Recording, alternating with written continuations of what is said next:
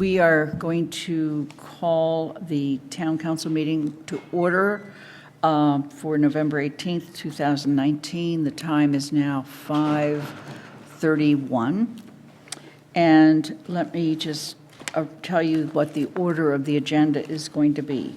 So immediately we are going to go into item 6A, which is capital investments listening sessions. And it's to review with the council at your request the logistics and materials. At 6:30, we hope, it will take as long as we need on this first item, but at 6:30 we will move on to announcements, proclamations, general public comment, and then item 7A, which is the Energy Climate Action Committee recommendations. We hope to be done with that, and sometime around 7:30, 7:45, we will move to the item 6B, which is the Downtown Parking Working Group report, and then on through the rest of the agenda as it appears. Okay? So, we're going to actually walk through this first thing about the listening sessions in a manner that kind of gives you a sense of how it would unfold for a person attending. So first of all, there's been a flyer developed, and in addition to the flyer that you see up here, and it was in your packet, the events have appeared on the community calendar. There have been Facebook notations, the newspaper, an item on the front page, and we've updated them as we have had to change the time and location. We've placed the flyers in the library, the bangs, and through the schools, and are communicating through that as well. And the general email address for the counselors and a phone number appears on the flyer so people can get back in touch with us. And also on the flyer appears the www.amherstma.gov/capital, at which place all of the material for the listening sessions will be placed, and including an ability for a individual to go in who either attended or did not attend the listening sessions and answer the questions or make other comments as they see fit. They'll also be able to see the video, the slides, and so forth. So it'll all be there in one place. Okay? So you come in, there's a sign-up sheet. The sign-up sheet basically asks for, obviously, name and street address, but we only ask for their email if they would like to receive updates. If they don't want to provide it, they don't have to. They can provide it and not receive updates, but we really would like people to let us have their emails. The agenda will be available as they walk in. We've noted that at the top of the agenda are the 4 different sessions, 2 of them being on December 3rd, 2 of them being on December 9th. The goal of the listening sessions is as stated by and amended over time by the council. And very much like the school listening sessions, there will be a welcome, which I will do. Then there will be an overview of the sessions, which will be done by the consultants. There'll be an ongoing, and you'll see it in a moment, a continuous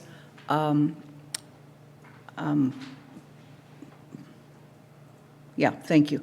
Welcome to the listening session. And this will just continue to roll as people walk in so that they can see what this is about, what we're expecting, and things of that nature. When we actually then start the listening sessions, there'll be a brief introduction to the video, which will include the PowerPoint that you see here. And the video will start with Paul Bockelman, and then we'll move on to, and in this order, Mike Morris, Sharon Sherry, Guilford Mooring. I think it's actually fire comes first and then DPW. I have to check on that. That may be a change we have to make.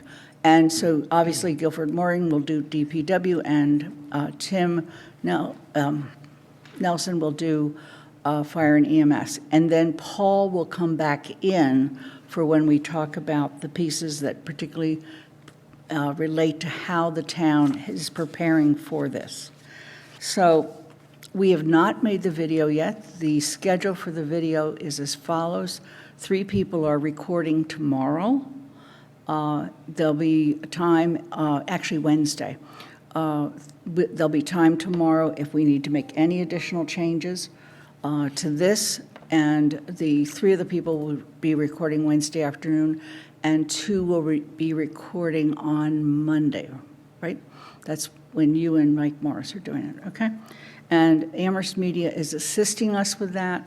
They will then pull the whole video together, and we'll have an opportunity to see it right maybe the day before the Thanksgiving. And we can let you know what's available. So if we flip through these slides, let me just mention, go ahead. So again, this is the premise and the purpose that we've identified all along, stressing that this is investments in new construction, extensive renovation, or addressing only major repairs. Okay? The first thing we do is there's 2 slides that deal with Wildwood. These slides were, whoops, we have to get the word draft off of that. These slides were developed by the schools and vetted back with them, and also then looked at by all of the different people involved. We asked that all of the pictures have some kind of label on them that gives you a sense of what they're about, and so these are from the schools. And the 2 schools up above are in fact Wildwood and Fort River. The next slide then, so each slide, go back to the one before that. Each slide starts with what is the facility we're talking about and what are the services. And so the next slide then talks about what are the challenges of that facility. In other words, what are the problems with it? And in this case, we show an open classroom. So then Jones Library is next. Again, talks about the facility and the services. And then on this next slide, it talks about the challenges and gives some example pictures. Fire and EMS, the same thing, facility and services. In this case, stay there, we note that there are the 2 buildings, but we're only talking about Central Fire EMS. And then on the next slide, we talk about the problems or the challenges. And again, working with Tim Nelson, he and I agreed showing these maps of what the coverage looks like now versus what the coverage would look like if we were able to build a station south of downtown. Please note, this is not in South Amherst. I was corrected of that very carefully the other day. This is south of downtown and better serves South and East Amherst. Okay, and then we go on to DPW. Again, it's facility, and I think one of the tricky things about DPW is it has many facilities. It has pump houses, it has the wastewater treatment plant, and so forth. But the real facility we're talking about is the one up in the very top. That talks about the services, and then on the next page talks about the challenges of the present building that they're in. Okay, and then we go on to, and actually we've just had a conversation about this today. There's maybe a misleading thing here. So we estimate the cost of these buildings, either new or renovated, to be over $1 million. 100 million, excuse me. Easy, $1 million, 100 million. And what the problem that we see is that we go right into saying, well, how have we prepared? And we don't recognize that, in fact, anytime we go over about 105 million, we've got to go to a debt exclusion override. So there needs to be a little more clarification on this slide. But then Paul will be talking about this very much the way he did when we did our budget forum, where we talked about building up extra reserves, increasing commitment to capital, and so forth. And then the next 3 slides bring home those key points. So this is a slide, again, you saw some version of this in the budget, in the financial indicators session. This is another slide that really helps us look at that range of 5% to 15% that the town likes to stay in, and the fact that at this point we are above that in our reserves. And the next one really shows how with the cranberry colored bar, it shows how our debt is increasing, but our capital reserves have increased. Okay, and then what is next? And this is where we basically very clearly state that the first thing that we may hear from is, in fact, the approval to be part of the MSBA feasibility study for one new or addition renovation for a 600-student school. Then the next one would be for us to move forward on location for DPW, and that opens up the possibility or the capability for us to finally fund schematic designs for fire, EMS, and DPW. And then also the library has now learned that they are in fact in line for the grant as of July 2020 for the library. And then we go on to how can you follow these projects and so forth. I should have mentioned in the very beginning, there's one whole other round of formatting and editing that actually begins tomorrow, and Brianna will be helping with that as well. So if you see something that looks slightly like off kilter or something, just blame me because I've been in charge of the slides up till now, okay? So we can come back to these slides, but let me then finish by saying we'll move on to the next set of slides, which is the framing questions. These are questions that were developed through the steering group and vetted with our consultants, and even did a little exercise the other day about what are our core values, just to make sure that we kind of understood what that means. And then going on through this one, then we break into small groups, and they will be bringing all of the small group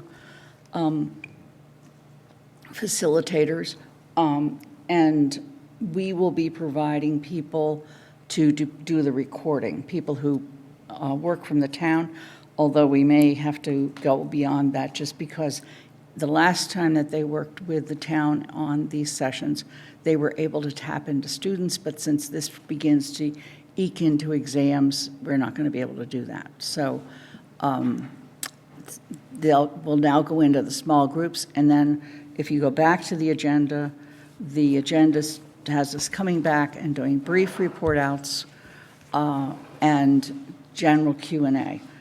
In addition to that, in your packet, we developed, and I must say Andy Steinberg did the serious drafting on this, of a set of frequently asked questions. And at one point we debated whether or not we should try to answer the questions or just put them out there, and then Andy volunteered to go after them, and we have a set of answered frequently asked questions. And then as people leave, there are 4 handouts, one for each of the projects. The only one that looks slightly different, or looks very different, is the library, and that is because this is what is on their website about this project. And so we figured since that's the official project site, we would go with that. So let's go back to the beginning and see what questions and suggestions people have. Okay?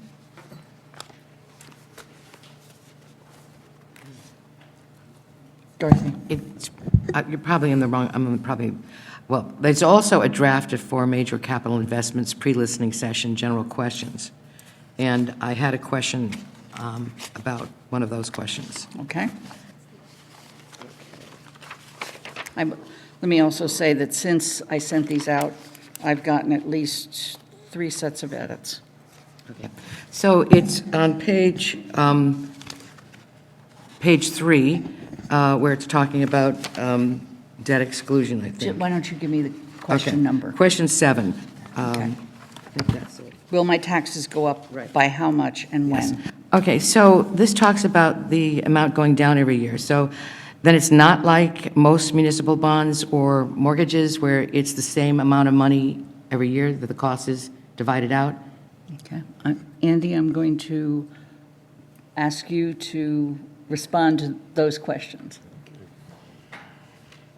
The municipal bonds that we have been purchasing, we negotiate, and Paul can help out if I don't get this exactly right, but when we go out to purchase bonds, the terms of the bond are worked out at the times of purchase between the town and the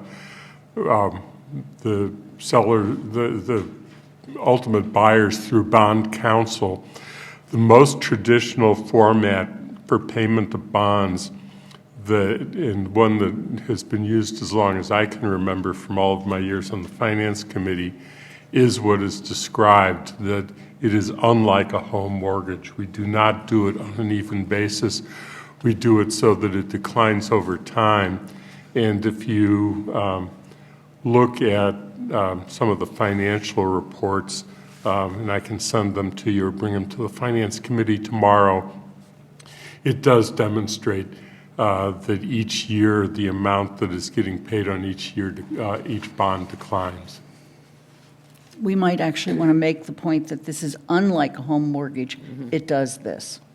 Okay. So the follow-up question is, you're telling people it's going to be worse the first year and then it gets better. I'm just trying to know whether, I'm not sure if psychologically that's the best way. I mean, it's probably a matter of opinion, but it's saying you're going to get, your tax is going to go up the most this year. If people understand the real value of money, they'll realize that actually it gets better, even more so every year, because what was $10 this year is a higher amount. So it gets... Okay, so include that. That's a Okay. good point. All right. So let me just go back to the questions. Are there further questions about outreach? Please take this, make more, put it anywhere and everywhere you go. Send it off to your constituents, et cetera. Any questions on the sign-in sheet, any additional information, or another way in which you would like us to present that? Okay, any questions on the agenda? Athena, do you want to put the agenda back up? Thank you. Oh.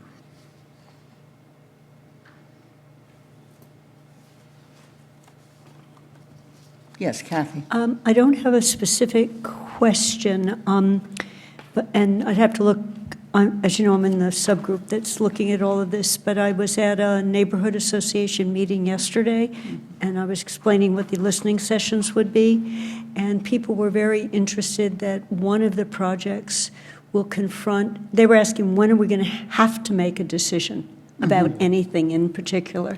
And so the library came up, and so I think we might want to, and either in the oral presentations or something, saying, you know, we're working on a plan up until next June, but we also have a timeline that at least one of them will require a decision.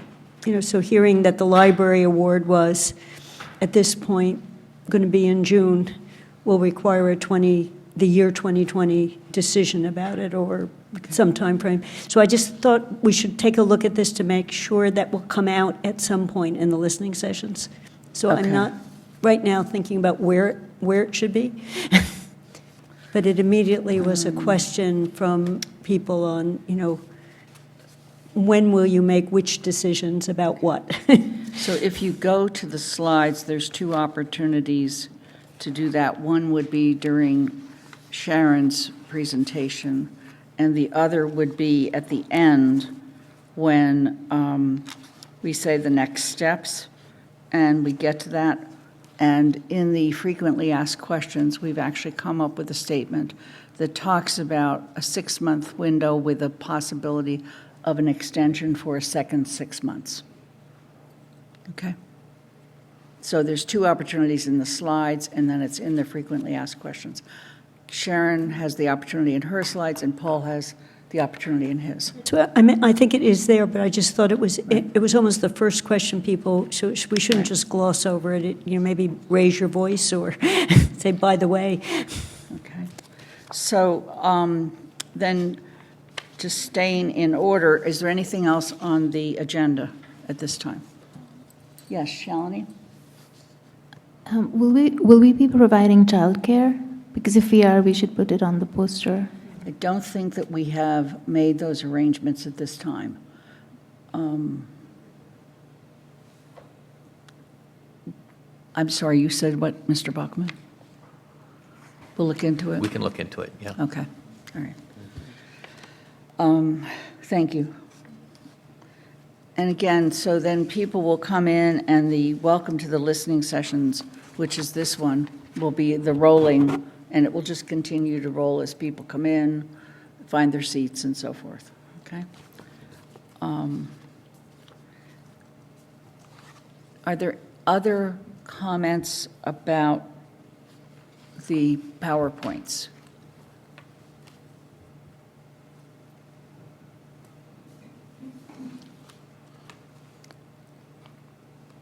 No?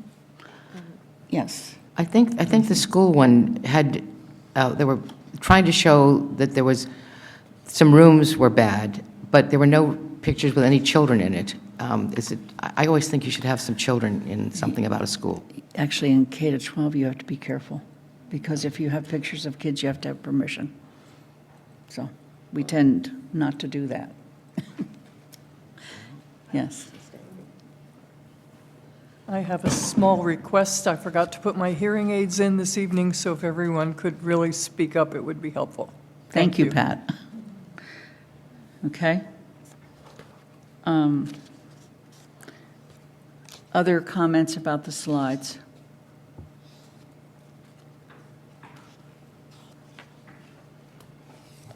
All right, then I want to make sure you look carefully at the framing, the questions, the 4 questions.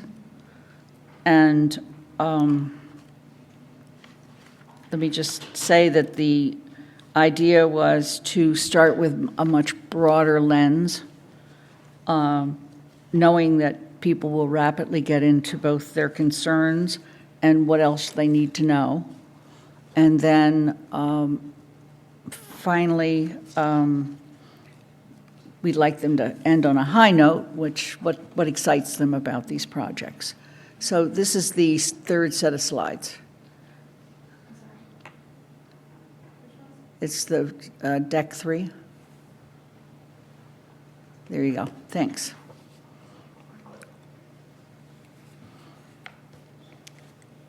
Yes. On the picture of the tree, Yes. one of the branches is something like exciting mountain town. And I was It's kind an of- example, Well, why don't you make the example? but an exciting valley. Yeah, whatever. It's an example from another place, and actually, we have a whole document about it, but this is the only piece. It's just to give you a sample. Utah. But they had mountains in Utah. We have mountains here. They're just not quite as big. Okay? Other questions or comments on the framing questions?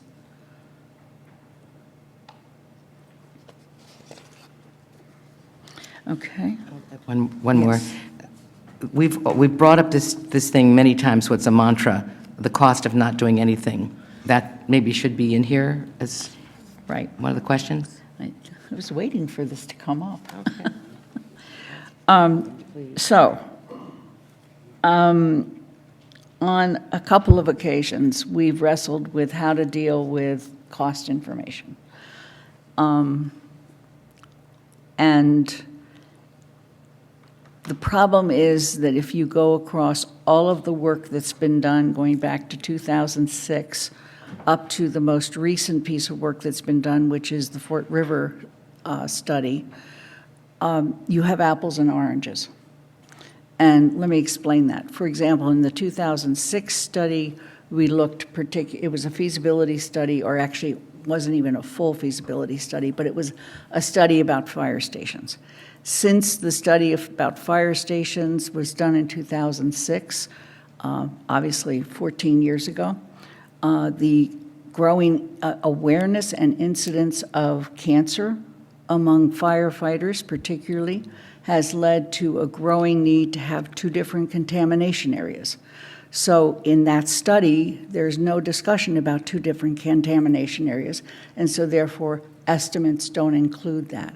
So going back and trying to take a 2006 number and extrapolate with some inflation amount all the way up to 2019 or beyond, that's one problem. In addition to that, none of the fire studies from 2006 or 2018 or the DPW study from 2016 include any net zero. So it's really hard to do apples and oranges. And then with the library, it's really a combination of definitely renovation and addition, whereas with the schools, that has not been decided yet. So, but what we do know in the little bit of ability to look at only one, say, I'm going to look at fire station, or that's actually the worst example. In the DPW study done in 2016, they actually have the cost of a new building and the cost of renovating the existing building. It is equal or more expensive to renovate the existing building than to build a new one. So when you come to that figure that's in the slides of over 100,000, the cost of doing nothing is we keep patchworking our buildings together, or we try to renovate them, or we do something that makes them serviceable for the next whatever number of years. I'll save my comments later for what that does to the climate. Darcy. I guess we don't have an example of what we're actually going to use for this visual for our sample core values, but I'm assuming that one of the big four, the roots of the tree or whatever, is going to be climate action. If people bring it up, the first question that people will be asked, going back to the slide right before this, Athena, is what underlying core values. So in your groups, you'll be asked that. So we'll be creating these trees in breakout groups. Right. And won't necessarily even create a tree, but just list core values. What is the lens that you look through when you think about Amherst and making these kinds of decisions? All right. I think we've already made those decisions in our master plan, but... Again, this is hearing from people who probably don't get up every day and read the master plan. But yes. Okay. Other questions? Yes, George. So the sense was that some kind of slide that addresses the question of the cost of doing nothing is just really not feasible. It's really not, because it seems like that's something that somehow, since we can't really bring things up, we're just there to watch and listen and take notes. I can't suddenly jump up and say, what about the cost of doing nothing? And then give a little speech. Right. So, right? I can't do that, right? If I can, I will. But, what we do know is, using again the example of DPW, the cost of a new building versus renovating the old building makes the old building is more expensive. Can we actually repair DPW? One of the things we thought about was go back and look over all of the requests that have come in over the last, 10, 15 years for buildings to JCPC. Getting the cost of doing nothing is, the library is actually working actively on that right now, but it takes resources to try to get that number. Yes, Alyssa. Again, I'm sorry, but continuing on this theme, I get that we don't want to come up with fake numbers. I totally understand that. But at the same time, I have to suspect that there are going to be clusters of people who say, yeah, that's just all too expensive. I'm sure you can do something else to make it workable. So in some way, identifying things like we talked about just now, about the decontamination areas for the firefighters, things we absolutely just have to do. This isn't nice to do. Like, even major repairs isn't nice to do. We have to, so even if we can't put a dollar figure on it, I think we need to be able to list off some of the things that have to be dealt with one way or another, rather than the taxpayer who, not unreasonably, is going to say, yeah, I don't think you looked hard enough at just fixing it. Right. The other thing I think is to keep in mind, unlike the school listening sessions, this is not our capital plan. This is the first stage of getting there. And it's up to the council, but at some point, we'll have to decide, what do we think we're going to recommend? What do we think, where are our decision points? And we'll need to decide in what way are we going to test that with the public. So this is more like getting all the questions out versus getting all the answers out. It's a tough, and you know, it's tough.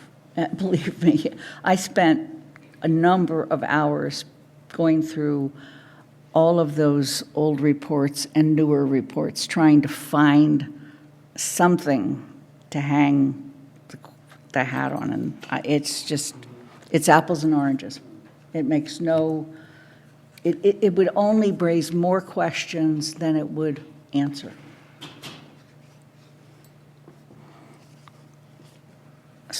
Yes, Andy. We do have one advantage in some ways, and that is that the library is going to be the first project, and that's also the project where we have the most solid numbers.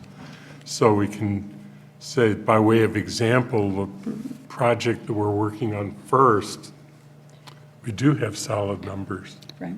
And that is a point that could be made. And the library is, I mean, it has solid numbers in its proposal to the library commissioners, and it also is working to get as close to they possibly can solid numbers of what it would take to make the library that we have now a repaired and, if you will, up-to-date building. I don't know. That's the best way to describe it. I mean, even those of us, we were all in the room for the discussion of the Fort River study, and I guess there was like 7 options, and under each of the options was the number of students and the level to which you would actually do lead net zero or whatever. And so by the time you get done, there's this huge chart with more cells in it than most of us could imagine.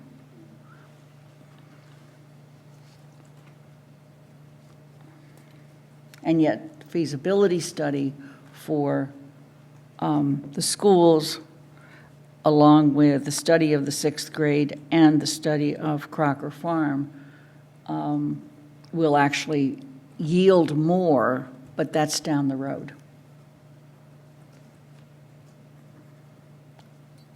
Just like the schematic design for fire and DPW will yield more. It will also allow us to look at things like, can we stage DPW in some ways, and in what ways can we?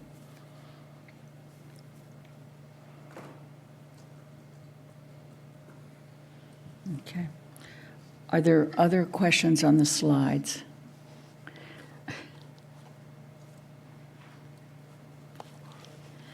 Okay, any more questions? I just invite you between now and tomorrow morning to read through again the frequently asked questions. Again, I've caught a couple commas that I missed or added.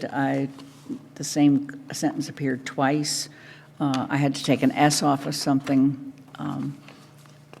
I've read this too much for my eyes to be worth anything on it. Okay. And again, going back to the handouts, each of the key people associated with these buildings have vetted them, edited them, added key phrases. So they're pretty current, if you will. Questions?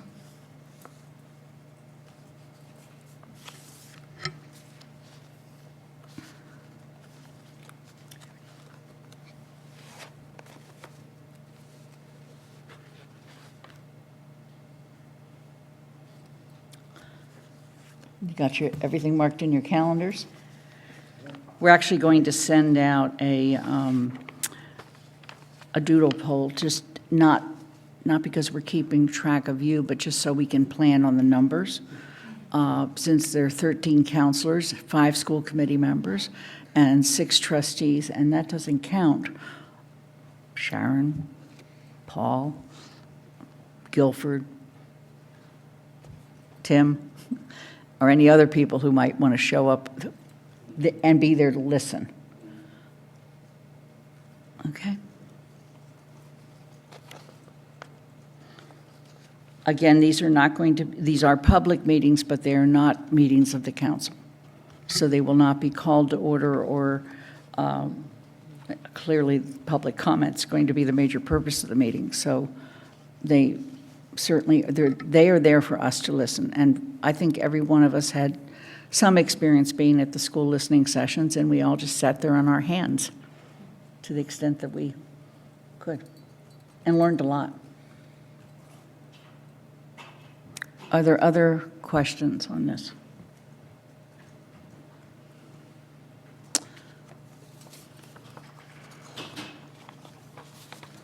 So, if you go to your motion sheet, there's a motion to proceed with the capital investment community listening sessions as presented/amended. I think in this case, amended is always a good way to put it because we may make a few more tweaks. So I'd like a motion. Mandy Jo? So I'll read it. I move to proceed with the capital investment community listening sessions as amended. Is there a second? Okay. Any further comment or questions? We're not taking public comment on this because clearly we're going to be doing a lot of that. Okay? All right, then all those in favor, please raise your hand and say aye. Aye. Opposed? Abstain? Okay? Thank you.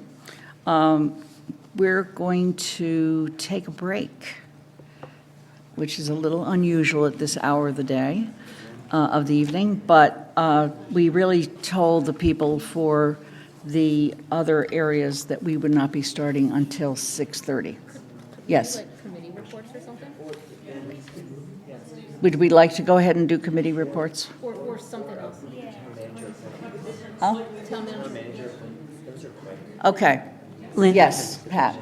I have Roger Wallace and Peter Blood are here for the AME Zion proclamation, and Roger has a rehearsal, and I Okay, was so wondering if we could move forward with that.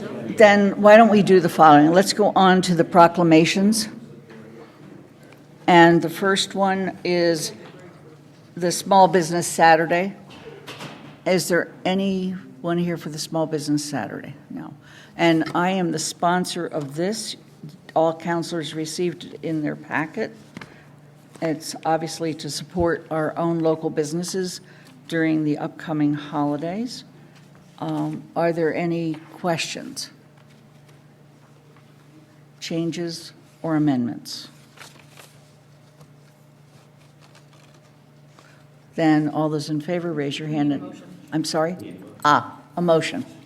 I move that we, I'll read it. I move that we adopt the Small Business Saturday Proclamation as presented. Is there a second? Actually, I'm not a second. I have a point of order. Yes. As the newly minted chair of GOL, I feel like I should get to say something about clear, consistent, and actionable. Thank you. Otherwise, I feel so useless. So if I may, with the President's permission, GOL met on November 6th, and voted 3-0 with 2 abstentions to declare the proclamation on Small Business Saturday to be, in fact, clear, consistent, and actionable. Good. Thank you. I'll second the motion. Didn't get one yet. There were 2 Okay. absent. So the motion has been made, and now it's seconded, and we've had the report from the committee. Andy? Yeah, I would do a question on the motion, and which gets back to the proclamation. Is there a legal requirement that we in a proclamation have to include the registered trademark symbol on each line? It seems rather peculiar for a proclamation from the town council.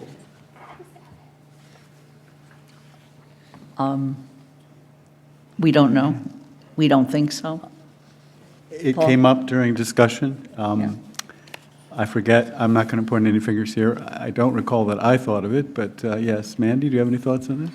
I would just say, when the generic one was given to us, it had it in one of them, and one of the members said, well, if we're going to put it on one, and I think that one was like somewhere in the middle of the proclamation, we said we'll put it on all.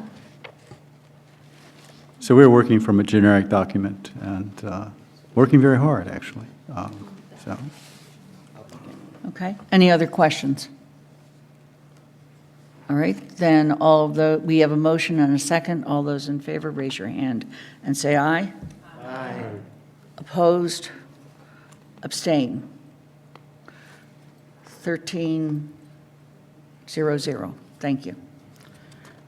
The next proclamation, I believe we have some guests. Please come forward.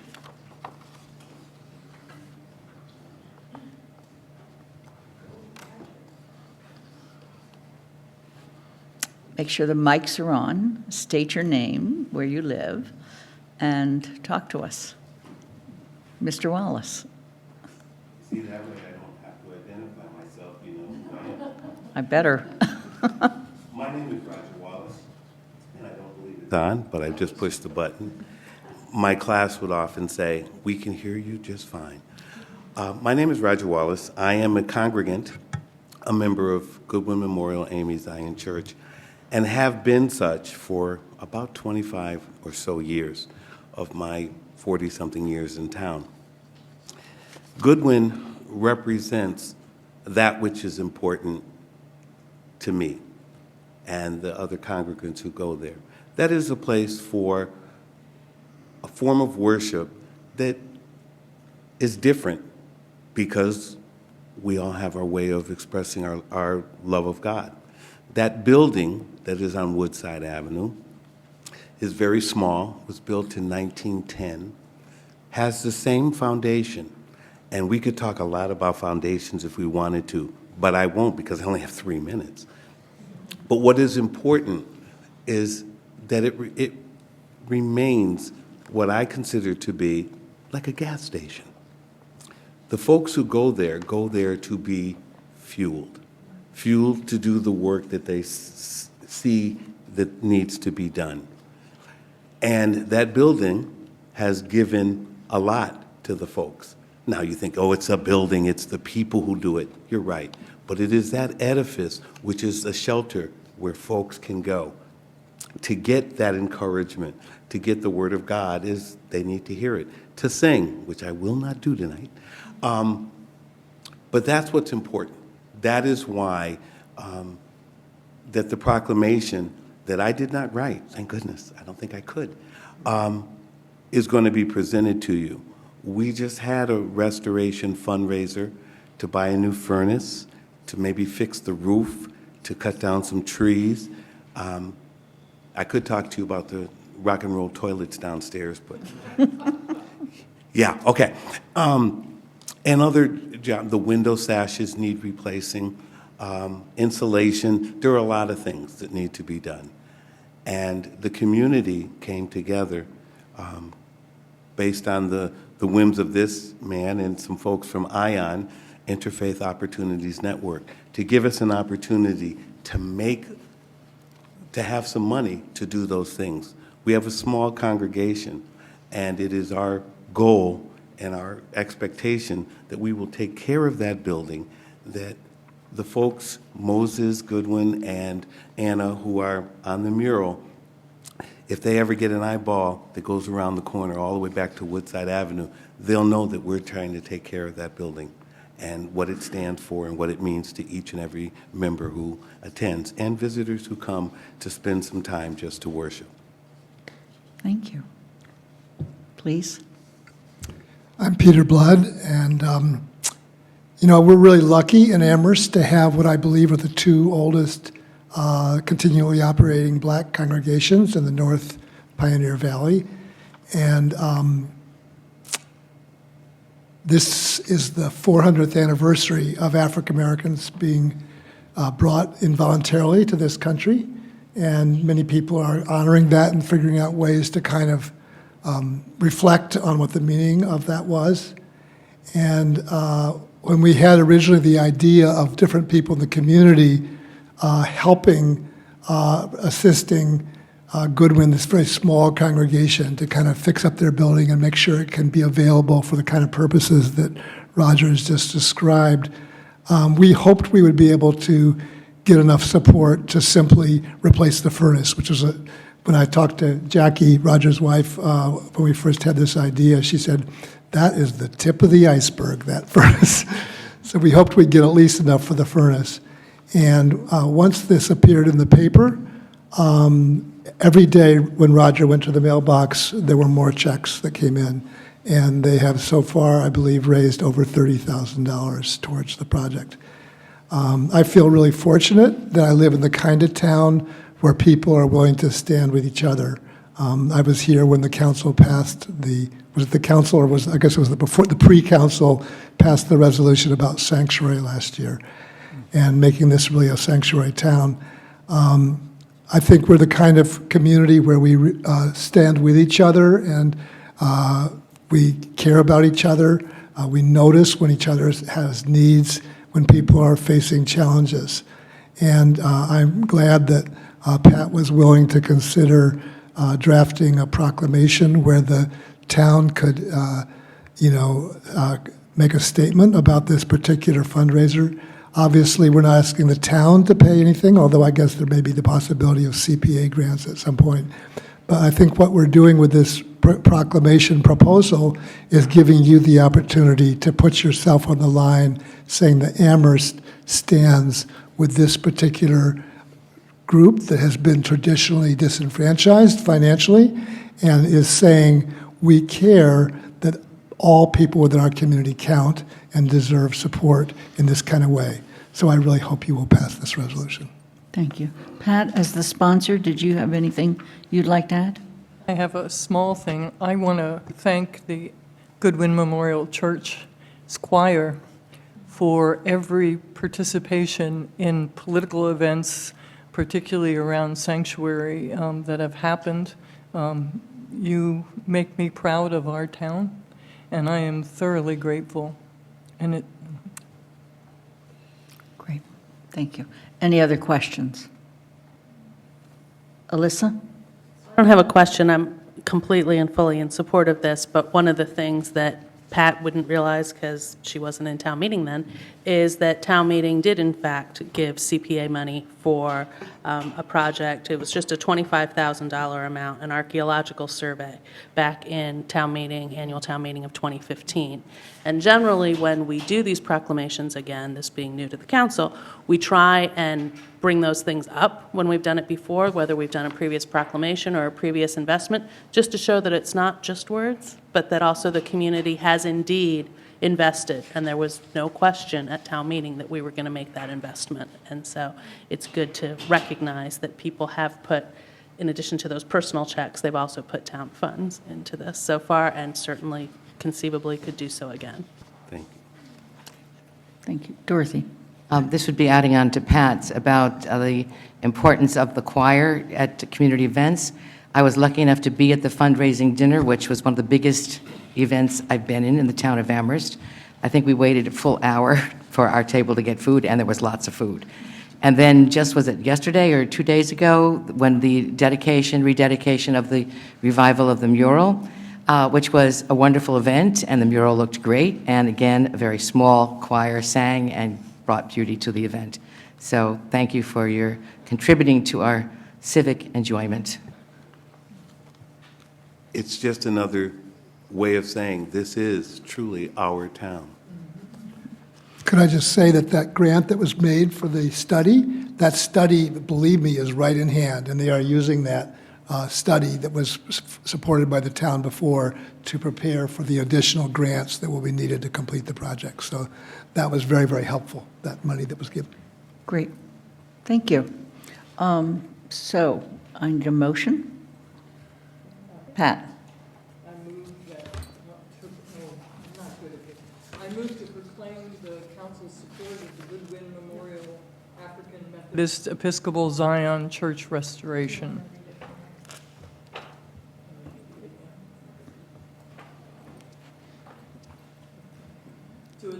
To adopt the proclamation in support of Goodwin Memorial African Methodist Episcopal Zion Church restoration as presented and amended.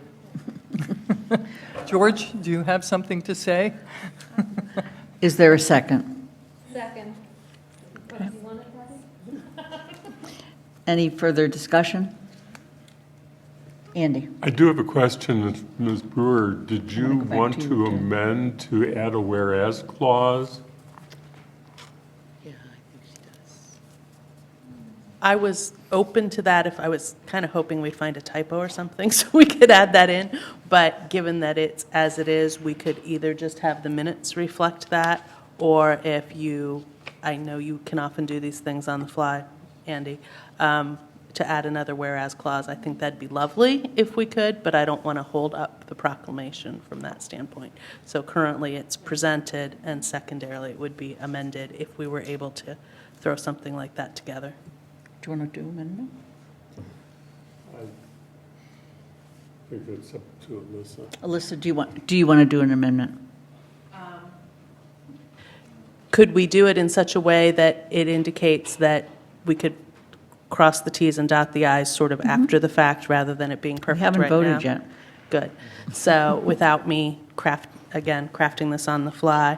So I move to amend to add a whereas clause that reflects the town meeting's approval of Community Preservation Act funds at annual town meeting 2015, Article 17. Second. Okay.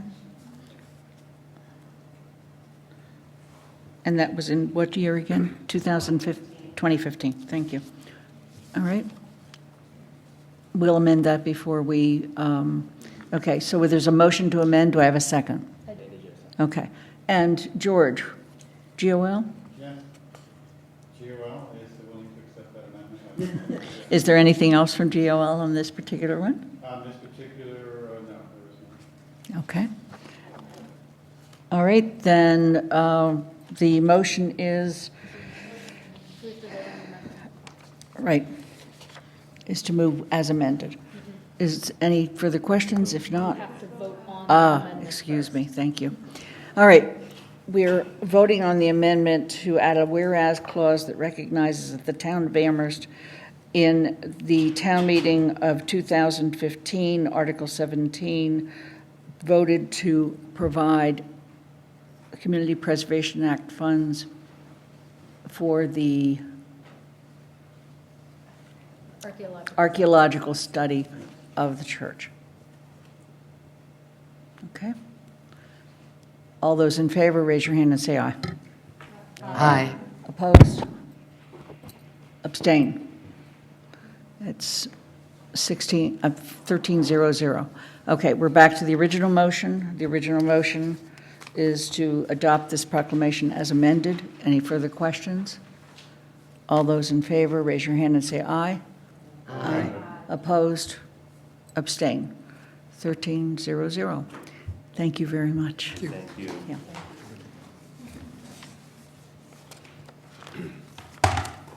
Okay.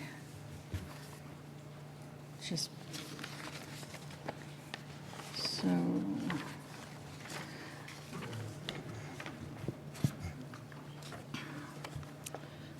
Let me mention a couple things in the way of an announcement. On December 2nd, we have two events. The council itself will meet in a regular council meeting at 5:30 at the Amherst Regional Middle School in the auditorium. We have a short agenda. And at 6:30, we will actually meet for the State of the Town address. At that time, we have some musical entertainment, but we also have presentations being made by Senator Comerford and Representative Mindy Dahm regarding work that they have been doing this year on behalf of the town. I, as president of the council, will be giving my part of the State of the Town address. Paul Bockelman will be giving his part of the State of the Town address. And we will also have summaries of the annual reports presented by the chair of the school committee and also the library. And at that point, we will also receive the other annual reports as required by the charter, which are from the other elected bodies as well as the licensing commission. The Four Towns meeting, which is pretty much totally around the whole regional school district, is on December 7th at 2019 at 9 o'clock at the Amherst Regional Middle School Library. Then we begin our capital investment listening sessions. They are December 3rd, starting at 3:30 at the Bang Center, December 3rd, starting at 7 o'clock at Crocker Farm, December 9th at 3:30, starting at Fort River, and December 9th, starting at 6 at Wildwood. On January 6th, 2020, at 6 o'clock, we will begin our meeting with the swearing in of the newly elected bodies for people who have been both re-elected as well as newly elected to the housing authority, the school board, school committee, the Jones Library, and the Oliver Will Trust. Okay? Any questions on that? And then there was another item that is not a joint meeting that I wanted to share with you, and that is at 6:30 on Monday, November 25th, 1 week from tonight, the school committee will be holding a public forum for the purposes of providing a variety of ongoing information. And as happens with public forums, half of the time must be devoted to public comment. That will be held in this room at 6 o'clock on November 25th. Again, it is not a joint meeting with the council. We just wanted to make sure you were aware of it. Alyssa had a question about the prior item. Yes, go ahead. Alyssa? Thank you very much. You are so skilled at that. Any questions? I'm not going to look over at Alyssa. So, simply on the annual reports, Yes. right, which is a brand-new thing, I think that it's fair that they give us what they give us, but it would have been better if we had told them what our expectations were for those reports, and we haven't. So perhaps we could share with them that we would plan to do that in the future, that they could give us what they give us, but that doesn't mean that we don't have some input as to what else they might include in the future. It makes sense that they give us what they give us the first time, but we may have some differing expectations of what that information includes. Okay. All right, we're going to take a brief break and reconvene in 5 minutes. We're going to reconvene, and I believe that we're going to ask Laura Drucker and Andrew Rose to come up. They are the chair and the vice chair of the Energy and Climate Action Committee. And as you get yourself organized, would you also start by not only introducing yourselves, but the other members of the committee that are either here or not here? Yes. You're reading ahead of my presentation already.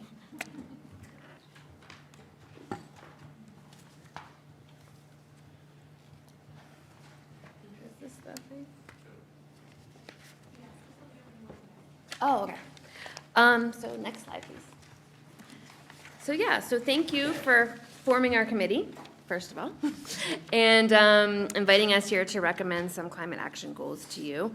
So quickly, we're going to do an introduction to the committee, give you a summary of our outreach to date, talk about the recommended climate action goals and rationale for those goals, and looking forward what you can expect from us in the coming months and year.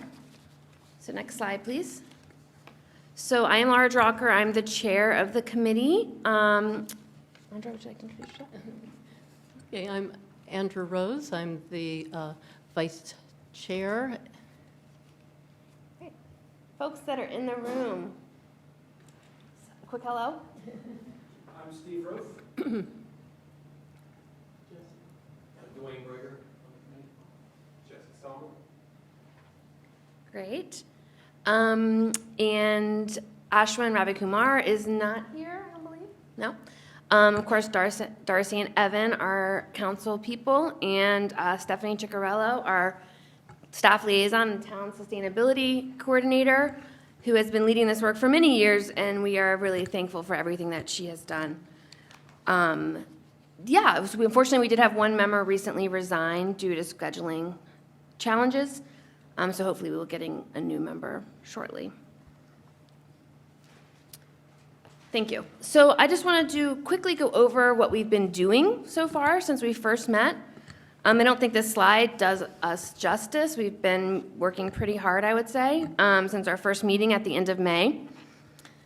And what we've been really focused on is trying to meet the sort of beginning of the charge, which was to come back to you within 90 days to recommend some additional climate action goals. Spoiler alert, we did not come back to you within 90 days. We asked for an extension, which you granted, thank you. So now we're back. But we've been meeting every 2 weeks since May. We were able to have a retreat in August facilitated by Russ Vernon-Jones, who's in the audience, I saw. Thank you. So I wanted to publicly thank him for volunteering his time to help us facilitate that meeting. It really helped to gel our group together. Other things we were doing is really trying to get a grasp of our task at hand, reviewing what other towns and cities had been doing for their climate action plans, as well as everything that Amherst had done to date, our greenhouse gas inventory.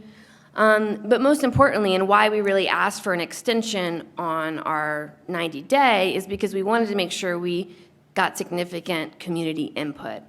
So with that, I'm going to turn it over to Andra, who is the vice chair, but also a member of the outreach working group, to talk a bit about the summary of that outreach that we've done. Hi, thank you. So the Energy and Climate Action Committee has completed our first phase of the outreach to be continued in phase 2. And we used a variety of methods to reach out to a broad range of over 200 Amherst residents and other stakeholders. And we also built on outreach that Stephanie did as a part of the municipal vulnerability preparedness work that also reached another 50 or so. So that takes us to 250 people who we touched, some in in-depth interviews and some in, at events where we just had a chat. So in September and October, we tabled at community events, including the block party and the fall fests at low and moderate income rental apartments, and we used structured charts and a digital survey as tools to approach people in a comfortable way at these events and to record their thoughts.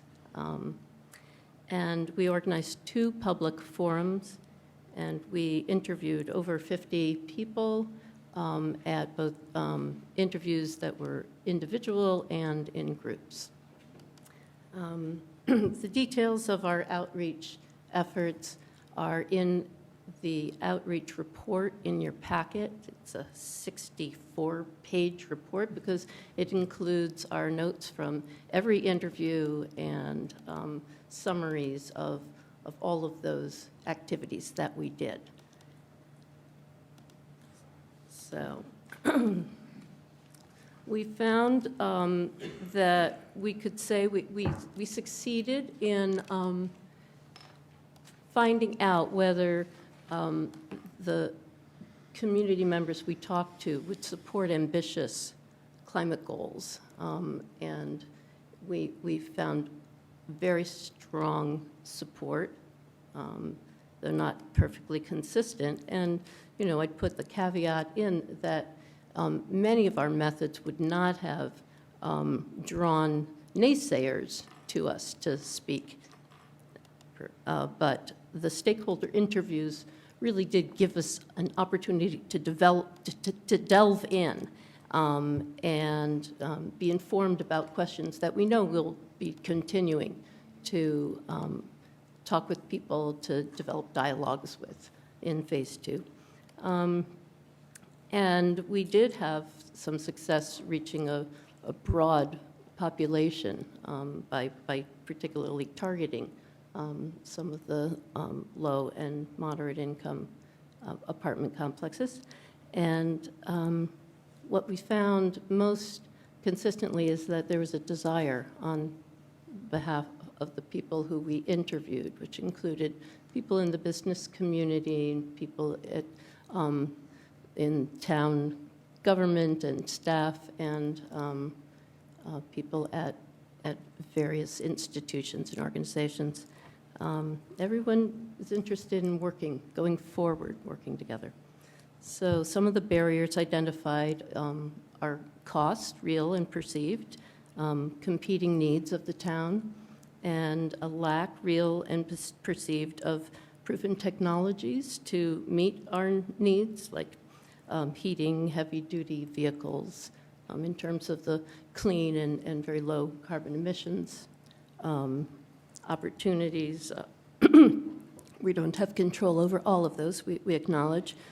And a number of people also identified the barrier of not knowing how to work together as a town and to understand how to influence decisions. So key areas to focus on in phase 2 will be transportation, both public transportation, electric vehicle infrastructure, walking, biking infrastructure, building energy use, such as supporting green leases, renters' rights, net zero building and renovations, and renewable energy and community choice aggregation as a way to have increased renewable energy locally.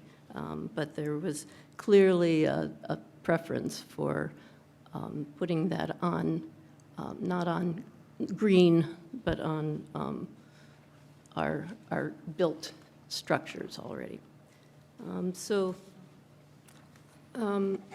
What we found, in the next slide, please, is that people recognize that the opportunities before us are abundant, and that just to mention a few, focus on equity in solutions was frequently brought up, that our most vulnerable populations need to be considered and at the table. The education students are drawn to the issue. This is an opportunity. Local, our higher ed resources are abundant and ready to collaborate. Also, quality of life improvements from low carbon culture and economy in terms of transportation, healthier transportation, food, and community building opportunities. And green jobs is another thing that we can look forward to in doing this work. And that we found that barriers are surmountable. It's going to take a lot of dialogue about costs in particular, And that was a particular concern of a developer who one of our members interviewed. But also we interviewed some people who had been through a major cultural shift where people really came together, and that was during World War II. And that strikes us as a good model for how it's starting to happen, this shift that needs to happen. So change is possible. And we heard that clearly from people who are hopeful for our moving forward. And I think that's my slides. Great, next slide. Okay, so based on a lot of our outreach that we did, we recommend that the town council adopt the following climate action goals. A 50% reduction in townwide greenhouse gas emissions below fiscal year 2016 levels by 2030, with an interim goal to meet 25% reduction by 2025. And we've picked fiscal year 2016 because that is when we have our most recent greenhouse gas inventory done by the town. Be carbon neutral no later than 2050, and be prepared to achieve carbon neutrality as early as 2030 by planning and advocating for state and federal action and taking advantage of technological advances. So I'm going to go through the rationale for all of these. What I'll say is that the rationale for the first two is based in science. So we have seen goals based in science for many years. This little graphic is moving around. If you click it again, it'll stop. Yeah, there we go. 10 years ago, the science was telling us we needed to reduce 80% by 2050. We didn't do that, or we haven't made enough progress. So now the science is telling us, unfortunately, that we have to move faster. And so just in October of last year, a really influential document came out of the IPCC. This is the Intergovernmental Panel for Climate Change.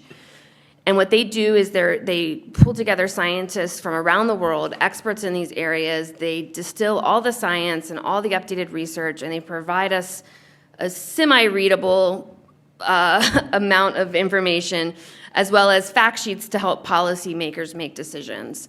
And this report from October of 2018 was very clear. To have any chance of keeping greenhouse gas or global temperature rise at or below 1.5 degrees Celsius, we needed a 40 to 60% reduction in emissions by 2030 and net zero emissions by 2050. And so what this chart represents is what net zero means. So we see business as usual, and what we would need to do is we need to act very quickly to reduce emissions with our conventional mitigation technologies. Most of these are already readily available: renewable energy, energy efficiency, decarbonizing some of the transport systems. But this recognizes that we're not going to get all the way there, and so we will also have to look to carbon removal technologies. Now that sounds scary, but really it's very tried and true. It's forests and open land and carbon soil sequestration, all of things that we can do really well in our area. So with our two goals around 2030 and 2050, really we just look to this report to say, okay, this is where we need to go. And it's ambitious because it's going to be hard. We're seeing other communities start to look to these updated goals to update their own goals. We're seeing states look to these, Massachusetts included. We're seeing companies and corporations set science-based targets around goals like this. So we feel pretty confident that we need to act to meet those goals. The other goal, our last goal, about being prepared to achieve carbon neutrality by 2030, has a rationale in two other areas. So if next slide, please. The first is in sort of the ambition around the Green New Deal. So not long after the October 2018 IPCC report, in I think February or March of last year, came the Green New Deal. And this is an opportunity to seize on the moment of knowing we need to make radical change and actually make radical change and do it in a way that provides a just transition for everyone in our economy and our society. This is very ambitious. And you see when you look to the candidates for president that they kind of range from 2030 to 2050 in terms of their goals. But we know this is hopefully coming. If we're going to meet the goals that we need to meet, radical change is coming. Otherwise, we're going to be paying a lot of money for dealing with climate change in other ways. So that's why we said we wanted to be prepared to achieve carbon neutrality as early as 2030. Because while we recognize radical change is coming, we also recognize that we need state and federal action, that we need technologies, and that we can't do it alone. We need collective action with our neighboring communities. We need to be pushing for state-level action and federal action. So that gets to the heart of our third goal here, because we'd like to be able to say that we're ready. Amherst is ready to be a Green New Deal community. We're ready to meet the call to be carbon neutral as soon as possible, but we can't do it alone. The third rationale is our own community. And if you can go to the next slide. You know, our community wants us to act sooner rather than later. That was very clear in the feedback. You can't read this chart, but what it's meant to show is that we put up big white pieces of paper that said, for different sectors, this is buildings. What do you want us to do now? What do you want us to do in 5 years, 10 years, 50, 30 years? And it was very clear in all of the charts we put up that people want us to act quickly. The data we collected at the block party was very clear. There's a crisis. We need to nurture our community and grow our community. We need political will. I was lucky enough to be able to interview Gabrielle Gold from the Amherst bid for this process. And I think what she said and what others said is that we actually think there's opportunities here. Her quote, and I'll read it, "Would it not be amazing to create a stunning, dynamic cultural district that is on the forefront of the net zero movement?" So there's certainly opportunities to support a thriving net zero Amherst and all grow together in this effort. So final slide. So yeah, so those are our goals and our rationale. We'll be happy to answer questions about those. But just looking forward, what our next steps are. So our immediate next step, and this is kind of where the fun part begins. So we've got these high goals, and we're really excited about digging into the details and setting up some clear plans and interim actions that we can take to start working towards those goals. Stephanie just submitted on behalf of the town the next MVP grant to hopefully fund us to develop a climate action and preparation plan. So we will learn about that early January, and hopefully that's successful. And we're going to identify some actions, and so these actions may include, but these are just a draft list, also not limited to, but these are some things that came up through our outreach and our own work. Looking at ways to impact procurement and be innovative about procurement around purchases that contribute to fossil fuel, evaluating ways to improve energy efficiency and move towards heating system decarbonization at rental properties in particular, supporting community choice aggregation, supporting more renewable energy development, and supporting zero carbon transportation. And I was lucky enough on Friday, Joe Comerford was at Amherst College presenting on a panel around housing and environmental justice. And she's talked about sort of her vision for climate action. And it was really great to hear many of these same things come up, but also a lot of the same. So she talked about the need to have housing programs that include environmental justice and climate action. She talked about the need to green the fleet, but not only support electric vehicles, but also support robust public transportation. She talked about modernizing the grid, and that we have to hold the utilities accountable. They make things very slow and very costly when it's not clear that we should be the ones fronting those bills. So it's really helpful to hear that we have support at the state level, and it really aligns with the things that we've been talking about. Of course, we're going to commit to continuing to be thoughtful about outreach and engagement with the town on these actions. We want to make sure all voices are heard and being acted on. We don't want to ask for repeat information. We've already heard that we need to be careful about maybe just asking for info and not showing that we're acting on it. So we're going to be really thoughtful about how we communicate moving forward. And with that, I think we're done. Okay, Thank thank you. you. We're going to start with council questions, comments, and then we will have public comment, and then we'll move back to the council. So you might want to just stay right there. Okay. Questions? Comments? Yes, Shalini. So first, let me just thank you all, my fellow councilors here who are part of the ECAC committee, and all of you who worked so incredibly hard, and Stephanie, and so thank you very, very much. Ongoing work. And of course, we all, as a council, are committed to this. And one thing that would help me understand these numbers better is, what does it mean to people? Like, if we say we want 25% reduction by 2025, so in my everyday consumption, whether it's housing, transportation, how will that affect me? Could you move back to this line with the recommendations on? Thanks. So that's a great question, and actually came up when we were talking about how to communicate with our community members. And so we would sort of talk about it in the way like, so what would it mean for you to not, if you drive a regular vehicle, what would it mean for you to drive 50% less by 2030? What would it mean to you if you use oil in your house to use 50% less oil? And a lot of times the answer is, I would need a new system, right? I would potentially need to be able to take public transport, which maybe I can't do now because of limited service, or I would need to maybe have a different heating system in my house. But that's how we prompted people to think about it. Of course, there's individual actions and there's system change. Ideally, we're moving towards more system changes. So we're seeing a rise in electric vehicles. We're also seeing the town be more walkable and bikeable, and public transport being more available so that we're not having to use our personal vehicles quite as much.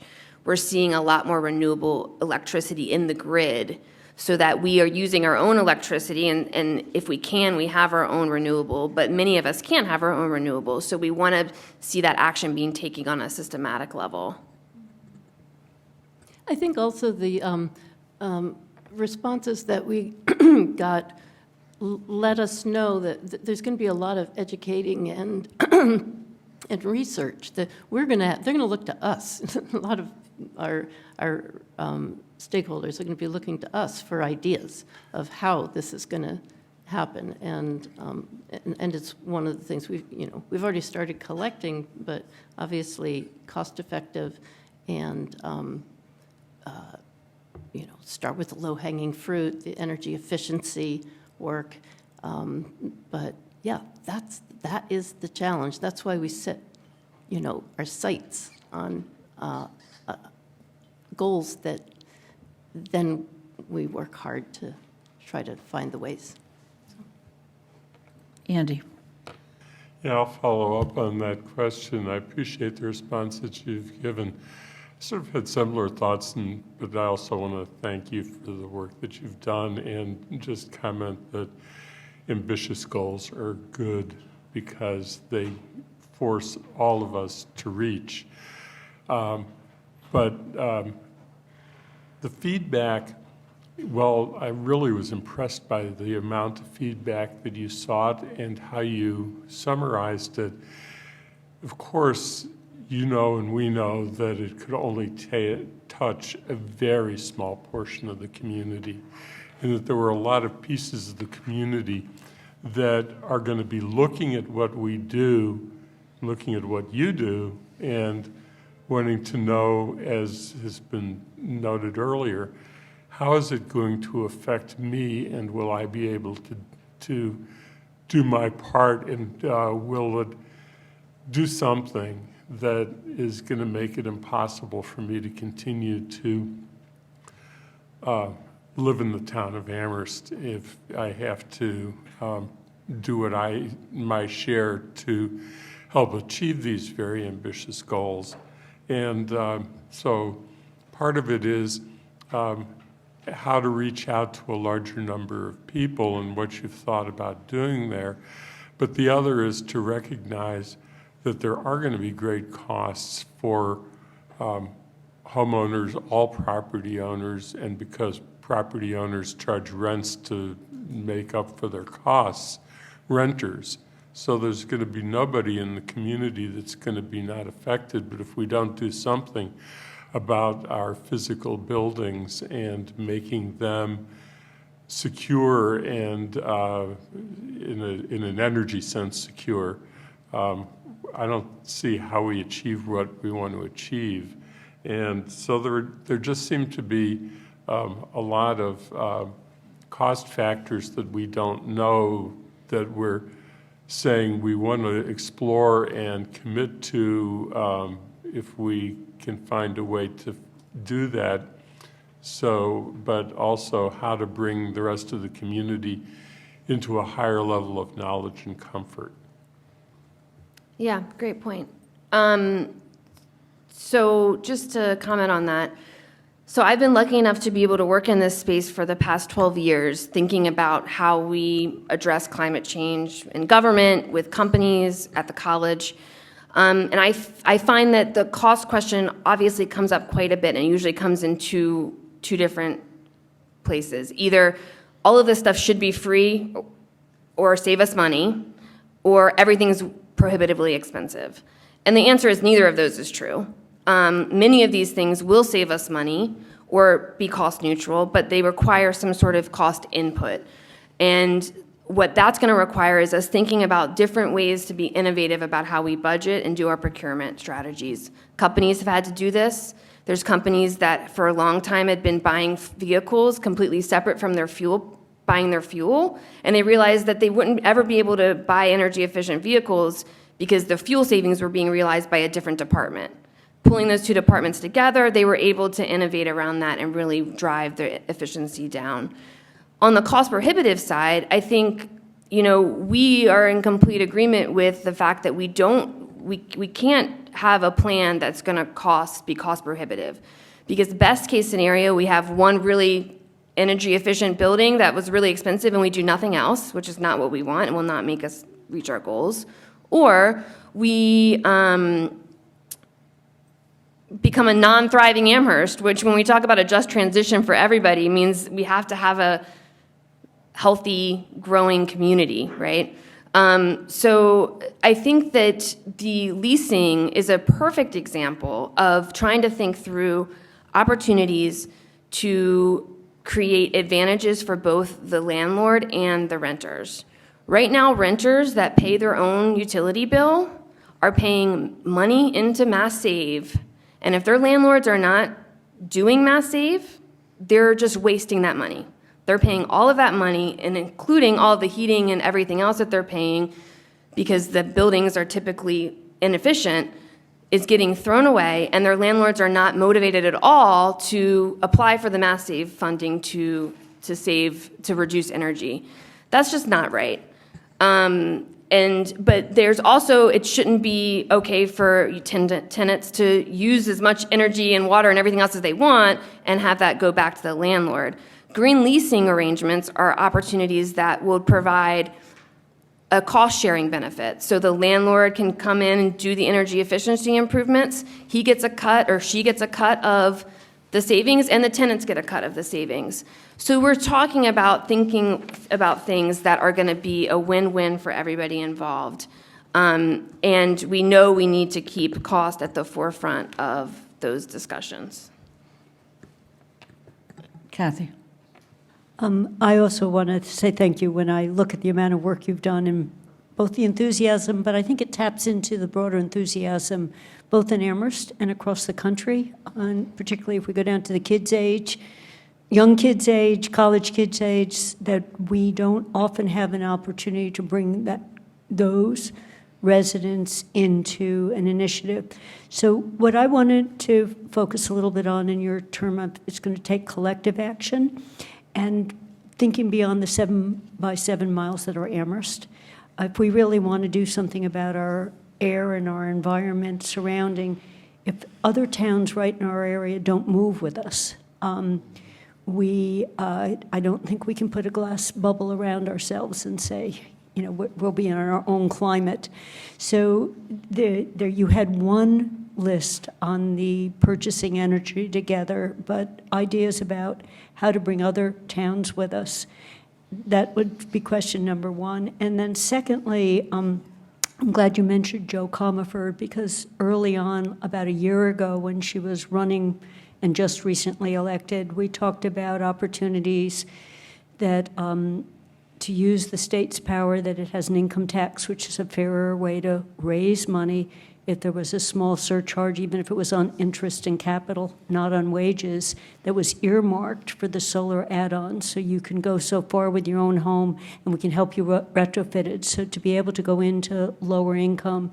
So thinking about the state, very specific kinds of state strategies that could help municipal governments and citizens go further. So your point about not making it free, but the extra dollar or the initial investment. So thinking about those two levels of our region and the state, are there, I realize this is the beginning, but are there some specific ideas and action agendas that you've thought through that we might want to think about over the next couple of years? Yeah, sure. Well, just to answer one of your points, that the region, we looked at other municipalities and found the leading municipalities, and other municipalities are going to be doing that as well. So we're going to be one of the most recent ones that we're able to jump on the most recent science, which is much starker than previously. And so our model will influence others as well. It's not just regional, though, it's global. And what we do here matters in that we model possibilities and creative financing, and really delve into what the how to actually make it feasible. We do not want to promote solutions that are not feasible. It has to work. So. Yeah, and just one more quickly. Well, so Andra, Darcy, Dwayne, and Stephanie are all on the CCA task force, which is a kind of joint community, very local communities.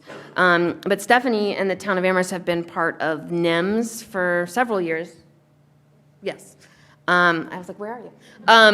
And that is a network of sustainability folks in the different towns throughout Massachusetts, or New England, right?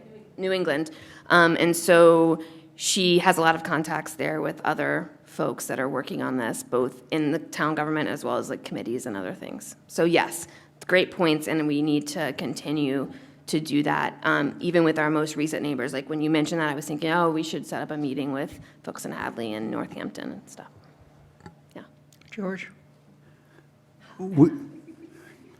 We have 3 landlords that in the town that we don't have much direct control over, and that's the University of Massachusetts, Amherst College, and Hampshire College.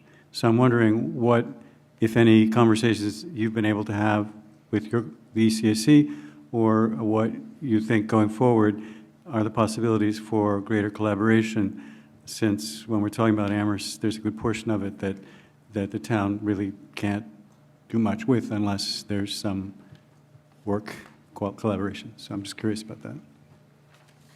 So the great news is that we've put together a great committee that includes members from all the colleges. And the other great news is that Amherst College, and I believe also UMass and Hampshire, Hampshire's even farther ahead, all have goals of carbon neutrality before 2030. So I think there's a lot of opportunity, as Andra mentioned earlier, to leverage some of that and engage with them. But I think they're going to, as of stated now, they're going to help push us to meet our goals. But I think there's also the recognition that if they kind of fall off the mark, we're going to need to be available to try to push them to get back on the mark, because it does impact us greatly. Yeah. Sarah? I feel like we're doing a good job, like, hitting every single demographic. And so I'm going to throw another one out there to you, is small farms. Amherst still has a decent amount of small farms. We have there's one dairy farm left in Amherst, and I'm just wondering, I definitely don't want to say that farmers wouldn't want, I mean, there are a lot of farmers right now that are working really hard to try to mitigate climate, but can you speak a little bit about some of the things that you're thinking around that area, and also trying to help, like, there's a lot of younger farmers that are starting out to try to, help them do their part and also still stay in business? Definitely, that's a great question. So, and I think we're also lucky to have the 3 colleges with 3 farms that can also help with some of that work.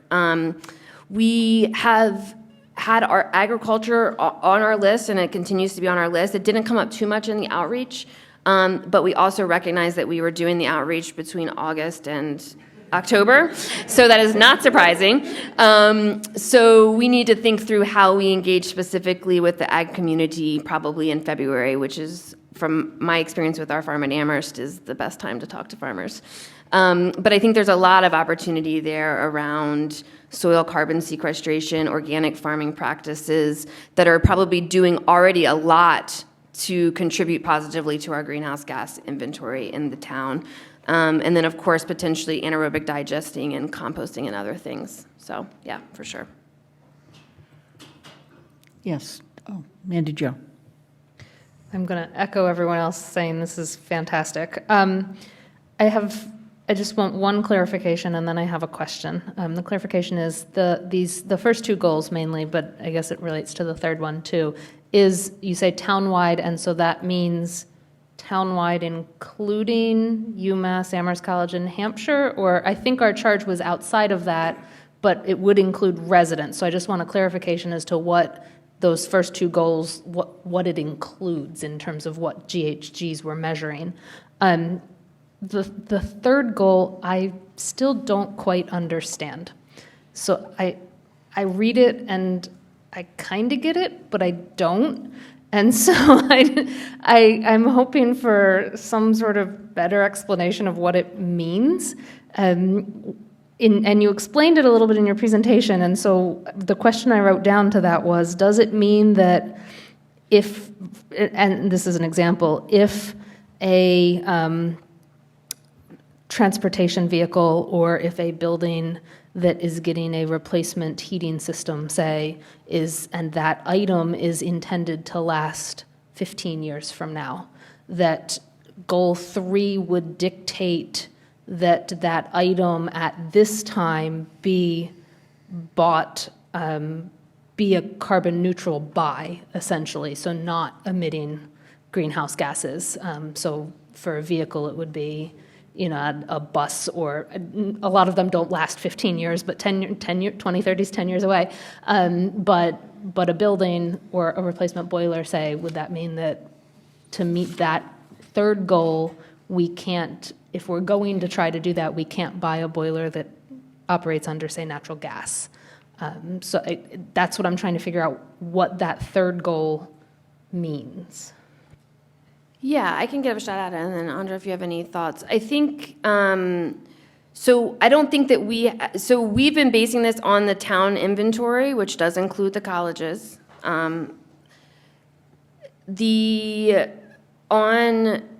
Which I think is actually to our advantage, to be honest, given their goals and what they plan to achieve. To the last point, yeah, it's a little tough to explain in a short bullet, but yes, I think you're getting at what we see as being prepared and being flexible. So I have a good example from the college. We just needed to put in a new air handler unit into a very old building. We were not ready to put that air handler unit in there that would work with our hopefully future low temperature hot water, but we could by the air handler unit that will also work with that in the future. So it's being prepared for these shifts over time. Looking to, making decisions about purchasing with that vision in mind of, ideally, we're going to get the zero carbon now. If that's not available, how are we hedging for those technologies in the next 10 years or in the next 20 or 30 years? But really, it's about being ready for what I hope will be, and maybe I'm being overly optimistic, but, a sea change in our federal government's approach to climate change. And, if a new president gets elected that's ready to just really go for it with renewable energy and climate action, we're there and we're ready to go. And we're ready to seize all the opportunities that become available. If the state is able to pass a carbon tax, we're ready to seize the opportunities to get some of that revenue back to Amherst and back to our neighboring communities to support public transport, to support housing that is energy efficient and affordable, to do all the things that we know we want and need to do. So I just want to address that. So the third goal is really, should the stars align and the technology is developing, all of the things that we are not in control of, we can be planning for that, meaning we can put together a plan assuming, with different assumptions. And one could be that carbon price will be put on transportation, and that's going to make, electrifying our fleet and our homes, our private vehicles less expensive because of the cost of fuel change. So that it's more, to align ourselves with possibilities that may come forward. We're going to do a climate action plan based on what we can do right here locally, but this is the visionary piece of, let's think about what we do need. Let's talk with Joe Comerford about what we're kind of support municipalities are going to need in order to actually, reach the goals for the, visionary president that perhaps we'll get. Other questions? Yes, Alyssa. I'll try and read this to make it quicker. So one of the things that strikes me tonight is that I'm not really sure why so many people thought we might not vote yes on these goals, because they're completely easy to vote on right now because none of them involve a hard decision right now. Like, sure, that sounds great. Why don't we do that? And it was also easy to accept the plan from 2005, which we did almost nothing with. And so I think it's really important that we have this group now that's, again, and which a member that is carried, at least one member carried over from the previous group years ago, is that we understand that this is going to continually be in front of us, and that when we make decisions, if we make this decision, then that's putting more pressure over here, because we're not going to do that. I am concerned that some people will take this as an attitude that because we passed these goals tonight, you must do a certain thing. You have to do this thing. If you don't do this thing, you're not meeting the goals. Because I'm going to tell you right now, that's not successful. Nagging me about that school bus decision is not helping me move forward, okay? So I know that we're going to look at the school bus decisions in context of all of this moving forward with our capital plan. But telling me over and over again that that was a terrible decision on my part, not helpful. But moving forward, we do need to be reminded that every decision we're making is going one way or the other. Is it helping us? Is it hurting us? But insisting that people are bad for not wanting to do a particular thing is not going to bring us together successfully moving forward.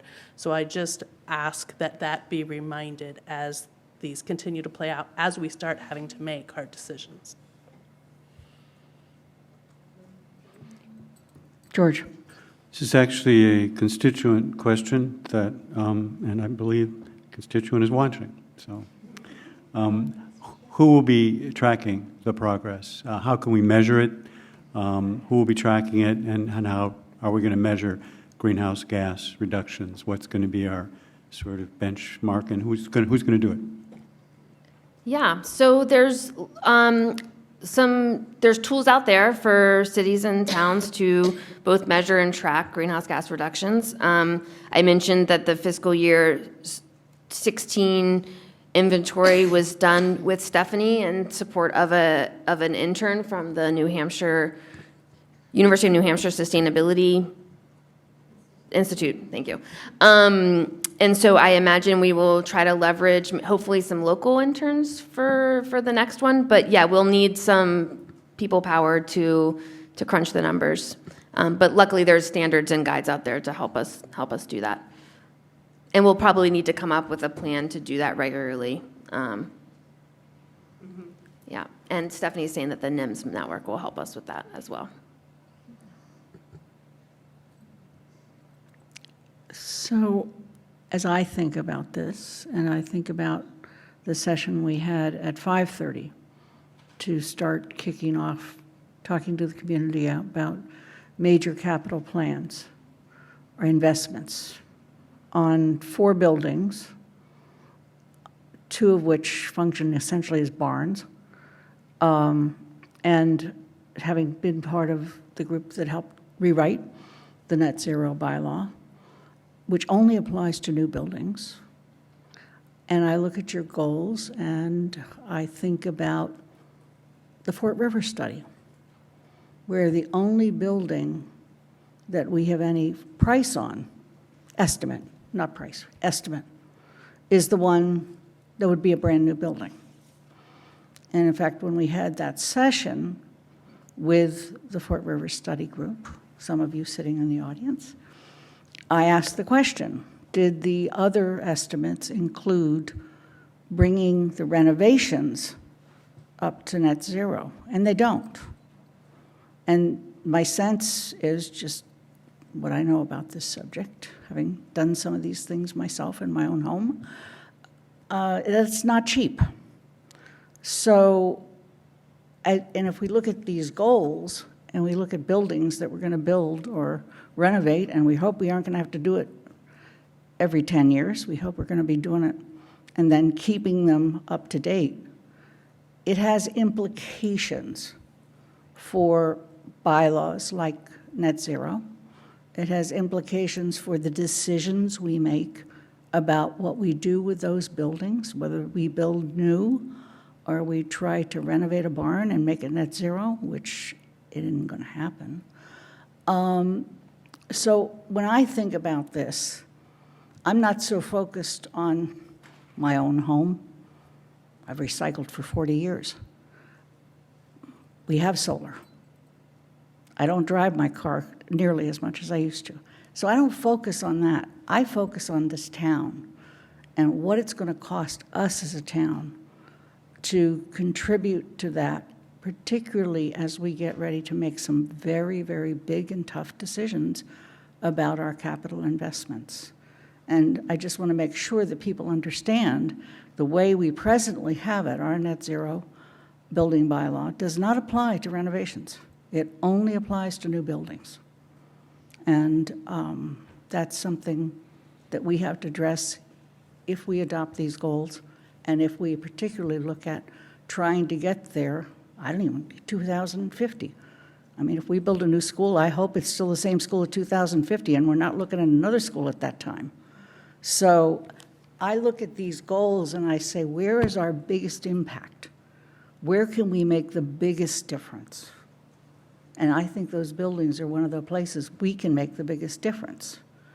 So I'm looking at it not only as the cost to the town, savings to the town because of energy savings, but also then where do we get the biggest bang for our buck in terms of actually contributing to the carbon neutral goals? Yeah, I think those are great points, and I think some of this is a lot of this is going to need to be part of our climate action plan that we're hopefully going to start with the funding, thinking about renovations, thinking about biggest bang for our buck. Municipal buildings are things that I think we have the most control over, but in our inventory, they're not the biggest piece of the pie. So I think that's important to keep in mind.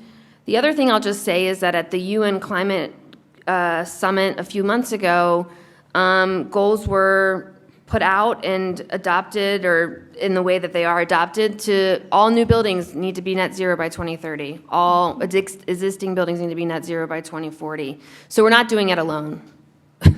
So I think that, you know, the technology, things are moving quickly. And so I do think if we're innovative, if we're thinking holistically, if we're focusing on the biggest bang for our buck and not getting too singularly focused on one thing, I think we're going to be able to make really good progress. How do you enforce this for people that aren't public buildings, aren't the university that's more subject to state rules on buildings than Amherst colleges? How do you enforce it? I think that the way we're thinking about it on the committee is not in terms of enforcement, but a lot about incentives and providing people with information about the resources available to them, and also creating some resources that we can do as a town without great cost. And so we're going to be looking into things like providing on bill. It's basically a loan for doing energy efficiency that you pay back on your property tax bill. It may be we'd have to get a grant to do that. Maybe we then have to go to the state and say, you know, municipalities need support to be able to do this. And so that's the kind of creative approach that we're going to have to take. And we have the people on the committee who unanimously supported this goal, these goals, and are devoted to coming up with those solutions. So. Okay. Are there other questions or comments? Darcy?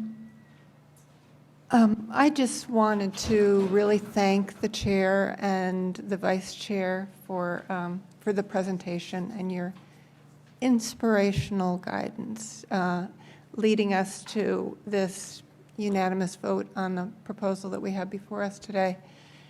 And to thank the town manager for his choices of members for the committee, which I think the committee members were very well chosen. They're all extremely knowledgeable and represent different institutions. They have a wealth of background knowledge and expertise about climate change. And I just really applaud the whole committee for working together. And I just wanted to mention that I hope that you all had a chance to read the letter that Rusfern and Jones sent us about the carbon budget. That's just a little different way to look at what the science is telling us. And I think it's worth repeating a little bit of it just for our TV audience, even if those of you who are here understand it completely. So the UN IPCC report in October 2018 made it clear that limiting global temperature rise to 1.5 degrees centigrade is essential to preventing truly dire worldwide consequences. So scientists have been able to calculate how much more carbon humans can put in the atmosphere without exceeding that. As Greta Thunberg recently explained to the UN, that amount was 420 gigatons on January 1st, 2018. And now it's less than 350 gigatons of that amount that remains. So that's the amount of carbon that we are allowed to put in the atmosphere from now until the end of time, basically. That's our total allowance, not just for this year, but the sum total for the next many centuries. And at current rates of use, it'll be completely used up by 2030. So that's the science that we're talking about. Every burning of fossil fuels, every emission of greenhouse gases depletes that allowance. That's our carbon budget. And we in the United States have already emitted far more than our share of this global carbon budget. So one other thing I wanted to mention is just the question of whether these goals are doable and what they might cost to accomplish.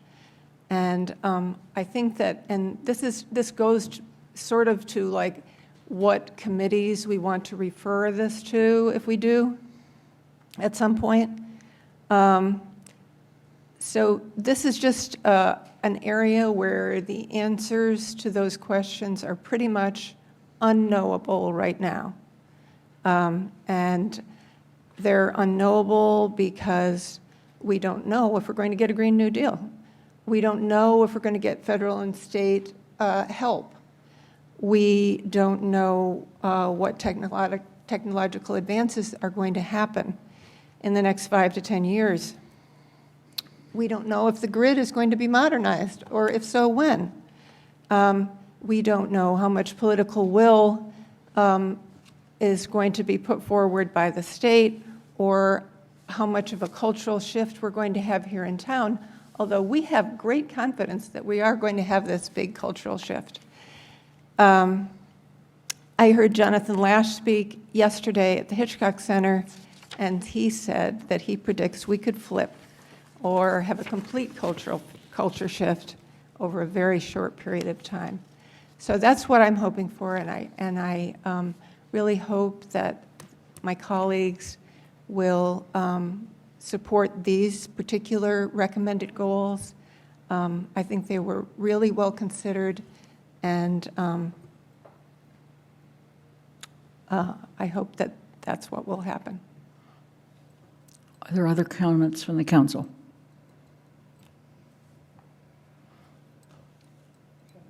I'm sorry, Shalini.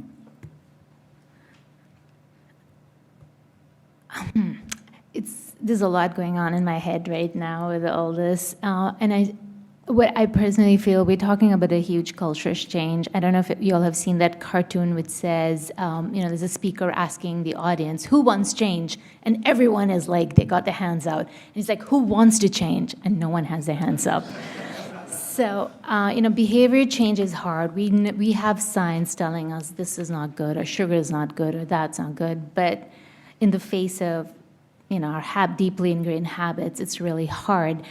And that being said, what I would like to see us all do is really put our heads together, look at the best practices, look at behavioral theory, and look at how we can get people to shift their mindsets around it.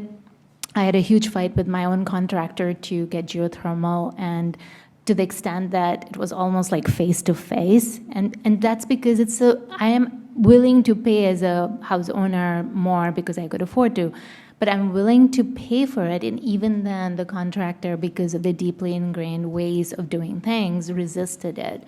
So, education is going to be a big part of it. And fear, I feel, doesn't work as well. How well has that worked for us in all these years? We've been seeing this change. I know this climate issue coming up. It's not the science. It's not that. It's people need to know how to do it. And so to make it easy for them, and education and innovation, all of these are, and I feel we can do it then. Yeah. Yeah, and I think that there's opportunity there. It was when we were talking with the chamber, bringing in speakers that can speak directly to some of our developers in the region, partnering with the colleges on that, who are also looking at geothermal and other things, letting lessons be learned, doing some job training with our local contractors on some of these issues. These are all things that I think are going to help us achieve our goals. Pat. I'm sitting in a room full of people who are saying, well, I can afford it, and I can afford it. But I really want to caution us to look at the costs to all the residents of Amherst, and to really move forward in terms of finding grants and and really thinking about everyone when we're designing goals, which means more than just whether I ride the bus, but what kind of neighborhood am I going to have? How am I going to share my land? What are we going to do to be an inclusive community as things fall apart? And they are falling apart, and we can't pretend that they're not. So I'm totally in favor of the goals, but I'm getting tired of us white people and us middle-class and upper-class white people saying, oh, we can do this, we can do this. What is the cost? Because you're going to have to give up a lot of stuff in order for everyone to have something. And I don't know how many of us are honestly ready to do that. And yet it needs to be done. That's okay. Thank you. Yes, Sarah. Just like to echo what Pat says, because I'm just sitting here thinking how much I am totally behind this, and I so much want to do things that will affect this change. And at the same time, I don't even think we're middle class. And so when I live in a farmhouse that's 200 years old, and what I'm thinking in my mind right now is you're just going to have to demo my house, and we only have one car, but I can't afford an electric car. So I think that there is something to consider, is that many of us who haven't made a change, it's not that we don't know or we don't know how or we don't want to. We simply can't. And then I feel like in some ways, sometimes there's like a shaming or saying that somebody isn't as educated, when in fact it's just we didn't, through the recession or whatever, or we're Gen X and we never made it as far. And I think that there has to be an outreach to people that really do want to change, and that just simply, yes, and we all do realize that if we can't, then we're all done for in 10 years, right? Well, yeah, but I would say that this is not only about individual action. We can't do it alone.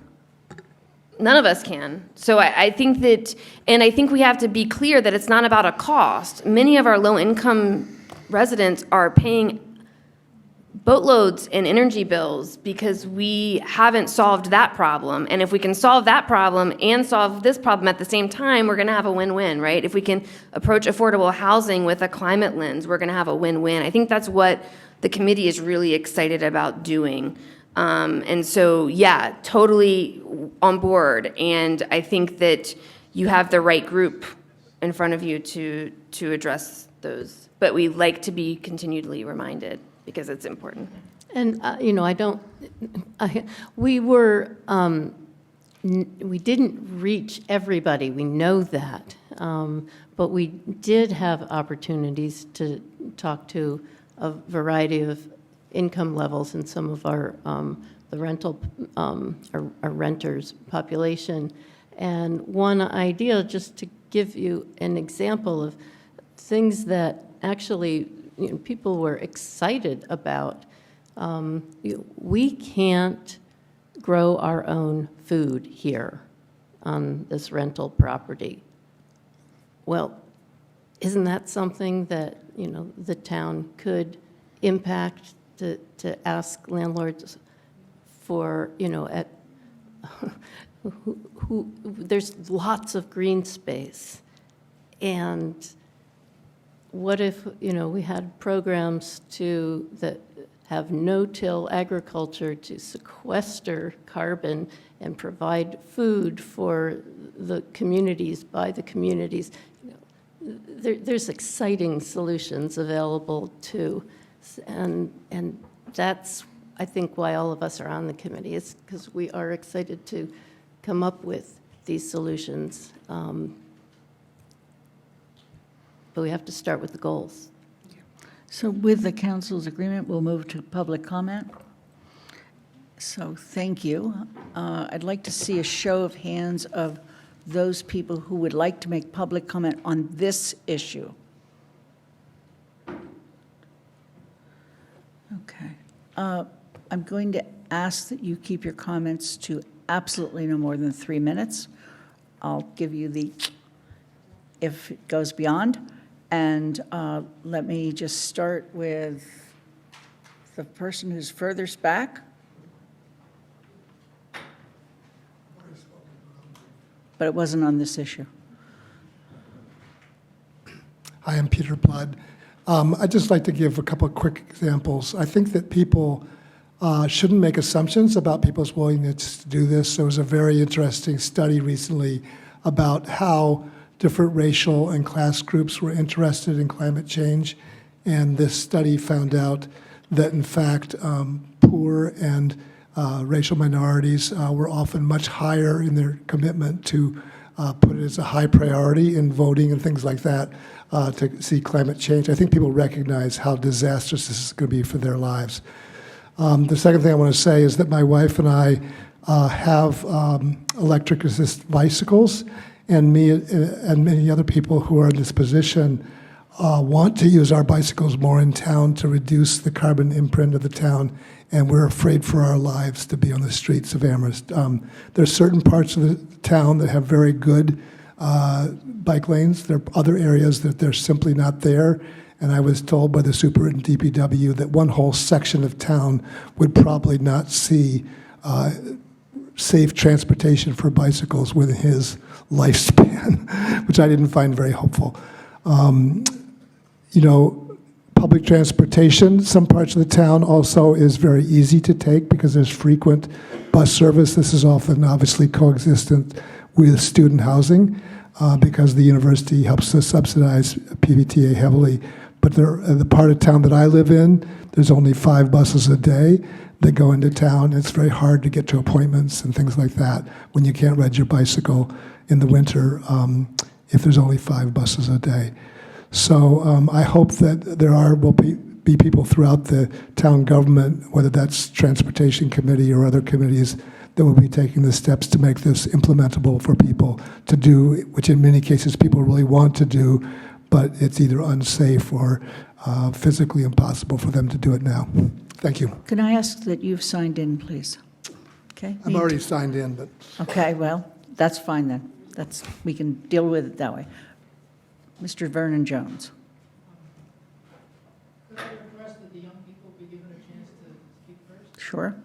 As long as, please come forward.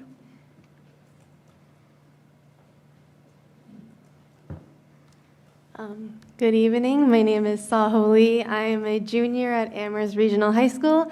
I'm also one of the leaders of the Sunrise Amherst Hub, which, as many of you may have heard, the Sunrise Movement is a national youth-led movement that really supports the Green New Deal and is working for a livable future and better jobs, and also a member of the Environmental Action Club at the high school.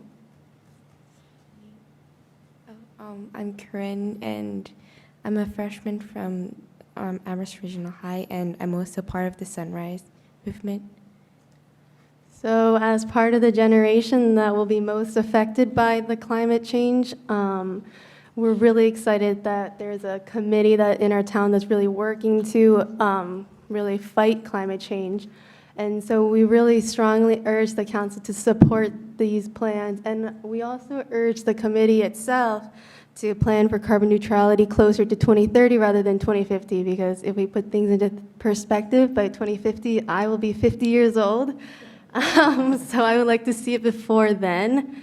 And a couple months ago, a couple of friends of mine who are also leaders of this Amherst Sunrise Hub, Naomi Johnson, Xiaoping Yu, and Ali Brow, we teamed up with Councillor Dumont, and we wrote a column called Youth, I believe Amherst Youth Demand Bold Climate Goals. And we've taken a couple of snippets from that, and we'll be reading that to you tonight. So, we have 11 years. This number is thrown around a lot when it comes to climate change, but it's worth repeating. We have 11 years to drastically reduce worldwide carbon emissions, or our planet will warm past 1.5 degrees Celsius and trigger a global crisis. Within Amherst, we will face a loss of biodiversity and more unpredictable weather. Even in the last couple of years, the winters have grown noticeably warmer and pollution has increased in our streams and ponds. Towns can and must be leaders in this fight.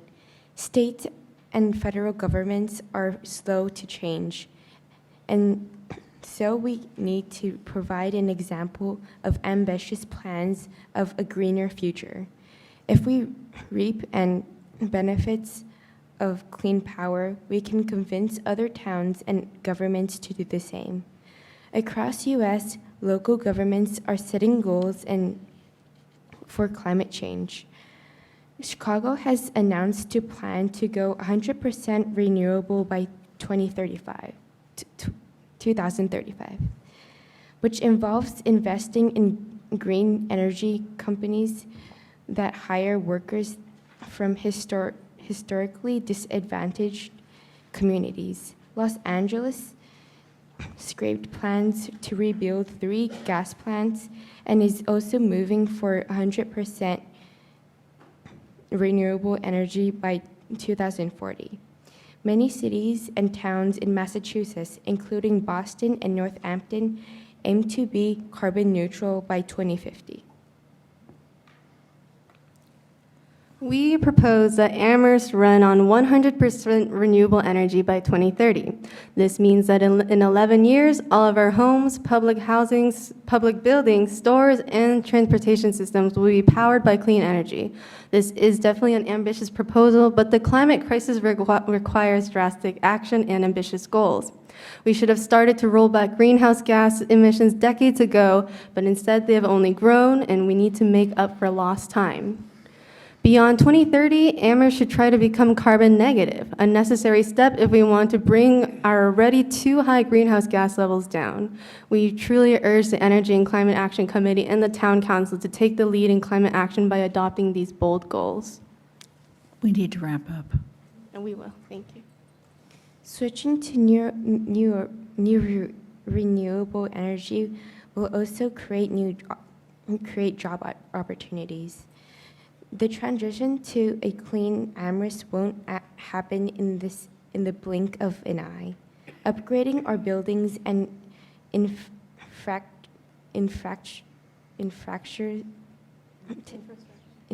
infrastructure takes thought and labor. Our local farmers will have to work harder to sustain a community that relies less on imports. Reaching a green Amherst in 11 years is achievable, and we've already begun the fight.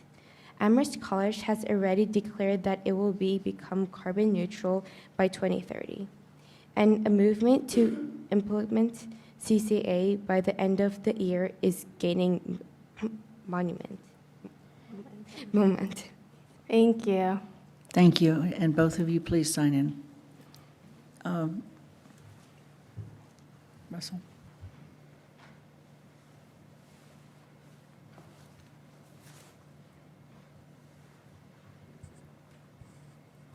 Good evening. I've written to you already about this perspective of the carbon budget, and I understand that that letter will appear in the Amherst Bulletin for the rest of the community.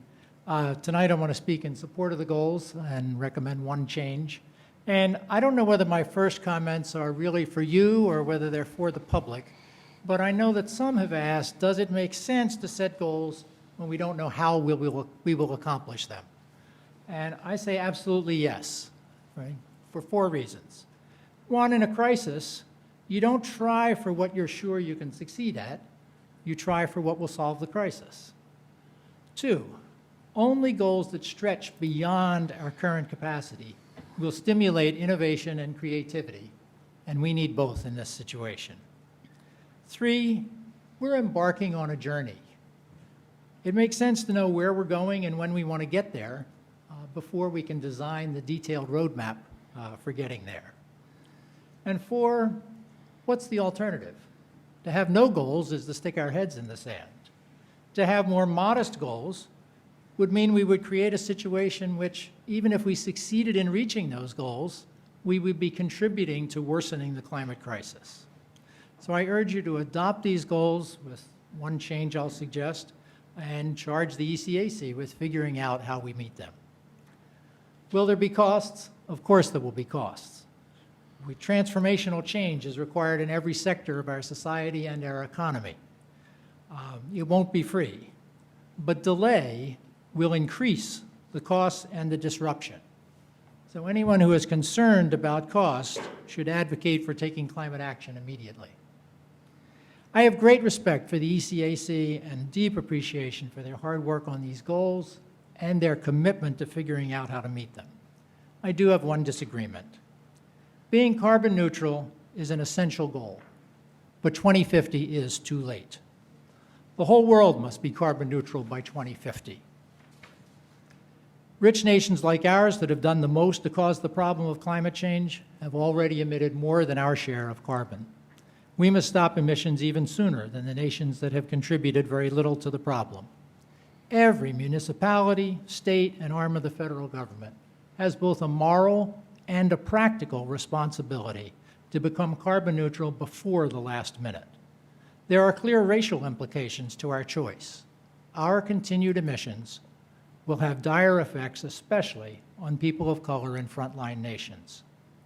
I urge you to change, at least by 2050, to some lower number. If you go for 2030, I'll back the young people, but I would recommend at least by 2045.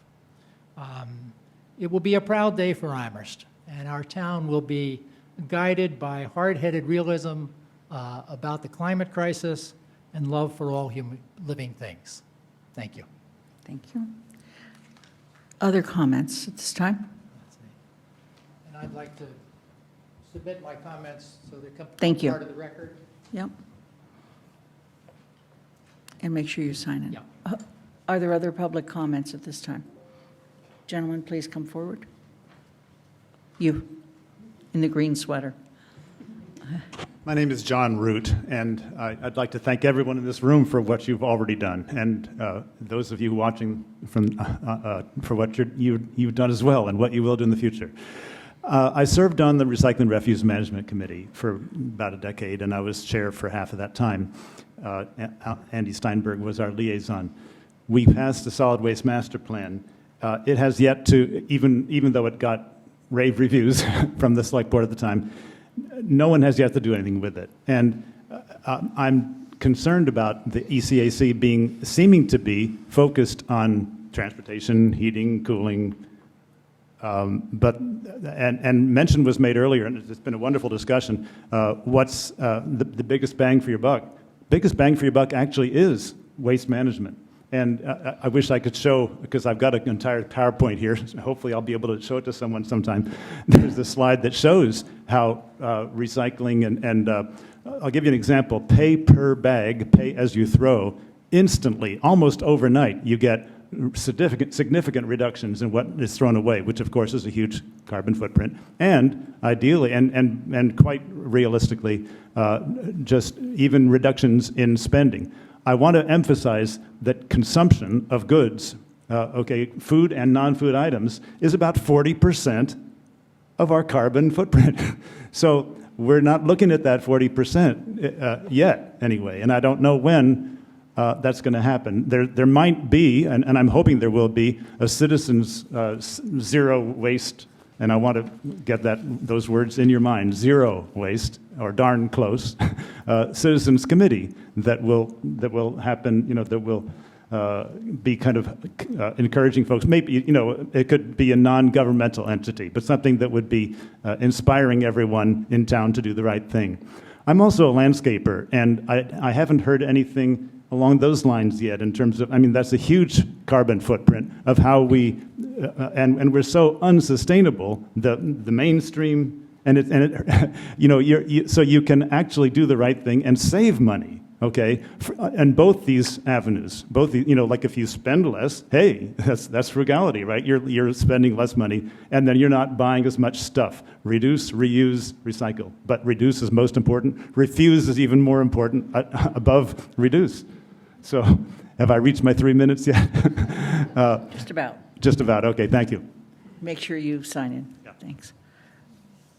Additional comment? Yes, Chris.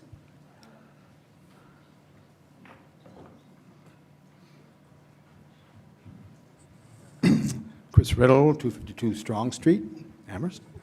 I think I'm hearing the right messages from this body, so this letter may not be necessary, but I'll read it anyway. I'd like to make a quick reference to recent Amherst history, the town meeting era in this case. There were several concerns that contributed to the demise of town meeting and the success of the council form. I didn't agree with all of these, but one which I at least partly shared was a claim that we tended to second-guess too easily the expertise of specialist boards and committees, and to devalue the product of many hours of volunteer time formulating those recommendations. I am very impressed with the people on the Energy and Climate Action Committee. These are very bright people with tremendous collective expertise in the climate change field. I would encourage you to avoid town meeting's occasional mistake, that you take this group's recommendations very seriously, and that you avoid rejecting or substantially modifying them, except perhaps for the suggestion made by Mr. Vernon Jones. More clearly, I would ask that you adopt these 3 goals, except as presented. The real challenge is to work out the means and methods, the climate action plan. That's a huge journey that we can't begin until we know what our destination is. Let's get started. Thank you. Additional comments? Please come forward. Hi there. My name is Julian Hines, 54 High Street. And I would like to echo the concerns and comments made by the other people. I really supported the other young people who came up there. I really like what they did. And our town and JCPC, I'm pretty sure is what it's called, has done many things like the East Hadley Road bike lane and sidewalk project and other things to make our town more accessible to bikes and pedestrians. But I think one of the main things that we need to continue doing is to provide grants and other sources of revenue in lower income areas in town, because many people of color and many people of lower incomes know that they will be affected more and are more eager to do something, just physically can't with the money that they have. So I think that it's very important that we look into providing grants to putting in things like community gardens and sustainable landscapes in lower income apartment complexes.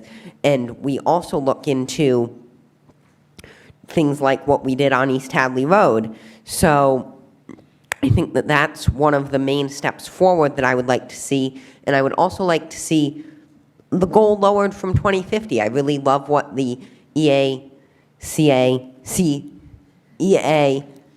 ECAC has put forward, but I do think that we could even lower the goal to something like 2040, 2045, like Mr. Vernon Jones suggested. Thank you. Thank you for your comment. Are there any other comments at this time? Please come forward. So I'm Felicia Mednick, and I just want to thank everybody on the town council for your great questions, and I thought that the committee did a great presentation, so thank you too. I was having a discussion with my town councilor earlier today, Sarah, and we were talking about how people sometimes don't want change because they feel their freedom's going to be impeded. And, you know, people want to do what they want to do. They want to waste what they want to waste or spend what they want to spend, and it's really hard to change behaviors. So I think it'll be really interesting the kind of incentives we provide and the kind of campaigns we have, like Don't Be a Litter Bug really changed a lot of Americans' behavior without anything other than repeating the message a lot. And we you know, freedom is not just doing what you want to do. It's doing what you want to do balanced with not hurting somebody else and safety. And we all learn to live with that. There was a bridge that was rusting near my house. It was really inconvenient not to use that road for about 7 years, where it took that long to get the money to fix the bridge. But we weren't going to make the bridge open because it was more convenient. Or there are zoning regulations around wetlands or other things, like to protect our environment, that we always put up, even though people might want to build there or do something, that we have a general thought about the whole. So I love that we have a plan to think about the safety of the whole, and you know, I'm among those people who say, if we can be ready earlier, let's go for it. And thank you very much. Thank you for your comments. Are there any other comments at this time? And I'm part of Mothers Out Front, I forgot to say. Okay.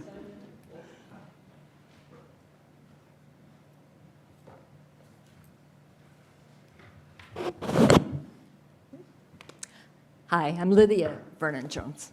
I can't pass up this moment as somebody who had wanted to be on this task force but didn't make it on, and very pleased with the people that are on the task force. But I hope you're really scared. You know, you got an extra year on being a town councilor, and you have a big job. And I want you to be scared, but I want you to know that there's many people in town that are behind you and want to work on this, that we can do it together, and we can lead. We can lead other communities. If it's leadership, they'll follow us, and they'll be doing what we're doing, and we won't lose all our tenants out to other communities because they will be doing the good things that we are doing here too. And so be brave, and I look forward to working with you. Thank you for your comments. Are there any other comments at this time? All right, then we're back to the council. And are there any other comments from the council at this time? Yes, Dorothy. Well, as a little girl, I stamped tin cans and we bundled them up. We saved all our newspapers and tied them up and dropped them off. We poured the fat from the cans into a big coffee tin, I think, and took it to the local store. And in fact, even when I was living in Hartford, I think in 1946, the local store still accepted it until one day he said, okay, that's over. But that happened because many people wanted to do those things, but they also had to do those things. And we agreed to do those things, and we had leadership. We had very strong leadership from the top as well as from the bottom. So I think it's great that we're, in a very traditional American way, percolating leadership from the bottom up, but we have to get leadership from the top if we're really going to do what has to be done in the time frame that is being revealed to us. Are there any other comments from the council? Okay, then we're ready to have a motion. Darcy? I move to adopt the climate action goals as recommended by the Energy and Climate Action Committee report of November 13th, 2019. Is there a second? Second. Okay. Alyssa? I would like the motion to actually include the 3 goals. I find it unfortunate when we tell people, go read the report, you'll see what the goals are. I would like, since they are fairly succinct, I'd like the 3 goals to actually be included in the motion. Okay. That's a friendly amendment? Yes? Okay. Any other questions or comments? Yes. Andy Jo. I'm going to do something that might seem a bit unpopular right now. I'm going to move to refer the Energy and Climate Action Goals to the Community Resources Committees and the Finance Committee with a report back to the Town Council with recommendations within 45 days. Is there a second? It's a motion to refer caps a motion that's on the floor, according to 7.1 of our rules. So, is there a second for the motion to refer? I'll second just to hear the rationale. Okay, there you go. Like I said, it might be unpopular.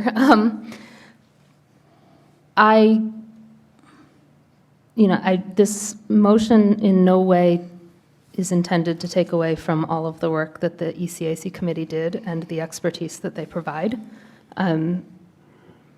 But as a council, we are tasked with looking at things like this from more than just a sustainability point of view, or more than just if something came from the Housing Trust, from a housing point of view. We're tasked with looking at this from a comprehensive point of view and really looking at what the impacts, benefits, drawbacks of adopting such goals would be. That doesn't mean we can't adopt them, but I do think we owe it to the town residents to attempt to quantify or delineate what those impacts, drawbacks, benefits of adopting such goals would be.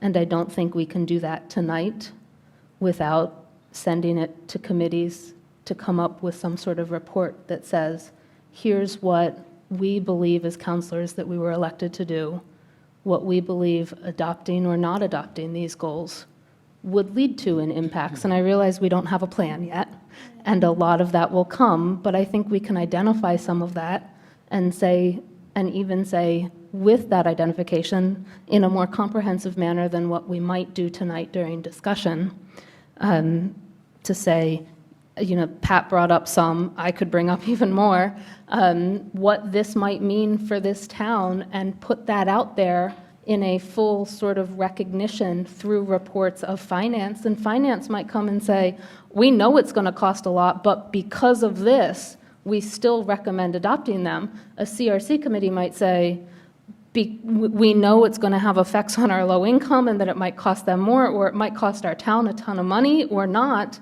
because this is the type of technology we're going to have to spend money on, capital or other.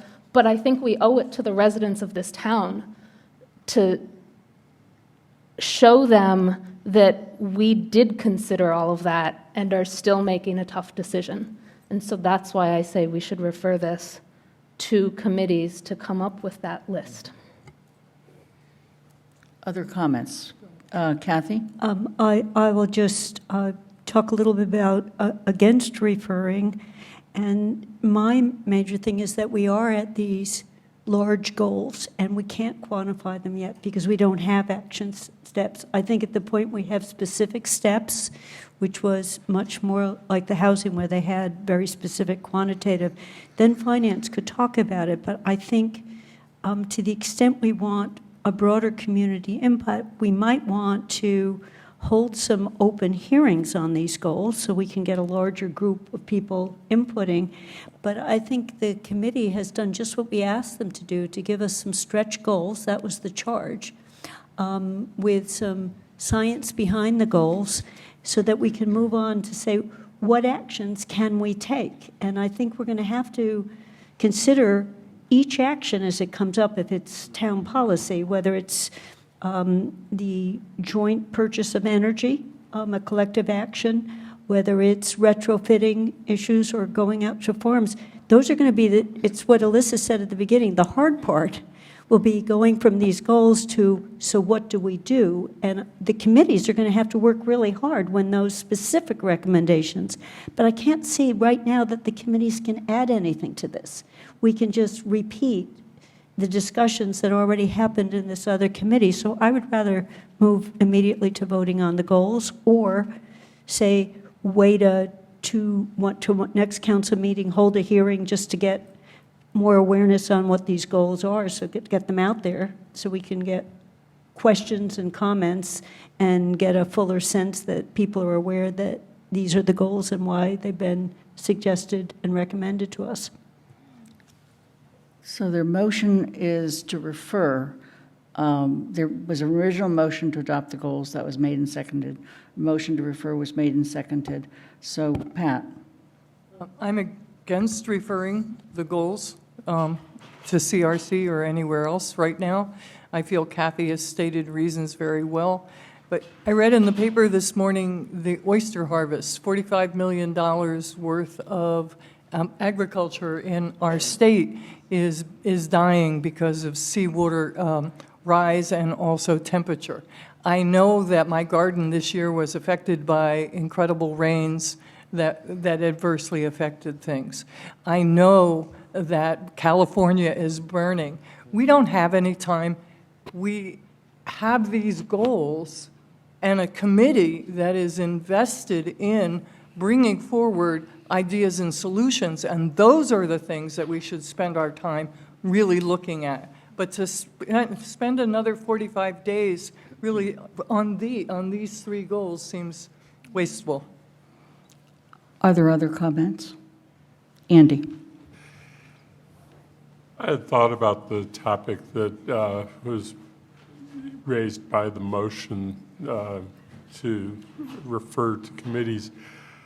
I guess the reason that I didn't want to go that way in the end, after having given it some consideration, is that I felt that it sort of invited the CRC with less knowledge and expertise to try and reevaluate the work that ECAC has already done. And the Finance Committee to look at a speculation that we don't know how to approach without having the action steps actually before us, because that's the point where there'll be something for the Finance Committee to evaluate is in the action step stage. I did give some consideration to proposing an amendment to the main motion, which is still on the floor, and this is not a motion to amend, but to add something about asking the ECAC to continue its work to develop the climate action plan with interim steps and goals that support a just and equitable transition to carbon neutrality, and to report back periodically to the council regarding their progress or something to that effect. I have not made that motion, but that was what I thought would be another way of keeping this moving forward, but I don't see the advantage to referral to committees right now. Other comments? Yes, Dorothy?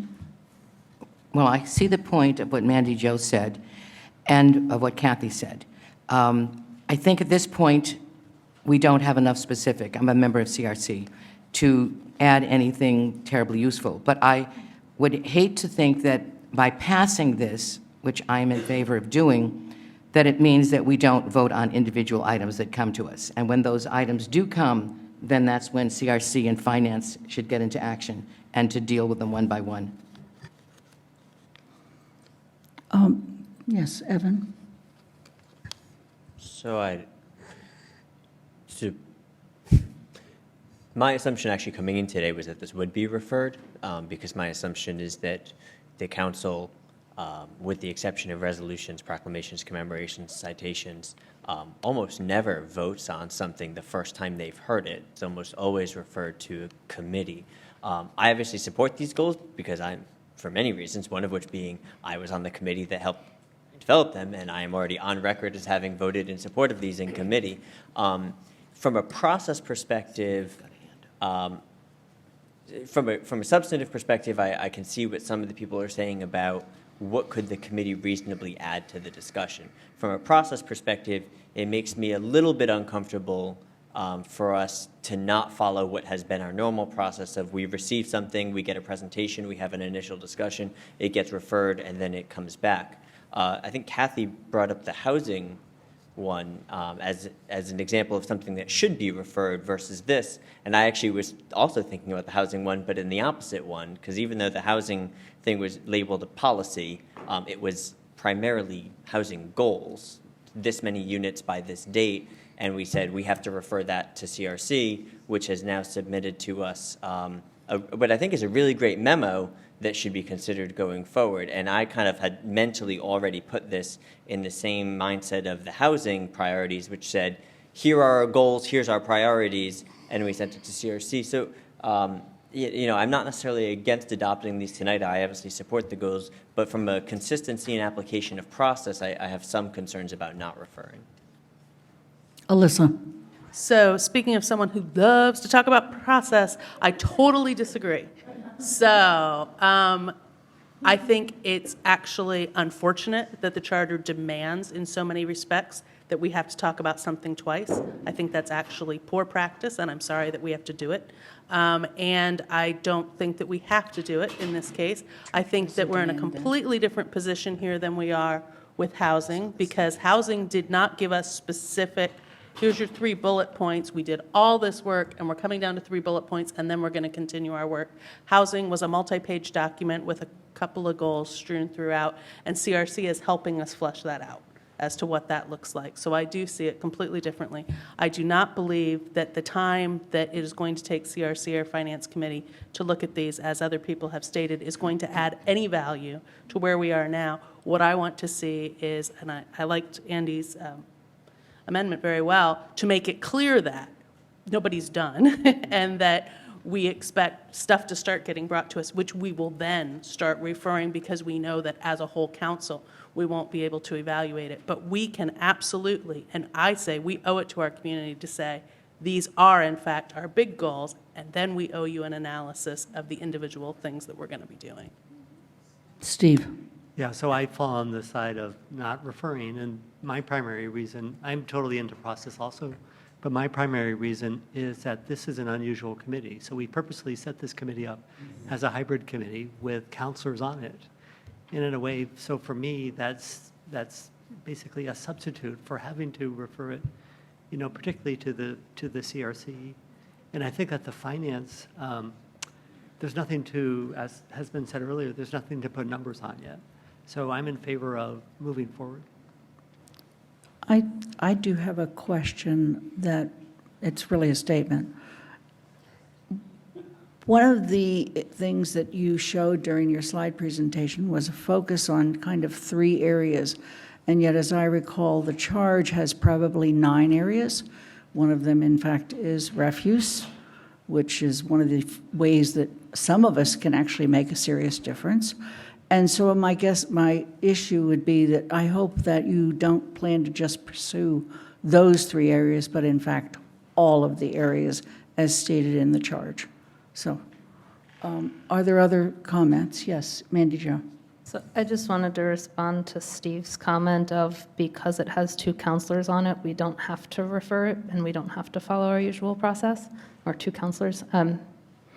Many other people just stated, but when they come back with more things, we should refer. And so I would hate to get into a situation where that wording essentially comes back to bite us. And, because you could make that on almost anything, and I just disagree with that. So I don't want this council, even if and it sounds like my motion will go down in flames, but I do want to put my strenuous objection to that statement there, that simply because counselors are on some other committee means that we don't have to follow our normal process for any other item that might come from this committee to this council. And because we are going to get some specific things that are going to have some concrete impacts, benefits, and drawbacks in this town, that we owe it to our residents to investigate, to set forth, and to then make a recommendation on whether those, say, drawbacks are so bad that we can't recommend what this committee might come with, or are not so bad that the impacts and benefits outweigh that tremendously. I still don't know. I agree with the counselors that said, I'm not sure we should be voting the day we get something either. We don't do it for many things for a reason, because it allows us counselors to hear the presentation, get our questions answered, and then go back and think about something before we have to vote. And yes, this may seem like an easy vote, but for some of us that want our goals achievable, this is not an easy vote, because we were basically told these might not be achievable. And so, at least in my mind, I have to make a decision as to whether I want to raise my hand to goals that I'm not sure I can tell people we can achieve, and that we might, as a council and future councils, fail at. And that's, for me, a tough decision to make. Another reason to say in a referral, or to refer and say, hey, let's make it clear whether we think these are achievable when we're making this vote. Kathy. I realize I had a chance to speak before, but I just want to speak strongly to these goals will set in motion. I'm expecting a series of policies that will come to us, that we will have to assess carefully. And I like the reference to World War II, because we didn't think we could retool when we went to war, and suddenly every factory in the country could retool, and we had the biggest productivity jump we'd ever seen, and no one would have said that was possible at all. And an economist I know, he's not alive anymore, he said he was thought to be brilliant because he predicted what amount of rescue mission they would have to do for a major landing. And he ended up being exactly right, but he was wrong because of 2 assumptions he made. We were better at getting people off than he thought we could be, and we had fewer lives at stake than he thought. But he wasn't right on either one, but I think by setting stretch goals, we're going to have policies come to us, and we're going to know in 2 or 3 years, have we made a dent in this? And that's what I'm hoping this will set in motion. And the last thing I want to say is whatever we say is the normal practice of a council that has met for 11 months, and it's a brand-new government, and we were supposed to be really flexible and creative and innovative. We don't have a norm yet. We've got some norms, but I don't think we have a normal, and I'm hoping for a few years we will be exploring the various ways we can create norms, but not get rigid. Steve? Yeah, so if you're keeping score at home, I mean, in a weird way, this could have been presented as a resolution, and then we would vote up and down, tonight. Thank you. Evan? Right, and it's interesting you say that, since I originally wrote this as a resolution, but that's not the way we decided to go forward with it.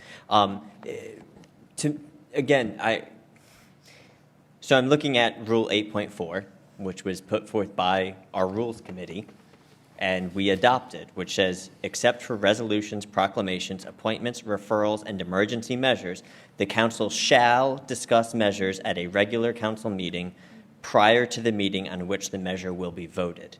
And so, to me, it's not about our young norms, it's a rule that we voted on. Now, we can suspend that rule, but and I'm perfectly willing to have someone put forth a motion to suspend that rule, but I don't think this is just about, fun little process. It's that, per our rules, we either can't vote on this, we can refer it, or we can say, all right, we're going to vote on this on the 2nd or the 16th, but I think we need to suspend that rule in order to move forward. So it's not just a norm, it's actually a rule. Okay. Shalini? So given that climate change is an emergency, I think we could agree that we have a case too.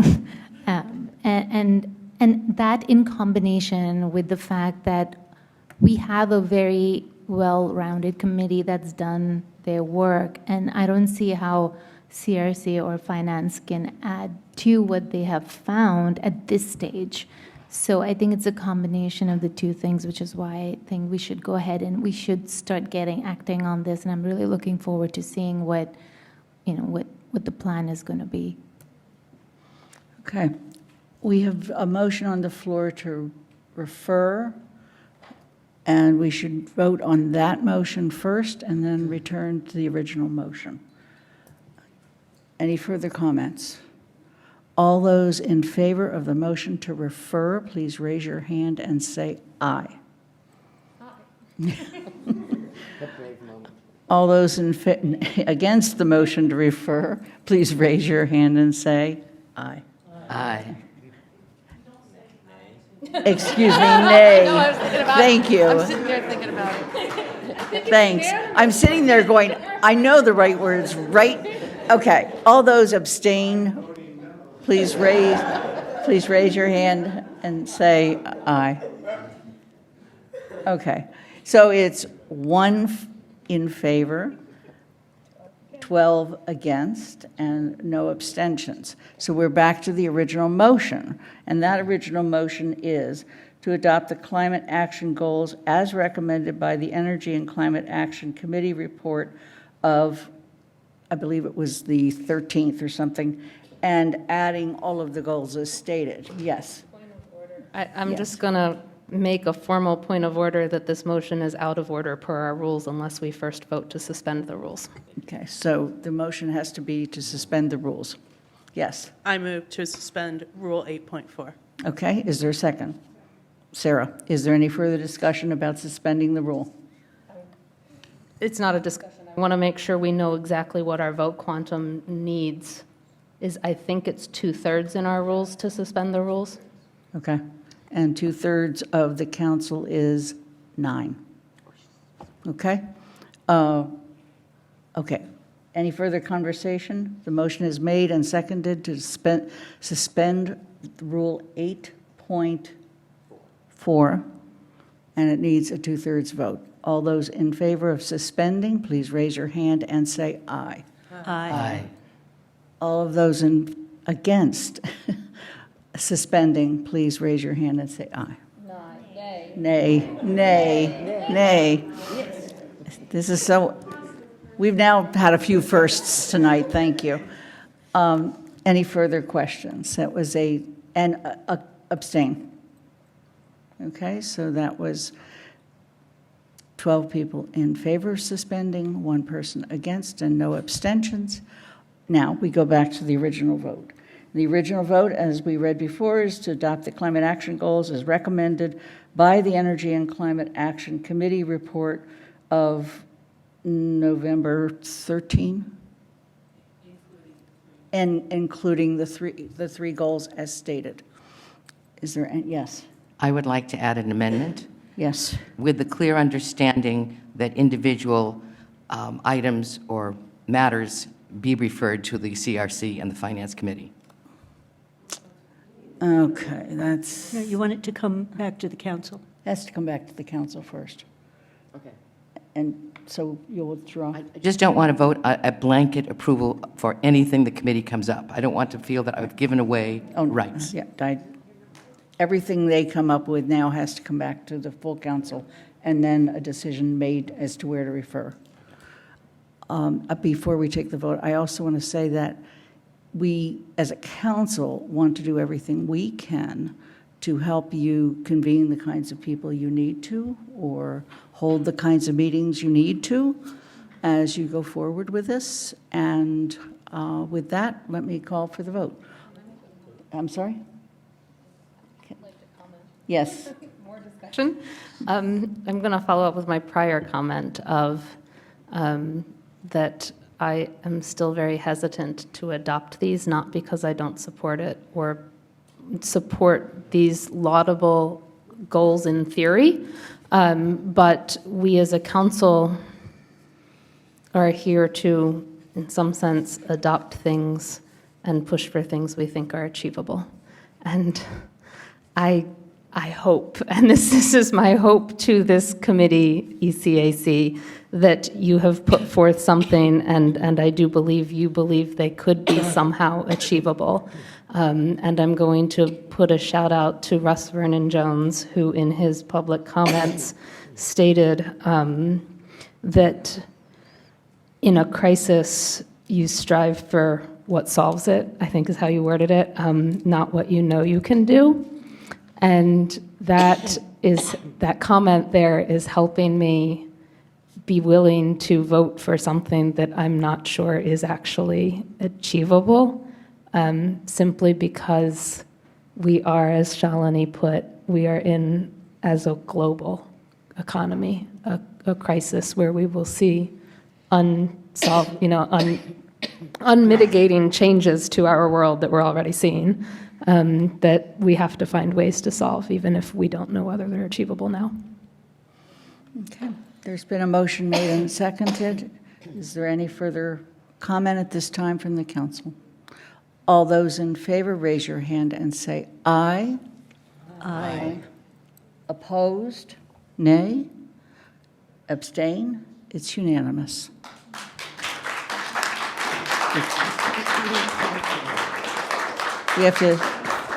We actually don't allow public displays, but I understand.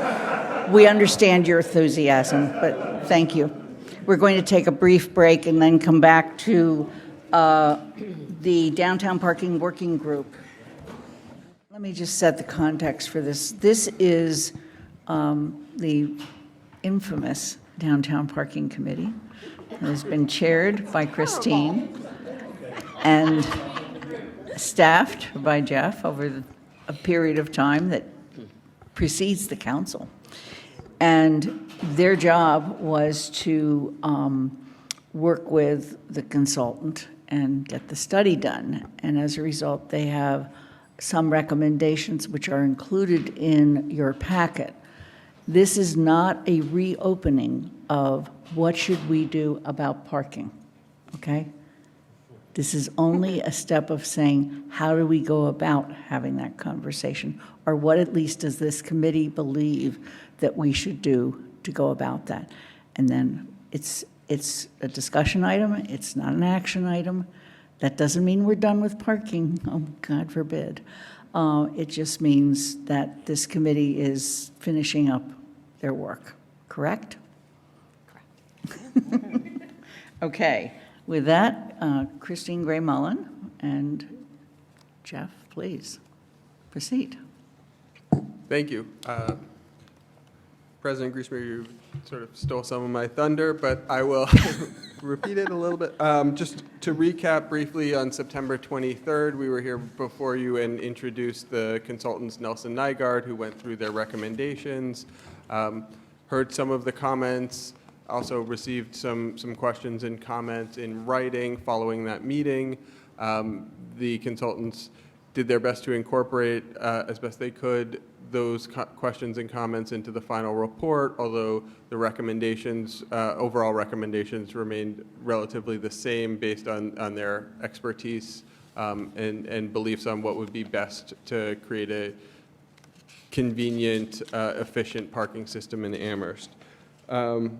In a moment, Christine Gray Mullen, the chair of the Downtown Parking Working Group, is going to talk about what their priorities are, and then as the president mentioned, it will be up to you to decide how to implement them, which are good for Amherst, to what extent they're good for Amherst, and which may not be good. So with that, I will hand it over to Christine Gray Mullen.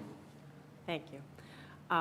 So you got the report, and you know there's a lot in there. There's a lot to do, a lot that can be done. Parking is far more complex than people realize it is. It links to pretty much everything.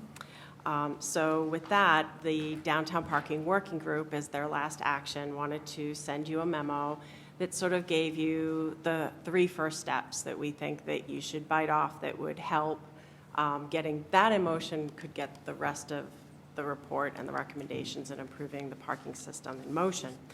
The first one of those was to create a dedicated parking management position in charge of all transportation policy, planning, and implementation. So with that, the consultant talks about this in the report, and we agreed that you really need someone to be held accountable for the parking system. Like Jeff here has been our liaison, and we had Nate, but they're not in charge of the parking system. You need someone who it's part of their job description, and it's their job, and they feel passionate about it to get these kind of changes to happen and to have the clout to get other departments to do things that improve the system. Like just an example, down to the DPW makes signs. So, that person would be able to work with the DPW so that they could adjust their workload to get those signs made. And the other part of that is to tie it in with transportation. We just finished a long discussion about all the green and sustainable efforts that are going to need to be done. Well, parking is about cars, but so I'm pro parking right here, right now, but in truth, we want to encourage our other transportation alternative modes and get people to come to downtown in other ways besides just driving in their car and parking it. So this person would also oversee that kind of effort. You passed complete streets and that kind of thing, and they would, again, be personally responsible with their job to oversee those efforts. So that would be step 1. Step 2 is create a dedicated funding source to pay for downtown parking and transportation improvements. This is something you'll take up at a later time, but there is a transportation fund. You'll read about how the consultant talks about a best practice of parking benefits group. Maybe there would be a hybrid here, but the whole point is parking makes money. If you need to have a staff position to manage it, well, the answer shouldn't be because we can't afford it, because the system does make money and it could be optimized to best use those funds. So that will take a lot more discussion. But number 3 was sort of like where to start, was implement high visibility and consistent signage in key locations and update the town's parking website to be more user-friendly. So this is probably what the first thing that person would do, start working on. And what it is better communication for all, how to use the system, and to be able to find parking. So with those three things, we pretty much feel that we're done with our job. We were put on for a year. It went on for over 4. We're proud of a lot of the work we did. We learned a lot about parking. And we do encourage you all, and probably with the person that becomes the manager of the parking system and transportation, to decide of another type of committee. I think years ago I was part of the transportation plan, and it had, in that it said like a subcommittee to the TAC, the Transportation Advisory Committee. And it could still be that, but now after these years, I realize it is really complex. It probably needs its own committee. But again, that will be determined between you all and whoever you put in charge of the system. So it's in your hands, it's in your ball court now. The infamous Downtown Parking Working Group has been dissolved, we're done, and we look forward to seeing the improvements happen. Thank you. Any further comments from either of you? I guess I would just add that as staff members, myself, Senior Planner Nate Malloy, the Collector Jennifer LaFountain, members of the Department of Public Works, parking enforcement officers are obviously still available to provide ourselves as resources as questions arise. The consultants have also said that to a limited extent, they would be willing to answer questions. They want to see Amherst have, a world-class parking system, and have put work and time and effort into it. And so I think that just wanted to add that while the members of the parking working group have completed their work, I think staff recognizes that there is more work for staff to be doing too. Mr. Bockelman, would you like to speak to the issue? Sure. First, I do want to give credit to the Downtown Parking Working Group and the current members and the people who served previously. I think the Select Board had intended for that committee to serve for 1 year, but as Ms. Gray-Mullen noted, it's really complex, and there's a lot of moving pieces to it, and the council hasn't sort of looked at this in a deep way, and when you turn one thing, a lot of other things get impacted. So I think that's what created some of the difficulties in coming up with a coherent list of recommendations. It also brought a lot of ire down onto the Downtown Parking Working Group, and they took a lot of heat from a lot of different people at a lot of different ways, and you wouldn't even imagine it. So everything from the business community to the environmental community to everybody was looking at these decisions. And there's a lot of assumptions that have to be played into it when you make some of these decisions. So I think that they've identified 3 really high priority recommendations that we can get working on. The challenge for me, obviously, is in building a budget is, she doesn't want me to say this, where's the money come from? I mean, we do have $172,000 in excess in the transportation fund. That's not a recurring source of revenue. That's how much is in our savings bank account, basically, for that. We can reallocate staff to fulfill this function. It means they're going to not do something else. And we've also, as we go into our budget season, we know there are a lot of competing demands for other staff, for other departments that have been that testified at our public forum on the budget, and for investments in climate action we heard tonight. So there are going to be a lot of demands on our limited resources. So I think we're all going in super cognizant of all that. I know you are acutely aware of that, and it's really hard to get there. But again, that being said, there are tangible things that we can accomplish. It doesn't have to wait for someone to get in to be appointed or designated in this role. And I think I appreciate the work that they did and that Nelson Nygaard did. Okay. Comments from, yes, Andy. Well, thank you for letting me go first, because I wanted to say to Christine, and through Christine to the entire working group, being a part of the select board that appointed the Downtown Parking Working Group, thank you for having taken us up on it, and thank you for sticking with it for far longer than any of us anticipated. I have appreciated the reports that I've received over the year, both as a member of the select board and now as a member of the council, and I've really learned a lot about parking policy. I think we've taken some interim steps that were not always well enthusiastically received across the community, but I think that they were well reasoned, and I followed the lead and the expertise that you provided. So I think that it's really been a great group, and I appreciate all you've done. So thank you. The one thing that I wanted to add to what Paul said is we look at the 3 recommendations that have been put forward. The creation of the parking benefit district actually is something that I think also we need to give some thought to. And you were commenting earlier about pairing this report with the report that we just received and acted on from ECAC about goals. And creating a parking district and figuring out how it's different from the Transportation Enterprise Fund is captured in the sentence in the memorandum that says it's imperative that as much of the parking revenue as possible be dedicated to parking and transportation improvements in the downtown, emphasized words by your italics.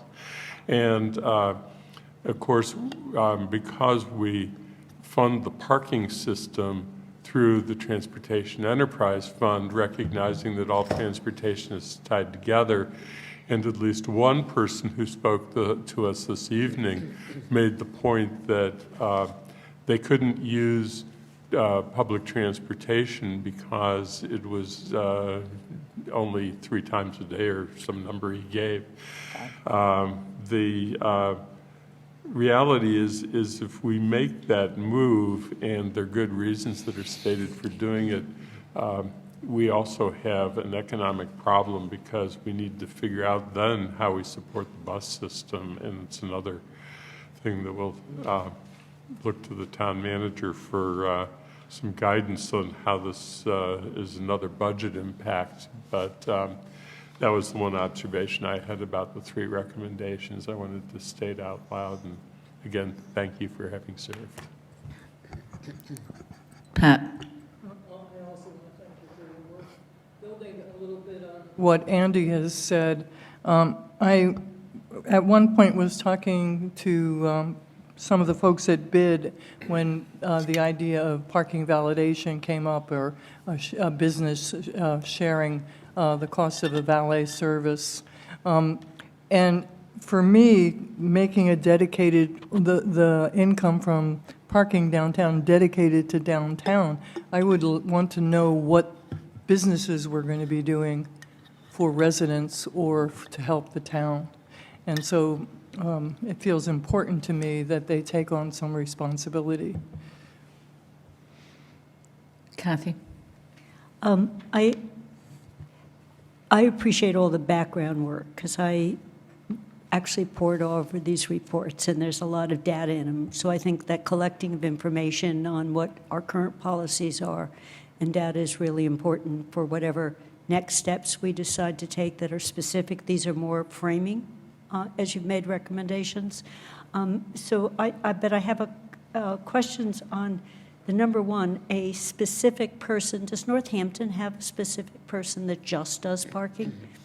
You know, my sense is that this is often an organic crossover between planning and town staff. So, you know, it's a question of the precedent, because I think by some teamwork, we could figure out specific policies, because we're talking about pricing policies of how many permits, what do we cost them, how long do the meters run, what is the cost for a meter, you know, a series, car registrations, there's a lot of things linked. So it was a question on, did you look into, do other towns our size typically have a person like this? Because I'm not sure we need one. And then my question on the fund was, I think, similar to the 2 comments, but my understanding is we in the town, while we've been in the council, drew on some of those reserves to extend bus routes to after evening hours so that people who work downtown could get to and from town by bus. And so I think it's really important to have it called a transportation fund, not thinking of the revenues just for the car-related things, but be able to have the car revenues subsidize other ways of getting to and from, whether it's downtown or back home up to north of. So I wouldn't try to restrict it, but I would try to think of how we use it strategically. That makes sense, but not restrict. So it was those two questions on the two parts. I think consistent signage is something no one could disagree with. Yes, go ahead. There's a lot to unpack there. Again, you start getting into the weeds of parking, but I just want to address that the way that the memo, just to make it clear on that second one, it's identifying that we have a transportation fund that does pay for like extra buses and that kind of thing. And I think the share, the bike share, that kind of thing, which are definitely transportation related items. And so we have the fund, but then we have an industry standard of parking benefit districts, which are traditionally in downtown. That's the point. And we're not saying switch to one of that. I think it's going to be a hybrid, but for you all to consider what the benefits are of a parking benefit, which one of those is that people are paying the money downtown for parking, and you can use it to, so then they might understand where their parking money is going, like to improve the sidewalks or crosswalks or the buses or whatever.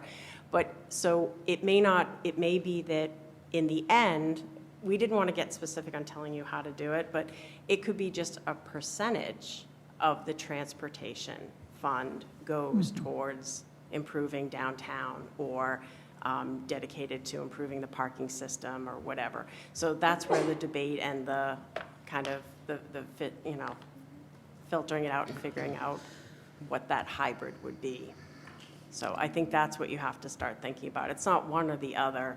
And yes, we totally understand that the funds in the transportation fund are already allocated. So anything that you redistribute, well, it has to find a new funding source.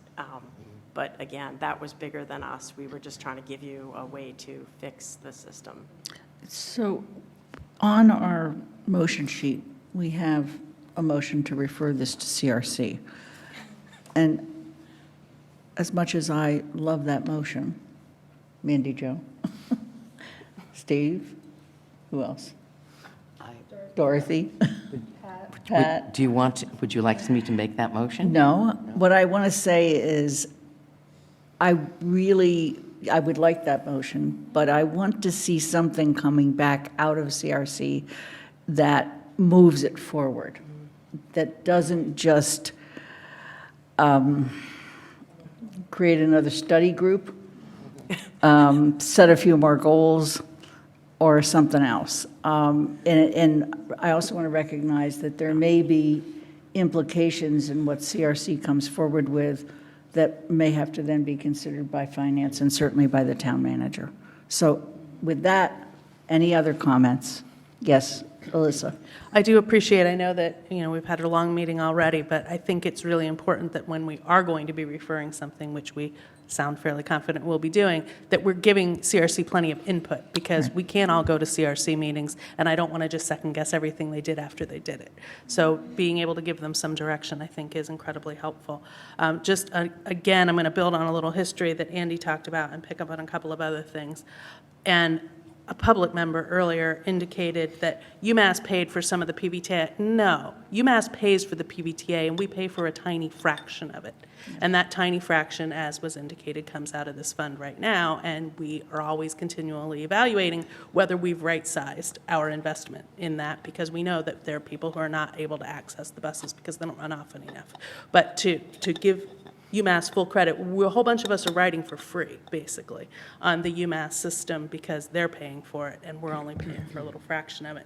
So keeping that in mind, back on the select board, we believed when we set this up originally, as they said, was going to be for a year, and there were different members then that made different recommendations that weren't particularly well received in some cases that we need to reevaluate. But we also imagined that because we were compressing a couple of other committees into TAC, that TAC would eventually be taking this on. TAC is clearly not capable of doing that at this point.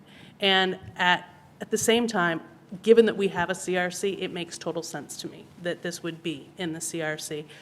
For many years prior to the time I was on the select board, there was a private, quiet, not subject to open meeting law parking recommendation group that just advised the town manager, even though the select board had to hold hearings on changes like how long the meters are for and how much they cost, which was not at all transparent and is not the kind of thing that we've talked about having.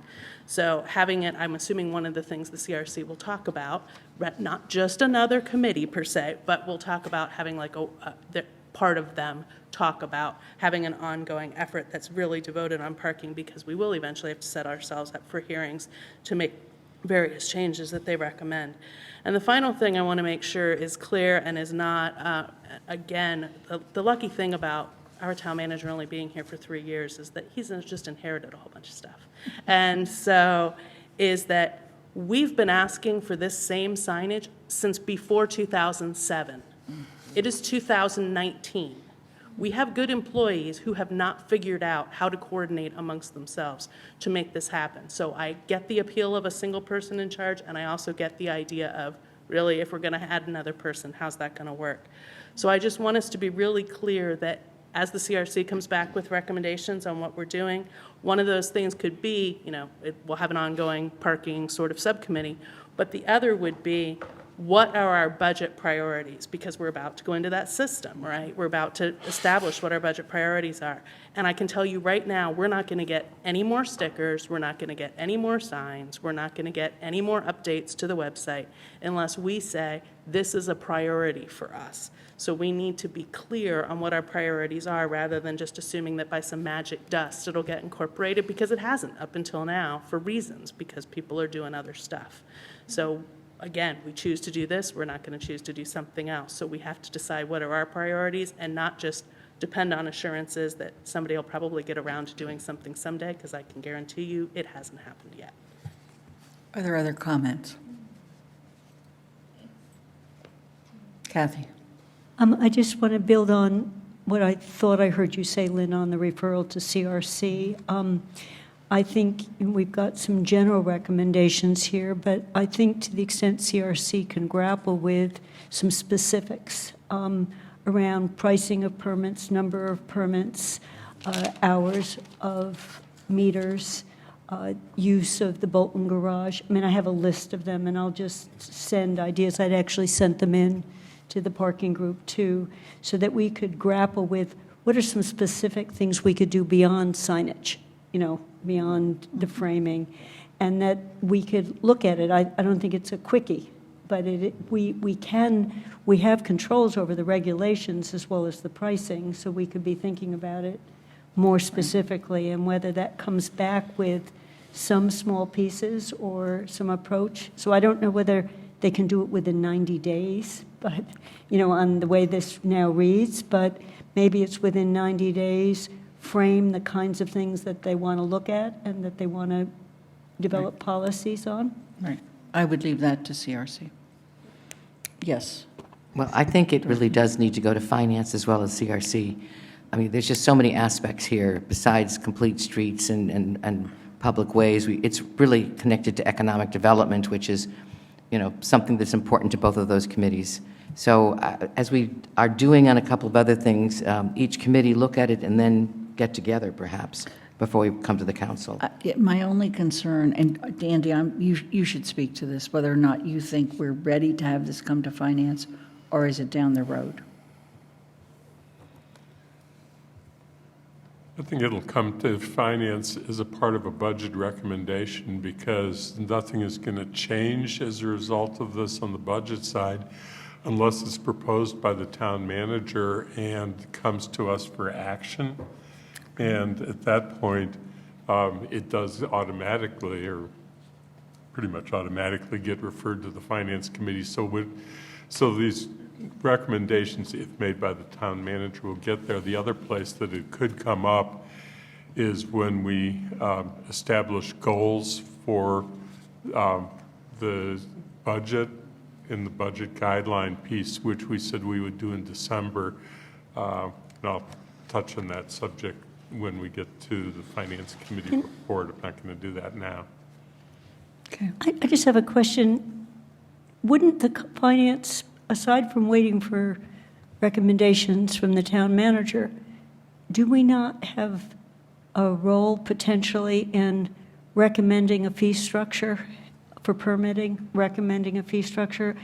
Who sets the fee and regulation policies? I know what we have in town, but if we wanted to change them, I don't think it has to come just from the town manager. I think suggestions could come from us.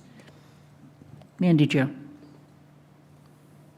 So my thoughts on that, and I was going to comment before you did, but I was just going to comment instead of question, is that CRC, if you refer this to CRC, CRC can take, there's some concrete recommendations related to fees in that Downtown Parking Working Group report. CRC can take a look at that, as you were saying, come up with maybe some recommendations related to those fees. At that point, if they're recommending changes to those fees, then I see it going to finance for that evaluation there, before or after the required hearing is held or something, but My question was, we don't wait just for a town manager, we can have it originate with us. I mean, my sense would be that if we start with CRC, they either come up with a plan for how to tackle this, and they come back to us within 90 days and say, here's our recommended plan for how to tackle this. And then that moves forward, and we see, and then we divvy up wherever we need to. Does that make sense? Yes, George. I would like the CRC to focus on the three main recommendations that have been presented to us and report back to us on that. So the notion of a parking czar, creation of a benefit district, and the whole issue of signage and communication would be three things. I'm sure there will be others. Fee structure may be part of it. But I guess I'm wondering if that's the sense of the CRC chair, that would be guiding their discussion, or is it going to be a little bit more? We're talking about setting priorities and what we want you to do for us. And I'm just suggesting that a good place to start would be with the three recommendations that have been made by this hardworking group. And then come back to us with what you think are the next steps, what's going to happen with that. And a fourth might be actually, what would be a good follow-up body? What would be a body that would be something that could take on some of the work that they've been doing? So those four things, but particularly the three that they've put to us today. Is that? Andy Jo. So I haven't thought about it much. I might be between now and Wednesday morning at 8:30 if I put it on the agenda. But the way my gut tells me to approach it is start first with not just those three, but those would be some of the first, but also try and go through the report itself, the full report, look at each of those implementations, maybe set them forth in a document, and then guide the CRC into a discussion of what of those implementations belong to the council as council actions, what might only be executive actions, what might be actions taken in a regulatory manner by some other department or some other, some of it might be Board of License. Figure out where they fall in the government, come back with a plan that says, we believe this group falls here, so we recommend the council send those off to that group or send that off to here. These we think belong in the council, but maybe this committee, or maybe it stays with us, or maybe it belongs in finance. Split all of those implementations out, maybe that way somehow, and then start tackling them or fishing them out to the right places. That's my initial sort of thought right now. I reserve the right to change that between the time I say it now and whenever I get it on an agenda. Can I get a point of clarification? Is the correct reference to the downtown parking study, is that what it's called? Parking implementation strategy? Okay, I have a reason for asking. Are there any other conversations at this point? Yes, Christine. Just, I would highly recommend just focusing on the first three that we gave you, because we know our original charge was to look at the permit system and try to figure out pricing and structure, and it's very complicated, and it's hard to chunk off things. What we realized is for a lot of the goals, you're going to find that they're all interconnected. So, and then when you start to unpack it and you look at the permit system, it was like, well, should it be expanded? Or should like meters be expanded and then expand the permit area? Should it be broken into a residential and a daytime like worker? And it just keeps going and going and going. So my one question was, if CRC started to identify additional things beyond our first 3 suggestions, like start here, where would you refer that determining the permitting, the new permitting system? Where would that go to? Because I assume it wouldn't be you all who would try to figure out how to fix it. I think that's part of what they have to recommend. They may recommend a new committee, they may recommend that it go to an existing committee, but the possibility that the council or even CRC is going to sit and completely work out an entire parking policy, we only have 2 years and 1 month left of our term. Okay? So, and we have other things on the board. Thank you. Yes. Shalini, go ahead. My sense was that we have an economic development department of 1, and if we could hire another employee who you are recommending, could that person also be part of the economic development and not be doing just full-time parking, but might share some of the burden that Jeff has? So that was one thing, and yeah. Okay, Evan. Short one. Just to remind, in the report, there's many addendums. There is one that actually the consultant wrote out a job description with duties. Just that would help. When you read through them, you'd realize that there would be a lot. But yes, it does tie into economic development. So, okay, Evan. So I think this conversation started with Alyssa saying that we should give CRC some guidance about what this referral is. So here's my opinion on that.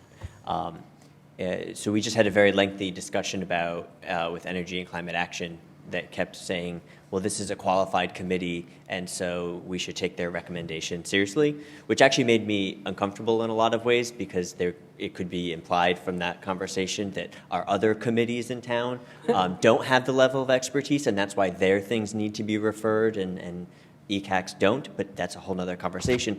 But if we're applying that same that same thought process, we have Downtown Parking Working Group that has worked very hard, has gone through this report, has spent a lot of time thinking of it, and they have said, here are what we think are the 3 recommendations that we think should come first or should be prioritized. Whether or not we all agree or disagree with them, this is the work of a body. And so I think the appropriate way for us to move forward is to refer their 3 recommendations to CRC for CRC to look at. And what I would personally like CRC to come back with is which of those 3, if any, maybe it's all of them, maybe it's none of them, would you actually recommend the town council pursue? And from there, what could that actually look like? You know, we wrote into CRC's charge that they have the ability to actually develop policy. And so if CRC thinks that parking benefit district is a good idea based on that recommendation, I would love for them to then work and bring forward a proposal that the council can actually vote on for that. But I think going through this whole 50-some-odd page document with 80 different appendices, when we have a group that already did that and said, here's what we think, I think it's almost ignoring their efforts. And so I'd actually like our motion and our referral to, at least at this moment, be strictly these 3 recommendations. Darcy? I guess I would just, one part of this that I'm especially interested in is not in the first 3. So it's 4B,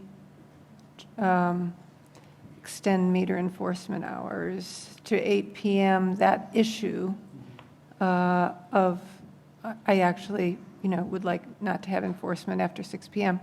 So, and I think that's an issue that's like of very high interest in town, in the downtown businesses and the 1,000 people that signed a petition a year ago. And so I would hope that we would continue to look at that to see if what we're going to do on that particular issue, because the community is super interested in it.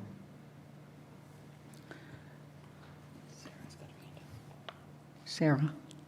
I just sort of, I guess I want to reiterate, as someone, all of us have worked on committees where we've talked something to death and we finally come to everybody with hours and hours and hours of discussion. And I think that there's merit in what Evan said, is that if it's 4 years of I don't know how much discussion, and a committee is saying to us, this is so complex, you can't really pull one thread. Like, one thread's not going to unravel the whole thing. So here's the first chunk you take that's going to help you. I think we have to respect that, and because we haven't been working at that, and I can see on their faces it's. So I think that even though there are a lot of things that we really want to address, and I know how important that particular one is, I think that we have to trust this committee and say, look, try to take this out first, and then everything will start to unravel. Mandy Jo.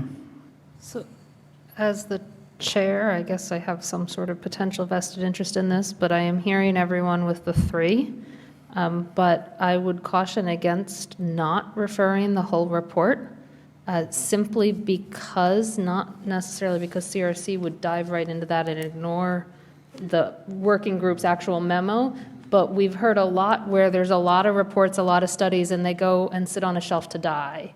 And at least if you refer it to a committee, then it might not sit on a shelf to die, even if it takes a long time for CRC to unpack or make recommendations beyond those 3 that have already been made. And wherever they go, at least there's someone here at the council committee-wise trying to keep an eye on that report and the recommendations there. I need a point of clarification. Did you say you do not see us also referring the parking implementation strategy? I would say we should. Okay. So that it doesn't go on a shelf and die. All right. Again, we're not going to solve this tonight. We're trying to get it to a committee and let them come back with a plan on how to proceed. Evan? So 2 things. So one, I wasn't suggesting that we don't refer the report, but the motion with regard to the report back be specific to those 3 recommendations. So with that, I'd actually like to try and make a motion.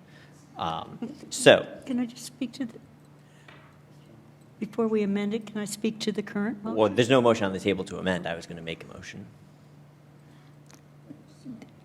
Let's start with a motion and then see where we go. Okay. I'm going to try this. So I move to refer the downtown parking study and the memo from the downtown parking working group to the Community Resources Committee with a report back to the town council on the priority recommendations of the downtown parking working group within 90 days. The motion's been made. Is there a second? Okay. Any further discussion on that motion? Kathy? Would that, the way that is worded, would that restrict what CRC could look at? Because what I don't want to do, so I think at a minimum, report back on these 3 is the way I would interpret that, and then go further, because I just want to, my gut sense of what happened, why we got just these 3 rather than more specific, is there are a lot of hot potatoes in the bigger list that, as you said, are intertwined. So it would have getting consensus on some of those was much more difficult, but it might not be. But I don't want to restrict the purview to just the 3. So as long as that wording doesn't restrict, I'm fine with it. I think what it does do is say in 90 days, come back on those 3. That doesn't end it, by the way, and recommendations regarding how to proceed. I would like to amend the motion to include that as well. Do you have to give me your motion again? To refer the downtown parking study and memo from the Downtown Parking Working Group to the Community Resources Committee with a report back to the Town Council on the priority recommendations of the Downtown Parking Working Group within 90 days And I would say, regarding how to proceed. and recommendations regarding how to proceed beyond those recommendations. I mean, I just, yeah. I want the 90 days to be limited to just those. I wouldn't accept that as a friendly amendment because I want the 90-day. The point of this is to say, y'all can look at whatever you want, but we're going to force you to prioritize those 3 recommendations because you got to tell us something on those in 90 Okay, days. all right. Alyssa. So I appreciate what we're trying to accomplish there. What I'm concerned about is the 90 days. So the Finance Committee can tell me about this, and I know I don't want to steal your report from later, Andy, but it feels way too late to have 90 days because these are going to be budget policy guidelines. These 3 things are going to involve budget policy guidelines, and if we have 90 days, that seems way too late to be Yeah, incorporating that into our budget policy guidelines. My assumption is we'll have budget policy guidelines by mid-January at the latest. So 90 days is way too late. So it's 45 days. No, I'm ready to write, if that's going to be a friendly, I'm ready to write my own. Well, I don't serve on CRC. But those of you who do, is that reasonable, given your meeting schedule and December and January? Let me just, we only meet twice at this point in January. We meet on January 6th, and then again, not until January 27th. That's the council. I don't like being restricted. Okay. So the motion on the floor is, which has not been seconded, I don't believe. It was seconded, thank you. Oh, it was seconded by Pat. And right now it reads 90 days, and the question is whether we're going to amend that. And Mandy Jo?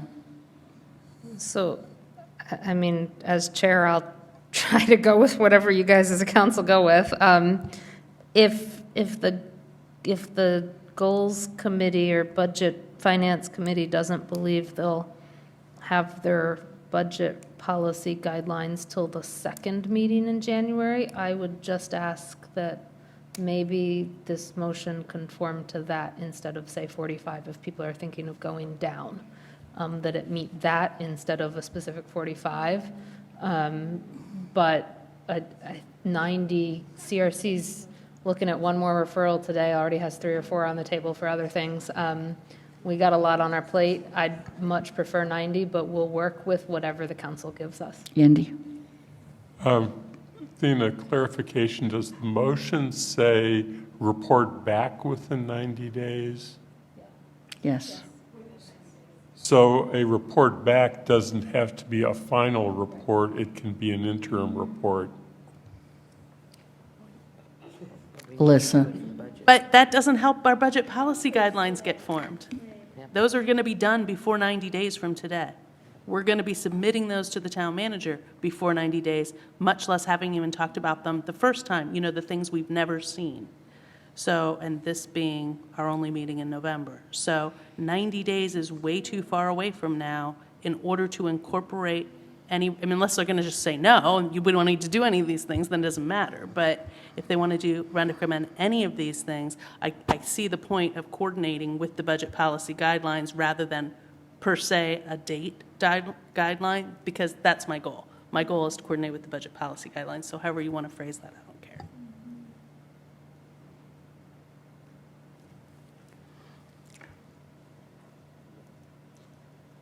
I think what Andy was trying to say, it just says within. It doesn't mean that it has to be by 90 days or at 90 days. It could be at 60 days.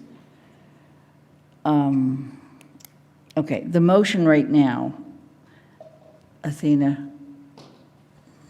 To refer the downtown parking study and memo from the Downtown Parking Working Group to the CRC with a report back to the Town Council on the priority recommendations of the Downtown Parking Working Group and recommendations on how to proceed within 90 days.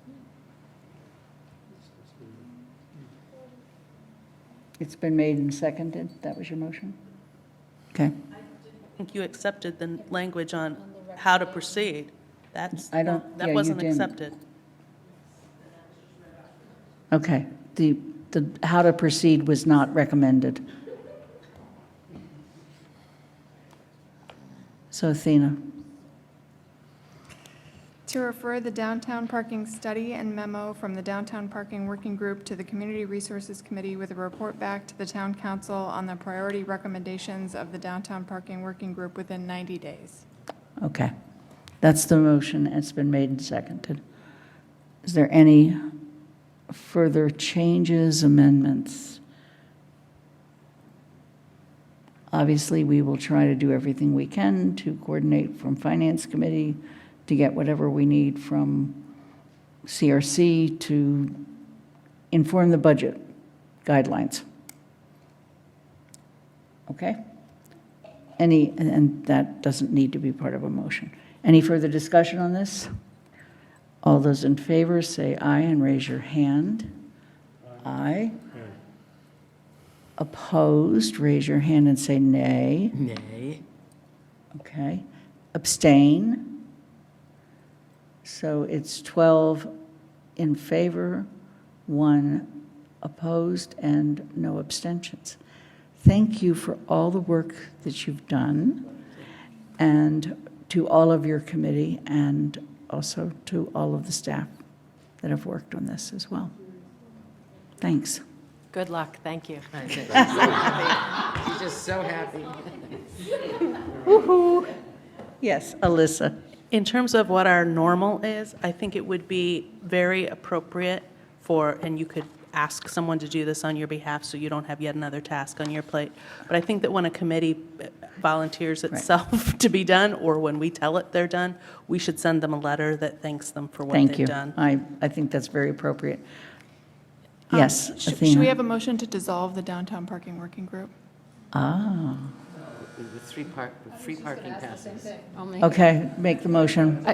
I move to dissolve the Downtown Parking Working Group. I second it. All those in favor, raise your hand and say aye. Aye. Opposed?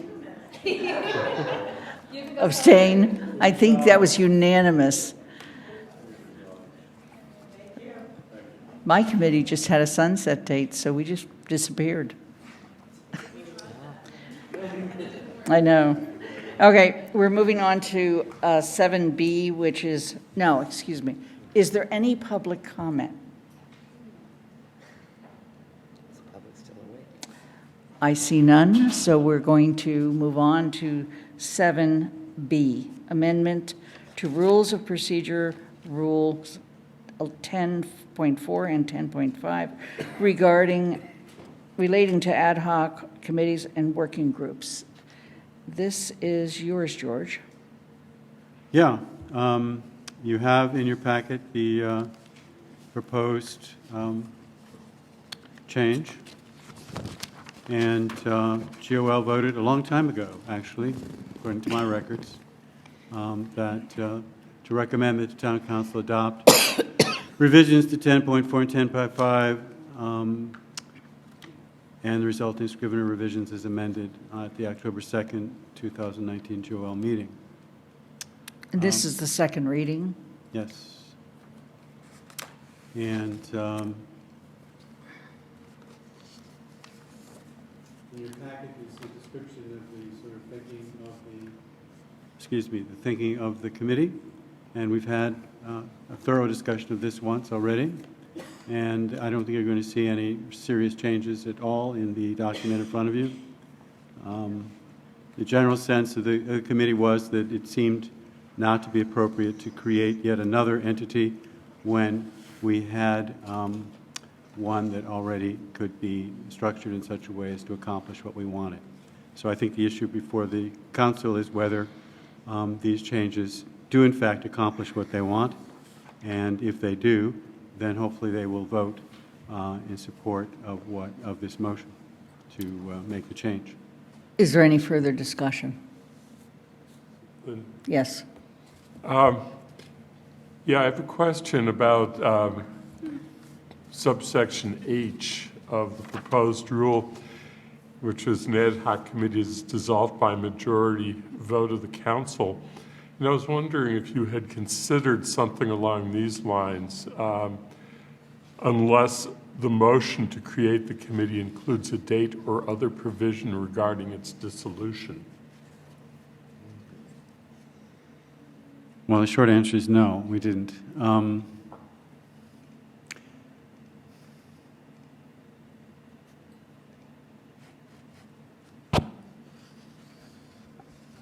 have a question about H also. And your question is?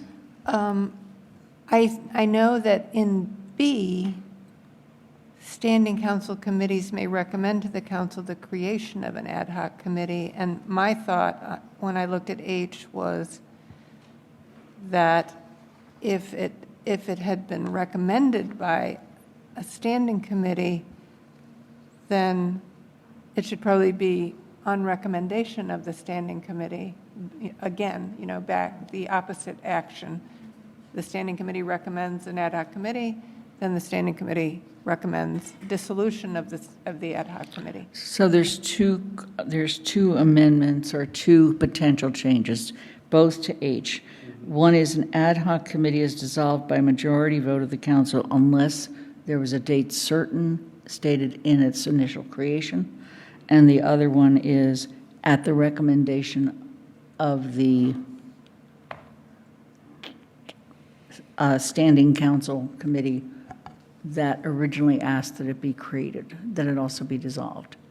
Something like that.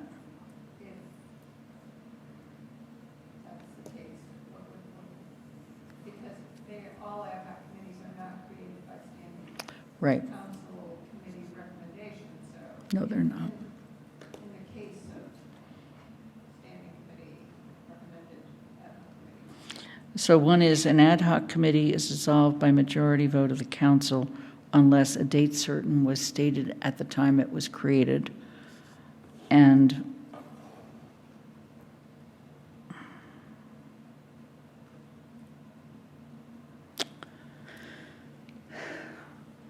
George, Evan? I have no thoughts on this whatsoever. So my colleagues are welcome to weigh in if they have any insights. Or someone else. I've seen this enough. Go ahead. It does, since We the could just say, council, in the case of ad hoc committees created on recommendation of a standing committee, on recommendation of the standing committee.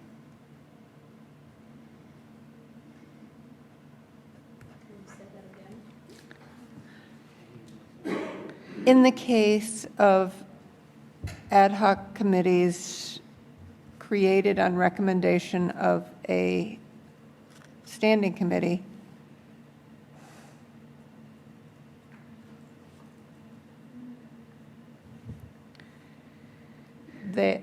on recommendation of the standing committee. In other words, the dissolution is on recommendation of the standing Pat. committee.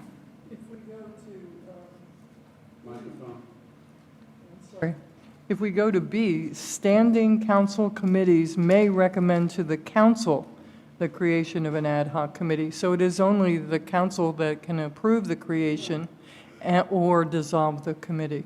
right. I think that, So I H personally should think that's stand. sufficient.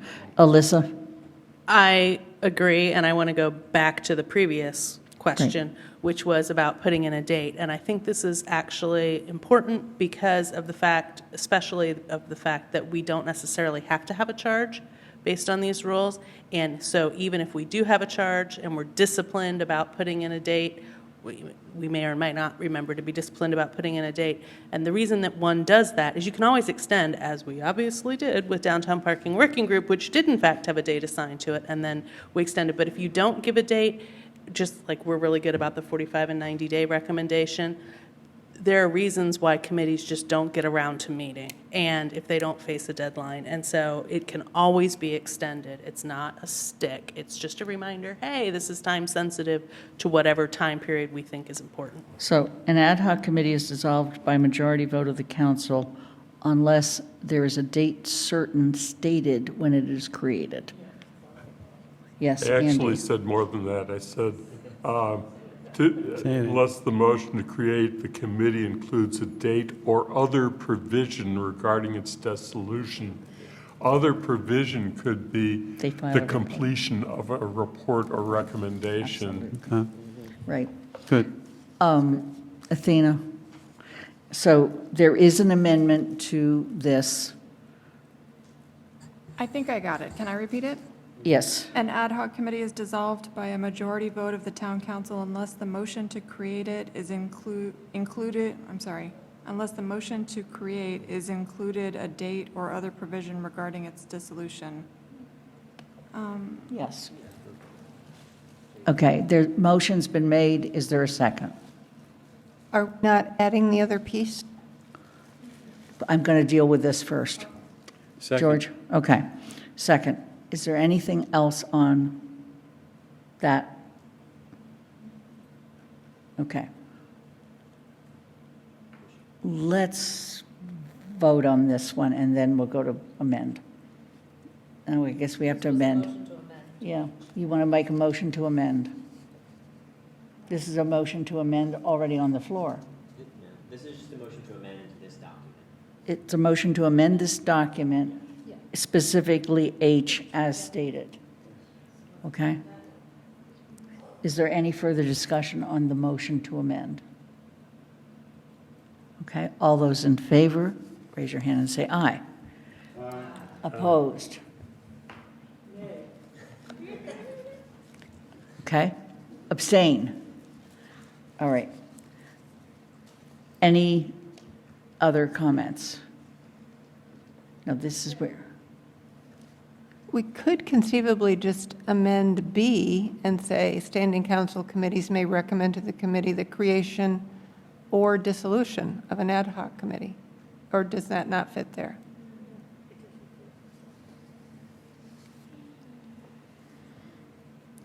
Thoughts? Keep reading the rest of the sentence, Darcy, it doesn't work. Right, no, yes, it doesn't really fit. Kathy? I mean, it doesn't work with the rest of the sentence. Within the context of the whole sentence, it doesn't work. Yeah. You know, I'm not, I guess I can't imagine any circumstance that we would dissolve an ad hoc committee before it had finished its work. And that the committee that originally said they wanted one and got one wouldn't feel like the work got done. Well. You know? So I'm not quite following what the complication here is. We've only got one of these forms so far, but. Ad hoc committee shall not exist beyond the current term of the council, so they automatically dissolve at that point. Bandy Joe, you had a comment earlier. I was essentially going to say the same thing Kathleen did. I was going to ask Darcy what concern she has that is, you know, sort of, that this is addressing or. I think it just doesn't cover the standing council committee recommended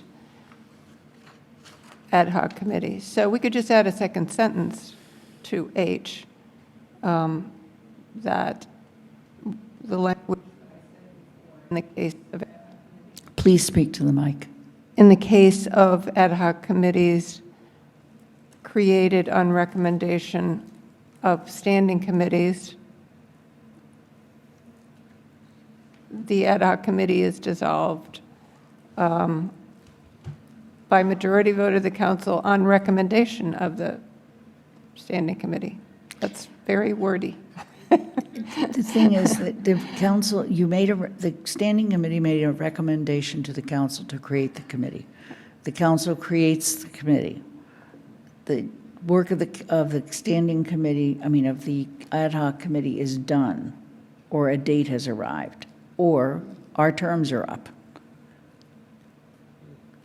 Why does it need to go back to the standing committee to recommend its dissolution? It doesn't go back. It's already in. This is a ad hoc committee that is part of a standing committee. It's not, though.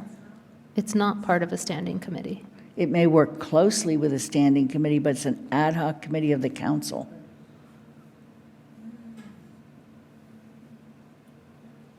I guess my question is, are you afraid that if the council creates an ad hoc committee because a standing committee requested it be created, that the council would dissolve it over the objection of the standing committee that asked it to be created? Is that what you're concerned about? I'm just concerned that the standing committee that created it, so say the CRC wanted to create an ad hoc committee on parking. And you come to the council and you ask for the council to create that ad hoc committee. And then it just sort of becomes an animal of the CRC. It is like reports to CRC. And you know what it's doing and so on. And it comes to the end of its life, it expires. And then you go to the council and say, okay, we have everything we need from this parking group, and we now recommend that you dissolve it. So that's sort of the... What's there? An ad hoc committee is dissolved by a majority vote of the council. So the standing committee brings it to the council. Speak to the mic. That's okay. It just seems to me that what you're saying is embedded in H as it stands. An ad hoc committee is dissolved by majority vote of the council.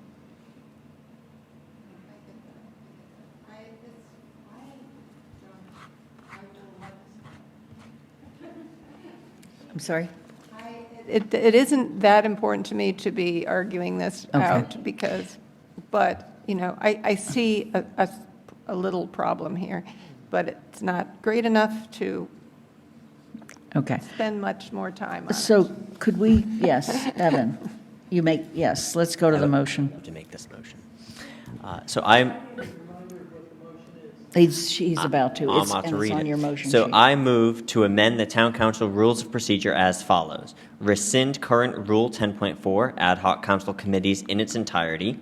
Adopt new language for Rule 10.4 ad hoc council committees as recommended by the Governance, Organization, and Legislation report dated November 18, 2019, and set forth in the document titled Rule 10.4 ad hoc council committees adopted by GOL 10/2/2019 as amended. Delete the heading 10.5 work groups. We'll refer to GOL to develop a way to enable work groups in its entirety. Renumber rules 10.6, 10.7, 10.8, 10.9, and 10.10 to rules 10.5, 10.6, 10.7, 10.8, and 10.9 respectively. Amend Rule 10.3, first bullet point, changing 10.10 to 10.9, and update the table of contents to reflect these changes. Is there a second? Second. Is there further discussion? All those in favor, raise your hand and say aye. Aye. Opposed, raise your hand and say nay. Abstain? Okay. It's 12 in favor, no votes, and 1 abstention. Okay, we're moving on to amendment to the Rules of Procedure, Rule 10.9, related to liaisons. This is the first reading. There's no action. So you have in your packet a clean copy and a copy with track changes. I think, as I say in my report, the overall intent of the committee in its deliberations was to produce a document that would give clear guidance to councilors and to committee chairs as to the role and function of council liaisons, in essence, to what they can and cannot do. We aimed, I don't know how successfully, but we tried to be as specific and concrete as possible, but while realizing that there's a limit to what these kinds of regulations can accomplish. There was some discussion in the body as to what constitutes a personal opinion. The general consensus I felt in the report here is the councilors should refrain from any expression of opinion on matters that might come before them on the council or that might in any way commit the council to a specific course of action. They should seek to limit their role as liaisons to serving as a source of information and as a link between the two bodies, and refrain from presenting or arguing for their own views on any given topic. And they're to observe, share information, answer questions to the degree that they can, and make sure, perhaps most importantly, that the council is kept apprised of the work of the body to which they are liaison. They are not there to advocate or promote a particular policy or course of action. So you have before you the specifics, and that's, I hope my colleagues will agree, is the general thrust of what we were trying to accomplish. Is there any comment or questions back to the, yes, Kathy? I just have a question on how you interpret number 2 and number 3. So the first one says, council members raise their hand, say, liaison says, I'm a liaison, and then the chair at some point during the meeting in some method recognizes a liaison so they can ask questions. But number 3 says you can't comment during a public comment period. So does the liaison have a special status where some point along the way, I'm just asking how you think that, so the committee chair is saying, does any committee member have a comment? Does our liaison have a comment? Because, since they can't comment during public, do you understand? They're not sitting with the committee. That's right. They're not sitting out in the audience, and you kind of wave your hand and say, so just how would this work? Alyssa, did you want to? I just wanted to speak to how it works. Yeah. Normally, It's just aside purely from how it what's works. in words. Yeah. And I appreciate that frustration is how does one actually do that? And we were fairly clear here, right? You sit where the public's seated, all those kinds of things. We tried to set all that up. Normally, you don't talk. That's the solution to the problem. Right. Liaisons don't talk. Liaisons are not there to talk. They're not there to ask questions. They're not there to do anything. They're there to just learn about what's happening and then report back to the council and be able to forward information, and to talk to the chair offline is also entirely appropriate. So I think that this is going to end up being a little bit up to interpretation by individual chairs, as long as we laid it out like so many thou shalt nots. You won't talk during public comment, you won't sit with the group. It may be a little bit tricky for chairs to figure out, and it may be different depending on what it is. So say if you were, for some bizarre reason, a planning board liaison, you would certainly not talk during a hearing. That would be entirely inappropriate, and no, we would not expect the chair to recognize you for that. But if they're having an administrative meeting or they're talking about a zoning amendment, that would be different. So I'm not sure how much more specific we can get as long as we all understand what our role is. I can live with a little ambiguity. I'm sorry? And expectation of good behavior. Right. Okay. Yes, Andy. Yes, I had several things. One is on the conversation that we've just been having. In my experience in being a liaison from the select board, it varied by committee during that experience because it depended upon sort of the unique circumstances of where the committee was physically meeting, the nature of the meetings that were taking place, the relationship between the liaison and the committee. But it was always understood that the liaison was limited in role and was not there to either vote or to try and influence the committee. The two other things that I had thought about when I was reading 10.9 draft was I thought that there was actually some good language in the report about the purpose of having liaisons that didn't get into 10.9, and I was wondering why, because it's not the report that's going to live on, it's the rule that's going to live on, and having a statement of what the purpose is of having liaisons might be something important, and I had some suggestions of language that I had played around with, but I'm not going to do that now. The other thing that I had thought about was under number 5, liaisons shall not commit to a course of action commit the council to a course of action, and I would have added, nor appear to speak on behalf of the council. Right. Remember, this is first reading, so these recommendations back. And Andy, you can certainly forward your suggestion about the purpose to George.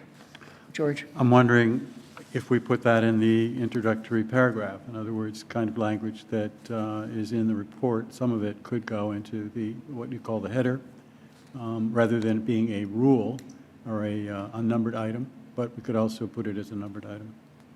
But you could just have a sort of general preamble if you wish, but then we'd obviously have to vet that language next time, setting out what hopefully we agree is the general purpose of the liaison, and then the specific rules that follow, or guidance that follows. Remember also, this goes to committee chairs, so hopefully they will read it as well and use it as guidance themselves in their, when they conduct their committee meetings. So the two recommendations so far is to find a way to have the purpose appear along with the rule, and the other one is in 5 to add to it that the counselor is not to basically speak on behalf of the council. Yes, Darcy. I would just like to say that in the words of Alyssa, when I read this, I was appalled. I feel like this is all addressing these 13 people, and I don't know why we would have to have rules that are so unfriendly. And, you know, I would strike 2, 3, 4, and 6. Although I really like 5, which I think is sort of the basis of the whole list, that we aren't there to commit the council to a course of action. But I do not know, I mean, they sound draconian to me, that, you know, like, why would we have these rules? I just think they're super unfriendly. And so I don't know if other people had that feeling when they read them, but I don't see them as being necessary. I don't know what people are expecting counselors to do at these meetings. See, I think I personally am not offended by them having had a liaison, a very good liaison who understood his role. And at the same time, remember, we're writing a record for a long time. And the reality is that some counselors now or in the future may arrive at a meeting and think that they have a status as a committee member, and they don't. They're not committee members. They're there to learn what the group is doing, to report back, maybe to communicate to the president at the time, gee, such and such a committee is ready to come forward with a following report. When do you think that would be a good idea to put that on the agenda? But they're not there to sit and express their opinions. I just don't think we need rules about it. I think we can have a discussion and agree about these things, and that these rules are, you know, like really over the top, in my opinion.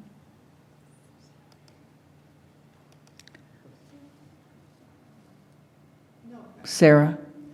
So I think rules are important, and I think I would like no ambiguity in a statement about what a liaison does. None.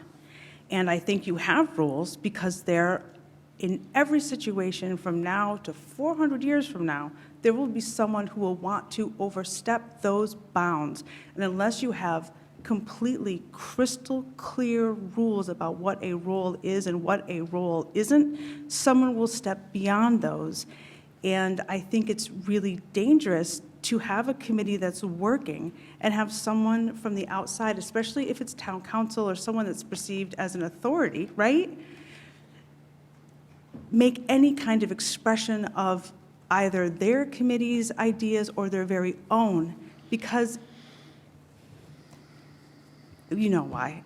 It's going to then influence or put pressure on that other committee, and you cannot do that. It is not your place. You are there to listen and report back. You are not part of that committee. And maybe that is unfriendly, but that's the rule so that you don't mess with the integrity of another committee or board. Andy Jo. So there's another reason to have rules like this. It's to give the chair of the committee that has a council liaison the knowledge of what a liaison's role is, so that that chair knows what to expect from a liaison and how to potentially respond if that expectation is not being met. If we don't say, one of the ones you identified is liaison shall sit where the public are seated. If we get rid of that and a liaison wants to sit at the table and there's no clear rule about that, the chair of that committee might not know how to respond when the liaison just up and sits at the table with the rest of the committee members, but there's public in the room that aren't sitting at the table. It's helpful to the people that we're liaisoning with. And I'll give you an example for number 2 about identifying as a liaison. In the Community Resources Committee, we sometimes have people comment that are members of other committees in town. It's kind of the nature of what gets referred to the committee. And when those individuals comment without identifying whether they are members, even if we know they are, or whether they're speaking on their own behalf or on the committee's behalf or on a subcommittee's behalf or something, it's harder for us as committee members on CRC to figure out the weight of those comments. Was that a comment supported by an entire committee, or is that someone's personal comment? And so a rule like identifying before speaking can become very important to creating those clear lines. Evan. You know, one thing I want to just say about whether or not these rules appear unfriendly is, as part of GOL, these were, I think, actually some of the hardest rules to work on. Because unlike everything else that we've done that was about regulating process, this was about attempting to regulate behavior. And that was really a challenge to figure out how do you actually try to prescribe the correct behavior, right? And so I think what we ended up with were rules where we have 3 in a row that just say liaison shall not, and it's a lot of telling you what not to do. But I also think it's really important that we have guidance on what we can do, but also what we are restricted from doing for all the reasons that were said. We have weight as counselors, and we shouldn't feel that we should be able to just walk in and act as a member of the committee. I was someone who was really in favor of Rule 4 because I didn't want a counselor liaison going to a planning board meeting and feeling like they could comment on a project being considered by the planning board and saying, it's too close to the street. I don't want that project too close to the street. That would be inappropriate for a liaison to say. But it's hard to write that into a rule. And so if they seem unfriendly, it's sort of like, because we're trying to prescribe behavior. But I do think that we do need this guidance. It needs to be something that's carried on and more than just a conversation at any point in time. And I think that should be tough people and should be able to be told what we're not allowed to do. If we're sitting at this table, it's because we all have an ego and we have lots of opinions, and that's why we all ran for office. And so sometimes I think it's important for us to be told, no, that's not your place. Is there any other feedback to the committee on these? Alyssa. Completely different item. And I feel like my fault, I'll take responsibility from previously having been on rules, is in item 2, we should have had the last sentence be a separate bullet, be a separate item. liaisons may not participate remotely doesn't belong buried in with identifying. That's correct. It's simply a, oops, we forgot to break that one out as a separate item. Okay. See that little phrase? This is coming Yeah. before us again, probably on the Be fixed. 16th of December. Any other comments? Yes, No, I'll Kathy? just have an observation. One reading of this could be, it's better if you're a counselor not to be a liaison to committee and just go to the committee meeting. Because, right? Because then you can be a member of the public and say, I'm speaking. No, I'm just saying that on. there's a Hold on, message. hold on. There's a message here, and I think it's an appropriate message. A liaison is a different role. It's distinguishing that role. So if you don't want to be in this role, then don't be a liaison to that committee, I think is the other way of reading it. So the shall nots don't restrict you if you're a counselor, other than you're still supposed to be a person, not a counselor, when you're speaking. That's Steve? Yeah, so that's a good point, but that doesn't give us free rein to go to the planning board and comment that the projects are too close to the street. No, it Because doesn't, yeah. we're still. Make sure your mic's on. Yeah. I'm just saying that that wouldn't give us free rein to go to the planning board or the zoning board, which Right. are two boards that we appoint members to comment. Right. Unless, of course, you're a butter or, speaking in a role like that. Are there any other comments or feedback back to the committee? They'll come back with their next draft? Okay, then we're moving on to the next item. And this is one that we dealt with very early in our term last year, in fact, at the first meeting. We have the 4 towns meeting coming up, and after that, there is follow-up on the ongoing discussions regarding the formula, the allocation process, and the actual agreement itself. And so we, in the past, believe it or not, we're to the point that in the past, we actually designated a single counselor to that role. And that's what this is about. But Andy, this was also discussed at Finance, and do you want to report on that? Yeah, I was just trying to get the Finance Committee report up, but thank you.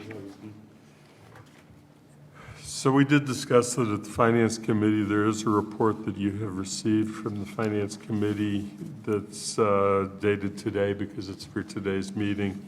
And it has, the first paragraph is regarding 4 towns meeting. And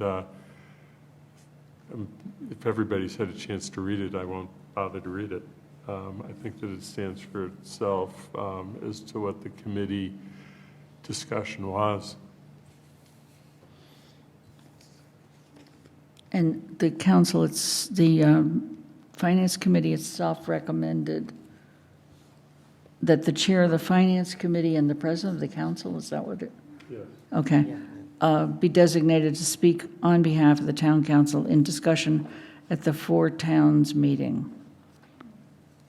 Is there discussion before we move to a motion? We don't have to go then. You do not have to go, but it is very informative to go. It is not a requirement. I already know that a couple counselors are not in town. And the date of that again is? It is the 7th at 9 o'clock at the middle school library. Okay?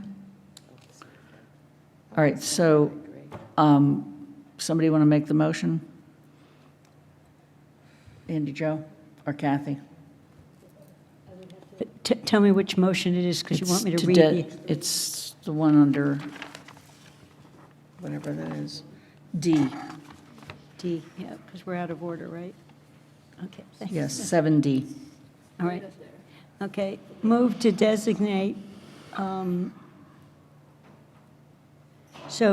designate the Finance Committee Chair and the Council President to speak on behalf of the Town Council in discussion at the 4 towns meeting. Is there a second? Second. Any further discussion? All those in favor, raise your hand and say aye. Aye. Opposed? Raise your hand and say nay. Abstain? 13-0-0.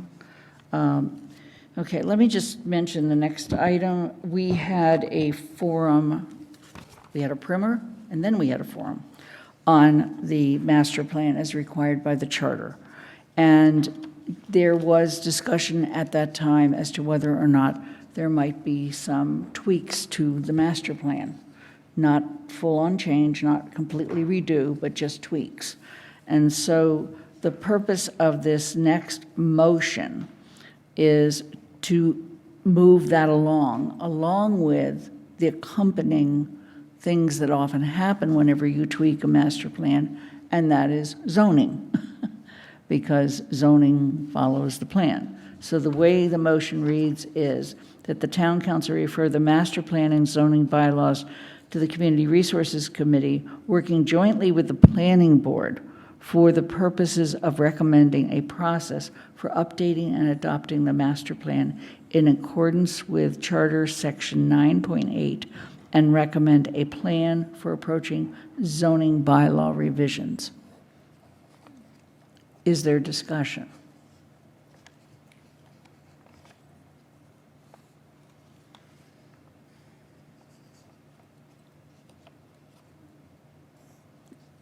It fully recognizes the fact that the planning board actually does the master plan.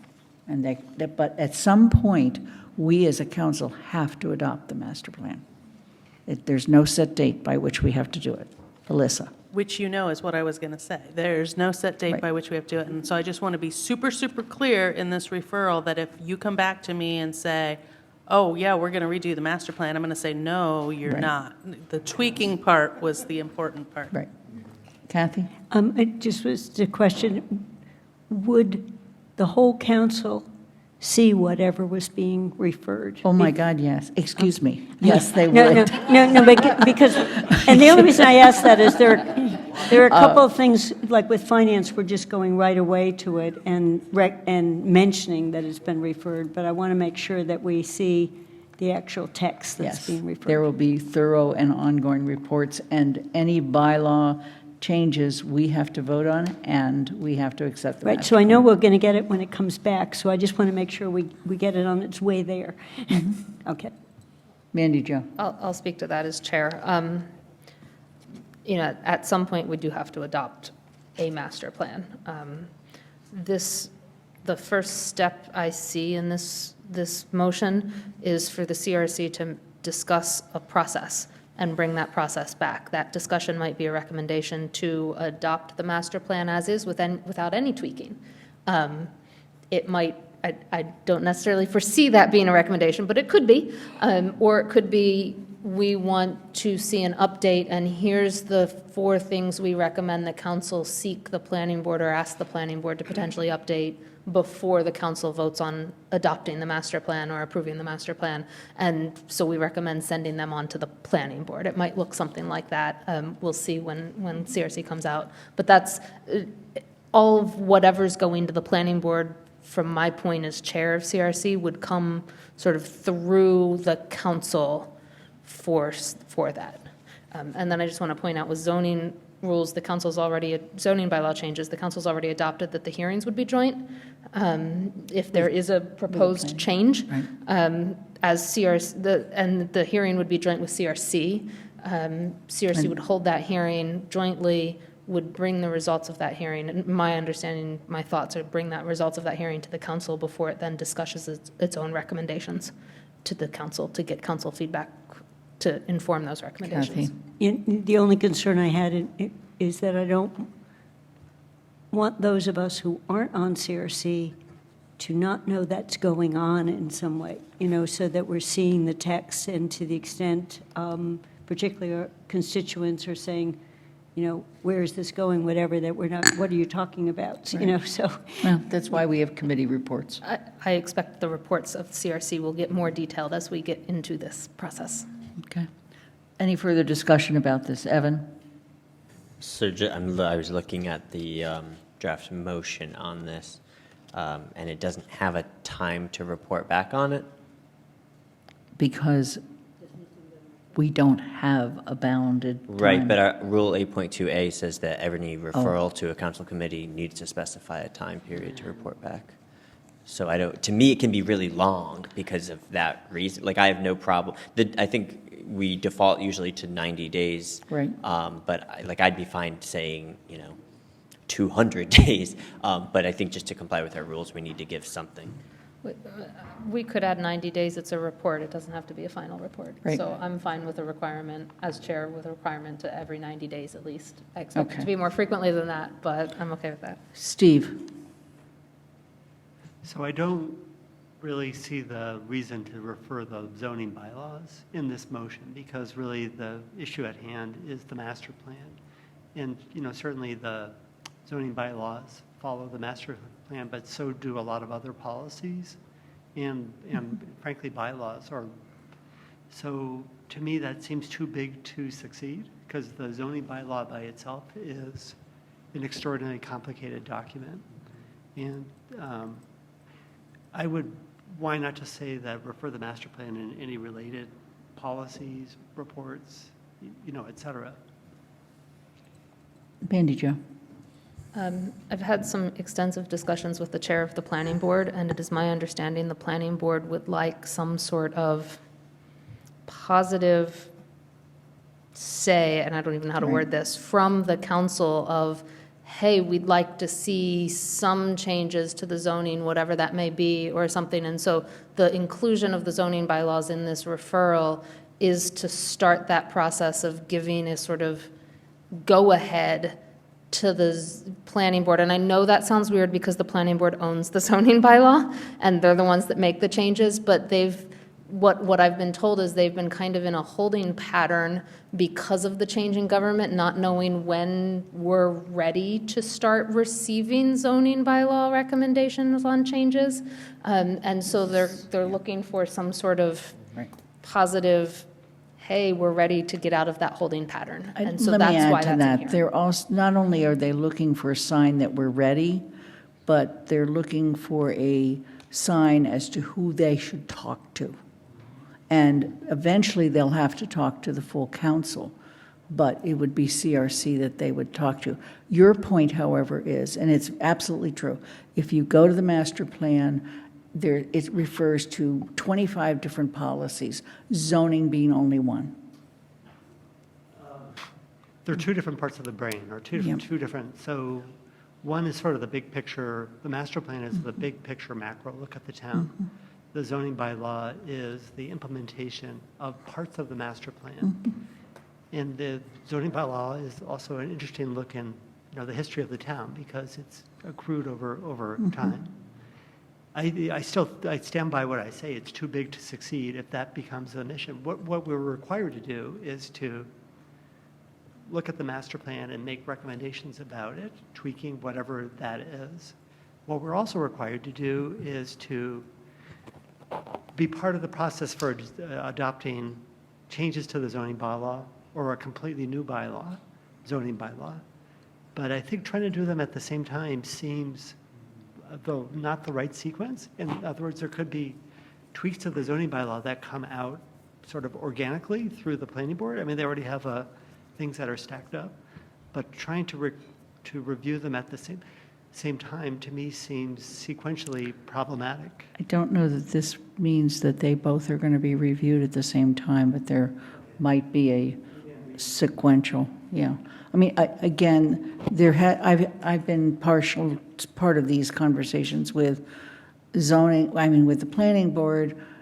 They literally have at least 3 or 4 or 5, a list of zoning bylaws that they've just been sitting on because we weren't ready, okay? And now it's a way of saying, okay, let's start having that conversation as well. But is Steve, or I can ask, are you, Steve, saying this should be separated? That master plan is one issue and zoning, so if 2 tweaks to the zoning law come up, they don't necessarily come up with a change to the master. These are linked right now. Yeah, so if a zoning bylaw is, if I may. Yes. Yeah. Steve, if I'm a zoning sorry. bylaw is changes proposed, it has to be related to the master plan. That's a requirement of a zoning bylaw. A zoning bylaw has to be related to the master plan. So that's the current process. It's related to the current master, it would have to be related to the current master plan. Right. So that's a check that the planning board does. But, so the other problem is, to me, so I'm getting an error message. So the other part of the error message is if you're referring the entire zoning bylaw to the Community Resource Committee. I can't hear you, Steve. If you're referring the entire zoning bylaw to the CRC, then in a sense what that's doing is freezing the zoning bylaw until this review is complete. So tweaks that come along the way would be, to me, they would be, it seems like an odd thing to be doing. The way the motion reads is, and recommending a plan for approaching the zoning bylaw revisions. It may be, here's 3 that are really important. 2 months from now, here's 5 more. It doesn't say we're going to throw them all up on the wall and redo them. Yes. I don't see it as stopping anything in the planning board from doing, that they have every right to make any, no matter where a referral sits in the council. They can continue to do whatever they're doing. I don't see this as stopping that. We have to, as a CRC and as a council, figure out, as they do revisions, what's that going to look like on our side? And this is part of what I hope that would be able to do. Alyssa? I'm going to describe what I do because we don't have a moderator here, like the town meeting, and then you can tell me if I'm just headed the wrong direction. But I think we can solve this problem because we have an issue historically in our long history of town council of writing these really long run-on sentences. And I think we can break this up and accomplish the things we want to accomplish.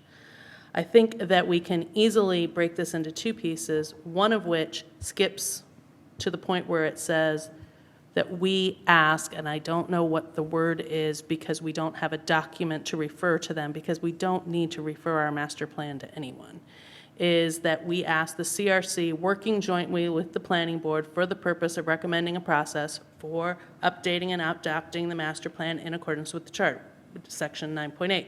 Boom, that's one.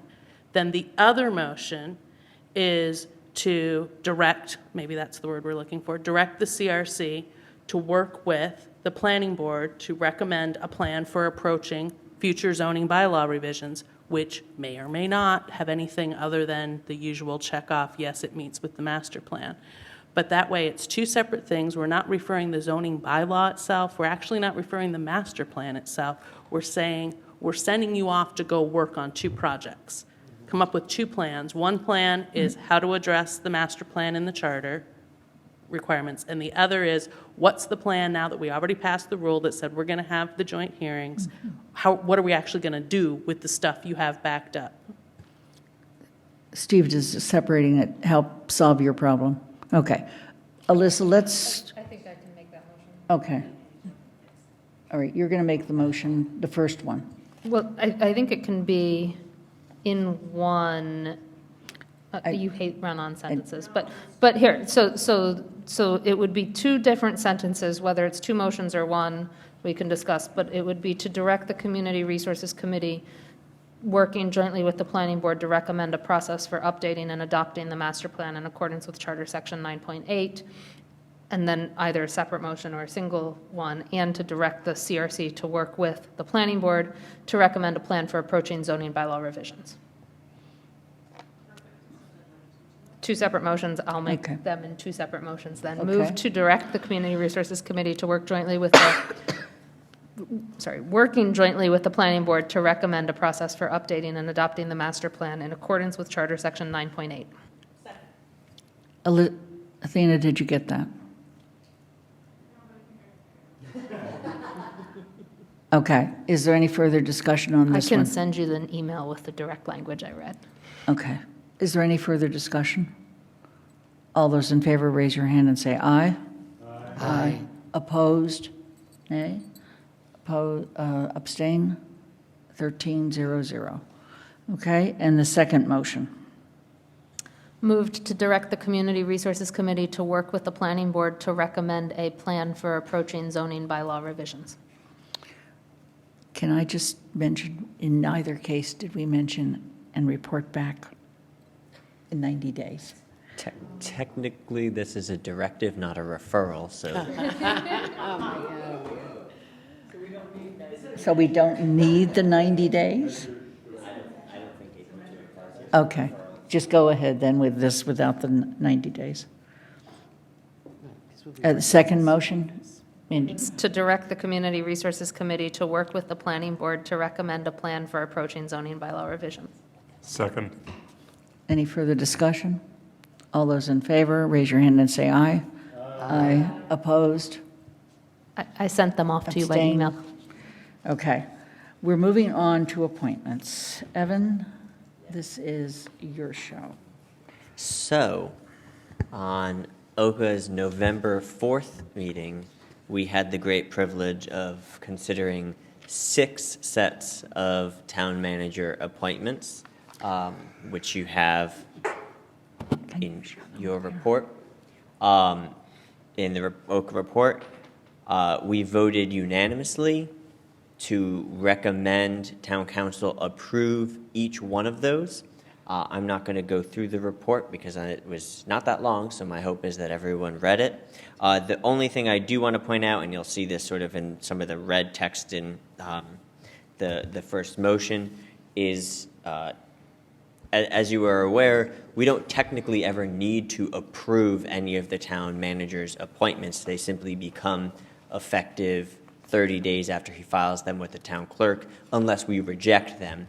We have been choosing to proactively approve them, but it's certainly not a requirement, with the exception of if the town manager seeks to appoint a non-Amherst resident to a committee. And that is the case with the Agricultural Commission, where one of the appointees is a resident of the town of Hadley. And so the Agricultural Commission is one that we do actually have to approve if we want that person to be on the committee. But OCA had few concerns and did unanimously recommend all 6 of these sets of appointments. All right, let's start with the first one, Agricultural Commission. All right, so I move to approve the following town manager appointments to the Agricultural Commission effective immediately as recommended by the Outreach, Communications, and Appointments Committee report of November 13th, 2019 for a 3-year term to expire June 30th, 2022. Cassandra Uricchio, non-resident. Ryan Karb, reappointment. For a 2-year term to expire June 30th, 2021. Jada Haas. Christopher Von Aken. Any further comment? All those in favor, raise your hand and say aye. Aye. Opposed? Abstain? 1300. Do you want to do the non-resident agricultural separately? I guess not. Okay. I think as long as we proactively approve that person, there's no. And we Yes. said that they're non-resident. And stated that they Yep. were non-resident. Okay, Cultural Council? Sure. I move to approve the following town manager appointments to the Cultural Council effective immediately as recommended by the Outreach, Communications, and Appointments Committee report of November 13th, 2019 for a 3-year term to expire June 30th, 2022. Jennifer Lind, reappointment. Julianne Applegate, Terry Rooney. For a 2-year term to expire June 30th, 2021. Georgia Barnhill, reappointment. Sandra Radosh, reappointment. Second. Any further discussion? All those in favor, raise your hand and say aye. Aye. Opposed? Abstain? 1300. Disability Access Advisory Committee. I move to approve the following town manager appointments to the Disability Access Advisory Committee effective immediately as recommended by the Outreach, Communications, and Appointments Committee report of November 13th, 2019 for a 3-year term to expire June 30, 2022. Myra Ross, Elise Link, Ruth Smith, reappointment. For a 2-year term to expire June 30th, 2021. Saren Darren, reappointment. Victoria Dixon, reappointment. For a 1-year term to expire June 30th, 2020. Gerald Weiss, reappointment. Second. Is there any further discussion? All those in favor, raise your hand and say aye. Aye. Opposed? Abstain? 1300. The Human Rights Commission. I move to approve the following town manager appointment to the Human Rights Commission effective immediately as recommended by the Outreach, Communications, and Appointments Committee report of November 13th, 2019 for a 2-year term to expire June 30th, 2022. Petua Makimba. Second. Any discussion? One thing I just want to make sure we all recognize is this is the student representative, correct? I don't know if you wanted to speak to this at all. Sure. This is Petwa is a student at Amherst Regional High School. There is no designated spot for a student, but when my understanding is when the committee was expanded to 9 members, it was with the intent of including student members. Thank you. All those in favor, raise your hand and say aye. Aye. Opposed? Abstain? Did you oppose? Pat, you were? Okay. Thank you. It was 13-0-0. Sorry. Okay, Munson Memorial Library Building Trustees. I move to approve the following town manager appointments to the Munson Memorial Building Trustees effective immediately as recommended by the Outreach Communications and Appointments Committee report of November 13th, 2019 for a 3-year term to expire June 30th, 2022. Jennifer Vanderleiden. For a 2-year term to expire June 30th, 2021, Oliver Waldman. Second. All those any further discussion? All those in favor, raise your hand and say aye. Aye. Opposed? Abstain? 13-0-0. Transportation Advisory Committee. I move to approve the following town manager appointments to the Transportation Advisory Committee effective immediately as recommended by the Outreach, Communications, and Appointments Committee report of November 13th, 2019 for a 3-year term to expire June 30th, 2022. Bruce Carson, reappointment. Marcus Smith. For a 2-year term to expire June 30th, 2021. Aaron Hayden, reappointment. Tracy Zafian. And for a 3-year term effective April 1st, 2020 to expire June 30th, 2022, Bernie Kubiak. Second. Any further discussion? Yes.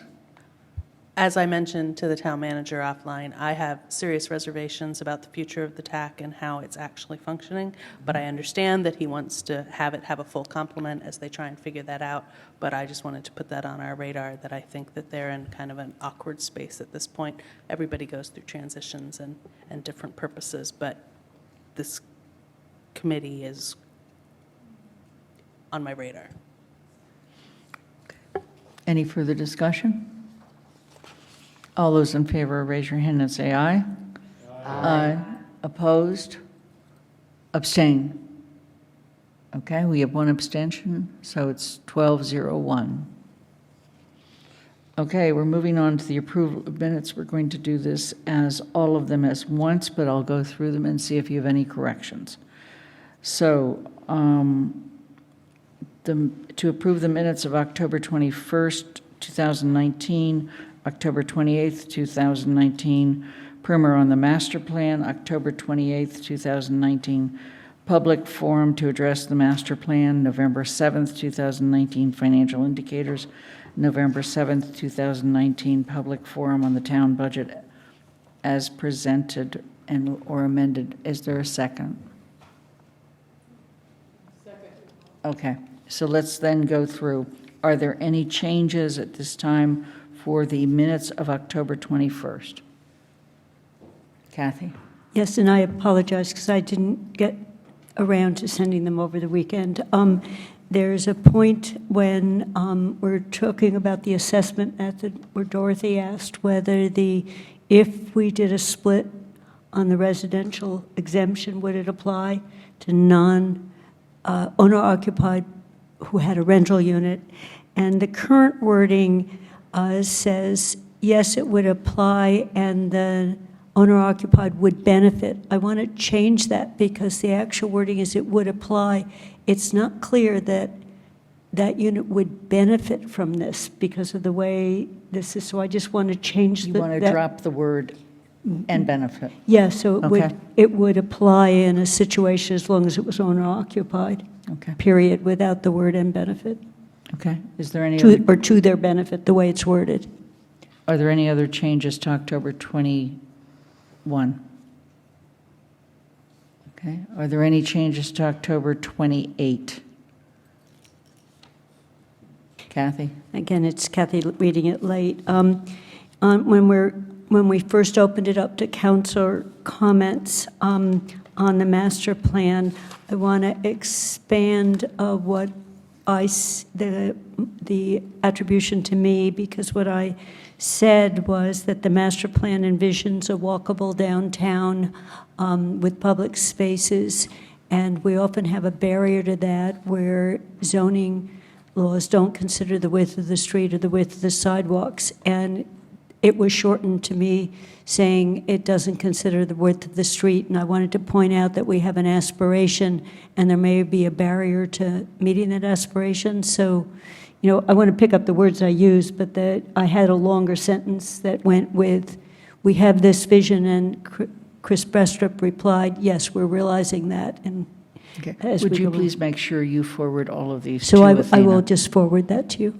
Okay. Is there any other change on October 28th, primer of the master plan? October 28th, 2019, public forum to address the master plan. November 7th, 2019, financial indicators. November 7th, 2019, public forum on the town budget. So the motion continues as we stated before, but it says as amended. And there was a second? Okay. Any further discussion on the minutes? All those in favor, raise your hand and say aye. Aye. Opposed? Abstain. Keep your hands up if you're abstaining.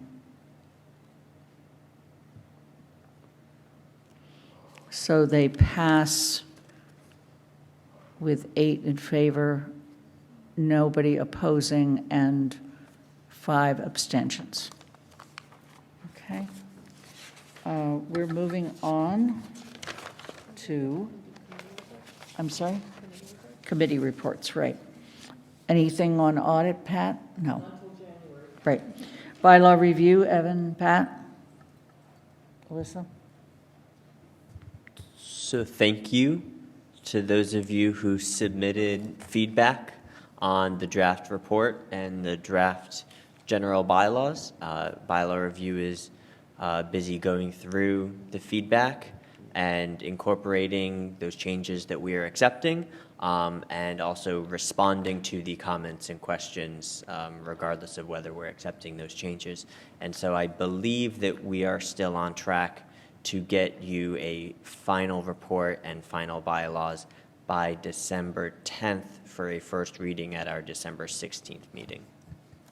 Right. And then the second reading will be in January 6th. Community Resources Committee, Mandy Jo, additional? Yes, so there's a written report, and that report, I just want to highlight, includes the feedback that in the form of a memo to the town council on the Affordable Housing Priorities Plan per the referral that we received from the council. So I am taking that as we are done with that referral and have completed that referral by producing this feedback. That memo was adopted unanimously, I believe. And we are working on speed limit referral right now for reducing speed limits in town, a variety of speed limits. That will be back on CRC's agenda.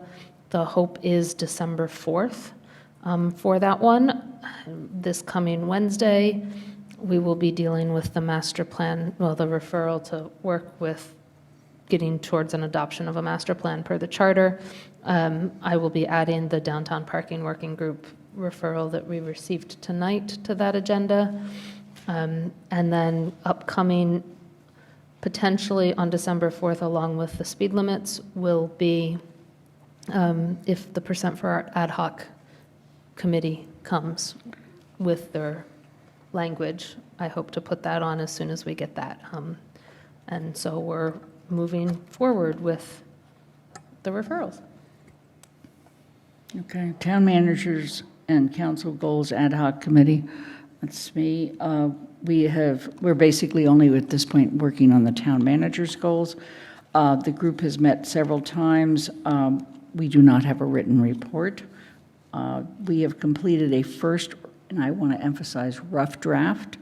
We are in the process of meeting with Paul to gain his input, And at the same time as we're doing this, we're keeping an eye toward what will it look like when we actually have to take all of this and put it into evaluation format, so it doesn't feel as onerous as last year. And our goal is to come to the council on December 16th with a recommendation for the goals. Okay. Finance Committee, Andy? I sent Finance, on behalf of the committee, a report in writing, which was referred to earlier. And I'm going to touch on two aspects of it and just leave it open for questions for the most part. One is the housing policy questions. The Finance Committee has identified in a separate document, which you can find very easily with a link in the report, questions that we have raised that need consideration. It was very difficult to separate out entirely financial from housing policy issues, which I think CRC found too. And while the questions are a little bit different in how they're stated from the report, there's actually a lot of consistency in the issues raised. We are trying to do two things, which gets into the other topic I want to bring up, which is the guidelines, the financial guidelines. So we've got two major pieces that we're working on that the committee is going to have to have some writing on and get a draft approved. The financial guidelines we will talk about tomorrow, while the president has indicated January, I was hoping that it could be done in December. It is basically an effort to try and combine the former Finance Committee's guidelines and the former Select Board's guidelines into a single document. And the part of the document that was the Select Board guidelines talked a little bit about something that Ms. Brewer has referenced earlier, which is sort of financial, our budget goals, sort of budget guidance on specific expenditures or specific goals for expenditures is probably the more correct statement within the municipal functioning of government. And I think that we haven't had the discussion yet, but my assumption is that the effort will be to try and make that as general as possible to leave to the council the responsibility to actually work with that and flesh it out. And it's really a question of finding the scheduling for the right meeting that is going to have sufficient time to do that. So with that, I'm going to leave it and just, unless there are questions from the council, let the committee report stand on its own. Alyssa? I'm sorry, it's not in regards to your report, but when you have your report for that, when you have your report for the budget policy guidelines, I would just add that in addition to having your draft, if you would please provide us again in our packet the old Select Board, the old Finance Committee thing, so we can see how specific and not those things were to help inform what you guys did. Okay, thank you. Governance, Organization, and Legislation Committee, Evan? I'm sorry. I'll speak on behalf of Evan. George. He's been speaking a lot tonight, actually. I completely It's quite reversed you. We meet on Wednesday, and we're beginning the process of reviewing the council committee charges, and we've asked the chairs to get back to us with any thoughts, concerns, or suggestions. And, of course, we'll continue to work on revising the liaison rules of procedure suggestions. So that's what we're up to. And the report, of course, is in the packet. Okay. Evan. So two additional things I just want to make sure I put on people's radar. So one, in addition to the OCA report, there was an additional document that was the executive summary and also the raw results of the OCA outreach survey that you all were kind enough to complete over the past several months. I only bring it to your attention because I forgot to attach it to the email to Athena when I sent her the OCA report, and didn't realize it until late last night, so that was added to the packet fairly late. So if you're interested in what the results of that survey are, take a look. The purpose was basically to make sure that everyone on the council knows what everyone else is doing, and so just giving you an idea of what your colleagues on the council are doing. It's not there for you to necessarily compare yourself with other people, but just see what's going on. The second thing I want to put on people's radar is that OCA has, you may remember we did some appointments back in the spring with a process that OCA developed that y'all thought was less than ideal. And so we have been spending the past several months working on developing a new process to bring forward appointments to town council appointed committees. We currently have 3 vacancies, or we currently have 2 vacancies and 1 impending vacancy on town council appointed bodies. And so we have some work to do ahead of us. For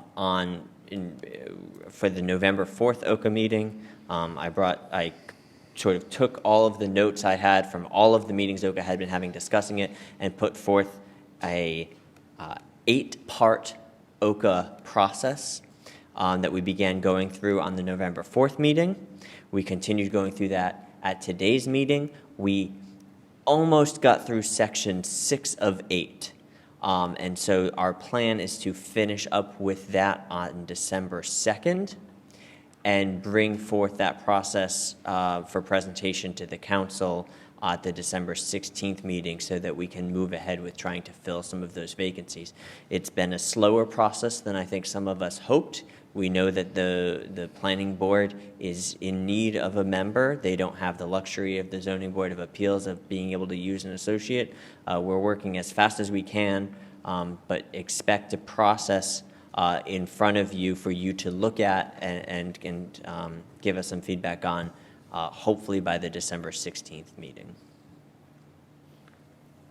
And there's a question as to whether or not you were going to be bringing a list of those committees that OCA believes should have liaisons. Currently, the liaison discussion is scheduled for OCA's December 9th meeting, and if that goes smoothly, the hope is to bring forth some recommendations on liaisons on December 16th, but at this point I'm prioritizing the town council appointments over liaisons, so I make less of a commitment on liaisons than I do on the process. Just one clarification. So at this point, you have nothing that you're bringing forth on December 2nd? Correct. Okay, Alyssa. I'm far enough away from Evan that he can't kick me, so I'm going to be really careful about how I phrase this anyway, is that rewind to what he said about the process that we're going to be bringing you. That's a process for your feedback. That's not a process for your approval. So it's an internal committee process, but we do want your input because we've been slogging through this for months, and we want to see what you guys think of where we got to. Not all of us agree with that, but I'm sorry. Not everyone on the committee agrees with that interpretation. I mean, I think that this is a policy that we need to recommend to the council.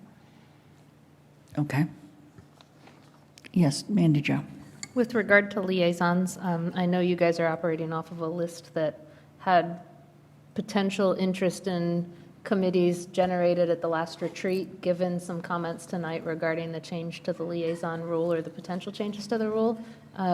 It may be wise to re-poll the council before you come forward with recommendations on who to appoint. I'm actually going to speak to that in a moment. So I think my plan, and this is new to the committee, but I might as well just say it to everyone, is for a discussion on December 9th to focus on developing some consensus criteria about why a committee might need liaisons, so we can be able to clearly articulate why some committees have liaisons and some don't, and then to, from that, bring forward a list of committees that we're recommending the town council have liaisons to, but I don't anticipate at our meeting on the 9th that we would bring forward actual recommendations to appointments to those committees, because I do think that that's going to need to be, given the new rules, given the fact that some councilors have new responsibilities that they didn't have, and given the fact that we might be reorganizing as a council with regard to our committees, I think that last part needs to occur later on. Okay. Present for art. I'll be brief. We meet again tomorrow. We've met several times, and I think we're really close to having a revised version of the original bylaw, and it has substantial changes in it. And as the wording to our ad hoc committee was worded, that when that revised version is finalized, it will come back to both CRC and Finance. I mean, the whole council will get a copy of it. One interim step is we want to make sure we have a chance to meet with town staff over questions that were raised, that we at least address them where it wasn't clear what we meant. So I think Bill Kazin is working closely on this too. You know, I think we have a hope of getting to a final draft by tomorrow morning. You've got 4 of us in the room, actually. And then it's moving directly to Finance and CRC. That is the way, Okay. that is the way the process was directed, that it would come directly back to those 2 separate groups. But, you know, I think you all will get a copy of it. You know, we'll just, because the report from the committee will come to you with what we did, why, here's a copy, and it's going on. Got it. And then you can decide that we're done, or you can decide that we're not done. Thank you. First of all, I want to thank Mandy Jo for making sure I didn't skip committee reports. I was so intent on getting through the motions that I just flew right over them. Any other committee reports that I have not included? All right, Mr. Bockelman, your report. Thank you. It seems early, but it's not. So I have 7 things I want to mention. First is the next Cup of Joe will be December 13th, and I'll be with the Business Improvement District Director, focusing on downtown at Amherst Coffee. Second, I want to really highlight some of the great work that our staff is doing. We have, and how do we know they're doing great work? We always know they're doing great work, but they also get recognized statewide. So 3 of our staff have been requested or asked to serve on panels at the MMA annual meeting. Brianna Sunred has received has been asked to participate in a local Jobs for Cities and Towns campaign, and she will be featured in that. Brianna also is featured in an ICMA video effort to recruit young professionals into the profession. Members of our HR and IT department were in Boston today to receive an Excellence in Technology Award at the Digital Summit, which is the summit that the state puts on for digital services throughout the Commonwealth, and we're really proud of them for getting those awards. And our Economic Development Director was asked to speak at the Mass Continuing Legal Education group in Boston on marijuana. And our HR director, or HR manager and communications manager were asked to speak on municipal well-being through our health insurer. So our folks are being asked to participate and to present, and I think that's really a thing that we should all be proud of, because they're seen as leaders in their field. Our committees are also really working hard. So the Human Rights Commission had a 5 or 6 hour retreat on Sunday, November 10th, the middle of a 3-day weekend, from 9 till 2 or after 2 o'clock at the Munson Library. And they spent the entire time working on what their responsibilities were, learning about the open meeting law and public records law, but also what their charge of their commission is, and what they and what they were required to do, and then also what they wanted to do for the year in terms of what their goals were. And that's just a testament to some of the work that our volunteers put in all the time. Speaking of volunteers all the time, it's the Veterans Day breakfast, a salute to veterans on November 11th, which was a new initiative by the Director of Senior Services and our Veterans Director, who worked together to put on a really great breakfast that was catered by the Smith Vocational School, and was we had to add tables. There were a majority of counselors were there, which they really appreciated that you all made the time for this breakfast. It served several purposes. One was first to recognize the veterans in our community, but it also allowed the veterans to actually hear the speeches that were given, because typically those would be done outside in a flagpole in a drizzle with wind and people standing. People could sit at the tables and hear from the speakers, and that was a really good event. Just credit to the initiative of our Director of Senior Services and our Veterans Director for pulling this together. They didn't anticipate as many people showing up as they did, and staff were told don't eat because they were worried about running out of food, but they didn't, and they did a terrific job. A nice side note, if you recall, at the bid block party, the Senior Center had a senior advice booth, and so they've been asked by Amherst College to bring their senior advice booth to the library during finals week, so they could provide helpful advice to students who are going through exam week. I thought that was really a nice thing for them to reach out to them. And I think it was initiated partially through students who had experienced the booth at the bid block party. They thought this would be good to have, and it's a win-win, because our seniors love participating in it, and it's really good advice that people are asking about. A couple other things I want to mention: the Craig's Doors opened on time. It's been open just as it was last year, and it has new staff, fully trained, real good cooperation between the town and the staff and the board of directors of Craig's Store, so that's moving forward. And the last thing I want to mention was that there have been a number of requests for parking changes, and we don't really have a system for that yet. The Transportation Advisory Committee has agreed to start to look through the staff recommendations on these areas. And the areas we're particularly looking at are Lincoln Avenue, Gaylord Street, Kendrick Place, and some of the major thoroughfares where there's been some problems identified as parking. This will then come to the council, and our reading of it is that the council would be required to have a public hearing, so the public would have a chance to report to you. You would then either vote or refer to one of your committees to come back to you. That's a work in progress, but these are parking things. These are regulatory changes to the public ways that would require council action on these things. Listen. I just want to comment that TAC never looked at parking before. Yeah. Because TAC didn't exist in the same fashion that it did, is partly what it is. TAC was near the end of the time of the select board. There had previously been public transportation and public transportation, bicycle, pedestrian. Now I've mixed them up, and I had it all memorized in the past, where we conflated a couple committees. But I'm not clear why TAC is looking at parking before we are, because they don't have any history of looking at parking.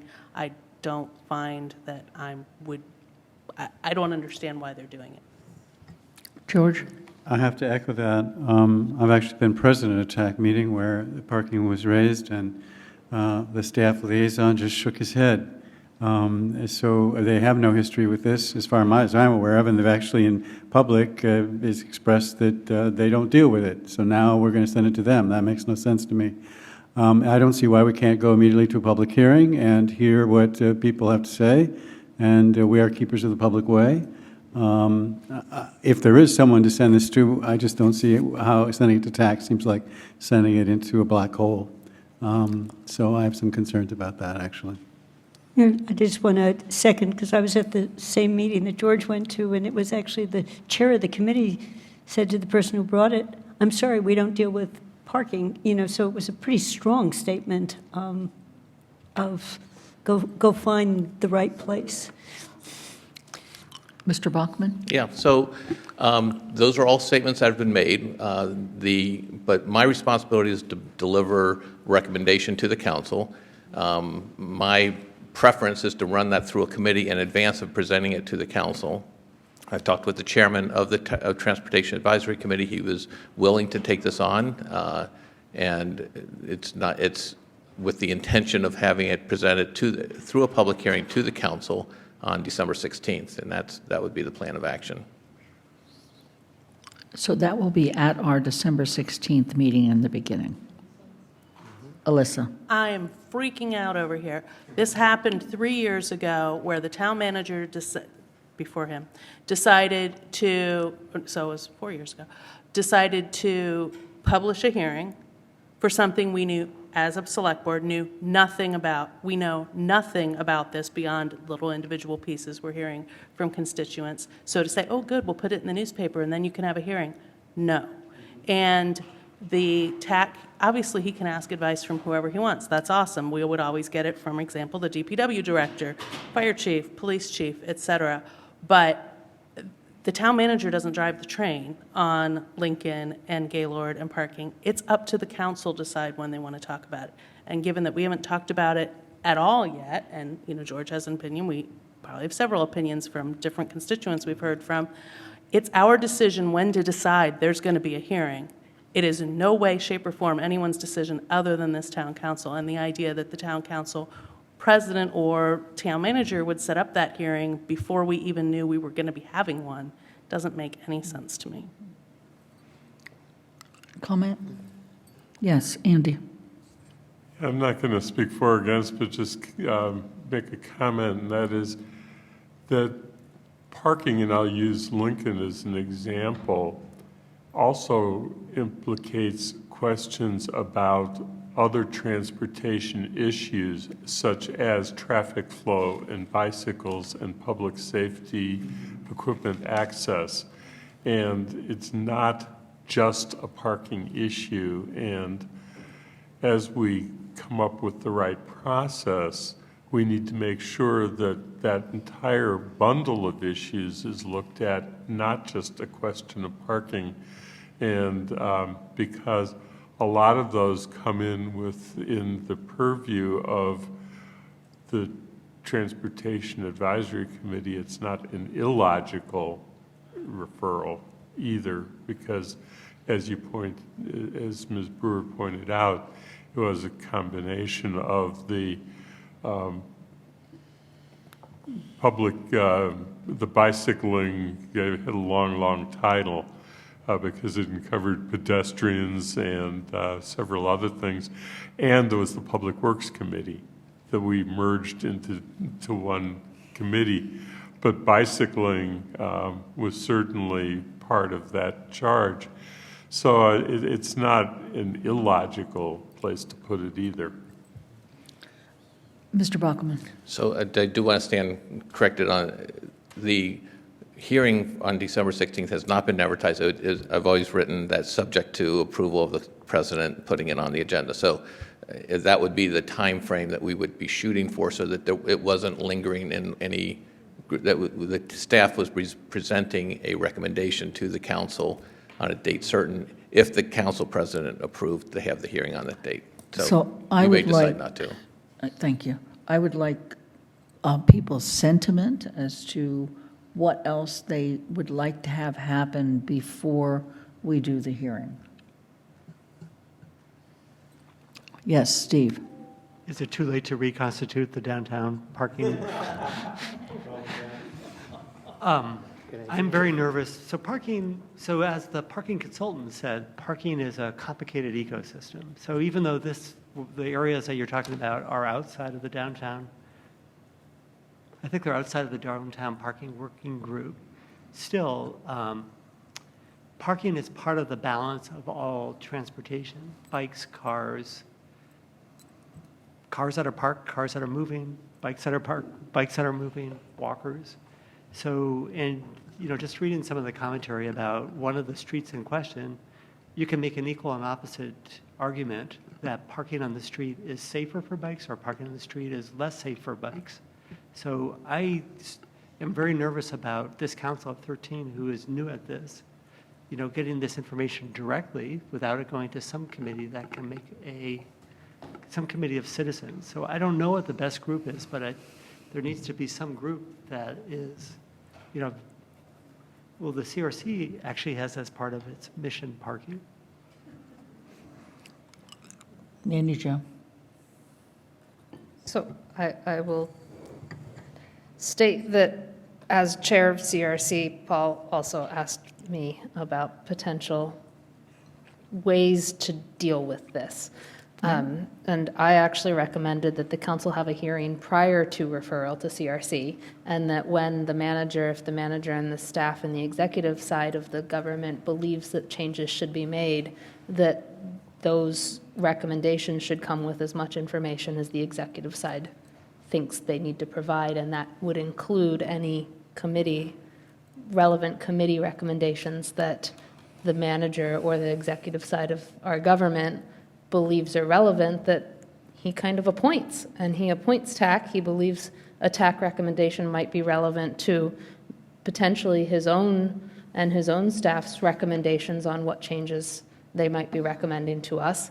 So I'll take some responsibility for that line of potential ways it might happen. But I think we've heard in the past from the town council that things coming from the town manager, from the executive side of this government, don't have enough background, don't have enough research, presentation presented to us.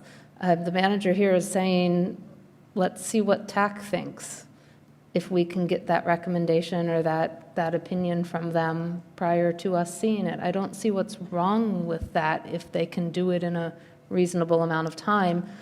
Holding a hearing before referral from the chair point of view of CRC makes some sense because it gives CRC committee members a chance to hear what the rest of this council is thinking initially about the proposed changes, which is exactly what I think Kathy was talking about with some of the master plan stuff. Like, when does the council get to weigh in before it's heard at the CRC level? And holding the hearing before sending it to CRC gives the council that opportunity to do that. So we have to, as a council, if we're going to make changes to the public way, permanent changes like this, I've been told we have to hold a public hearing. To me, it makes sense to hold that early in the process rather than later in the process. So right now, the proposed plan is that it goes to TAC. I believe each of these have already gone to police, DPW, et cetera. Is that correct? So that they've made their recommendation. They have not produced written recommendations. We have still But they have to will. do that. Yeah. Okay. Oh, yeah, before it goes to the council, they certainly would. Okay. So this is supposed to go to TAC tomorrow? Their meeting is on Wednesday at Wednesday. 5:30, and it is on the agenda. Okay. God help. So then it would come to the council at some time that we set a hearing, and the next possible option for that is December 16th. And then it would be either acted on or referred, just like other public way things that we've done. The difference is these are permanent, although we've done a permanent before. Yeah. Alyssa. So, as I continue to freak out over here, so I feel like we need to reel this back a little. So I understand what you said about before the referral, have the hearing. None of you, other than Andy, has been to one of these hearings before. You don't just have a hearing. And so, from what you just said, there's already been a referral of some information to the police chief, the fire chief, the DPW, and about to the TAC, and we have no idea what that information is. We should be determining the scope of this hearing, not the town manager, not the random letter that we got in the mail, but we should be deciding that. What is the hearing? You don't just say, we're going to have a hearing on Lincoln parking. Like, that isn't a thing, okay? You have to have some scope so that people know what the possibilities are, and that's what we should be asking for. I don't have any idea why this train is like left the station before the town council gets any say as to whether or not, maybe we don't even want to have a hearing about Gaylord. Maybe we don't want to have that. Why do we think we want to have that? We haven't been given that referral. I understand what you're asking about a committee that could help us. TAC knows nothing about parking. We know more about parking from listening to Downtown Parking Working Group and their presentations than they do. So they cannot help us with that. They could help us with the bigger picture, what we talked about, bicycling, et cetera.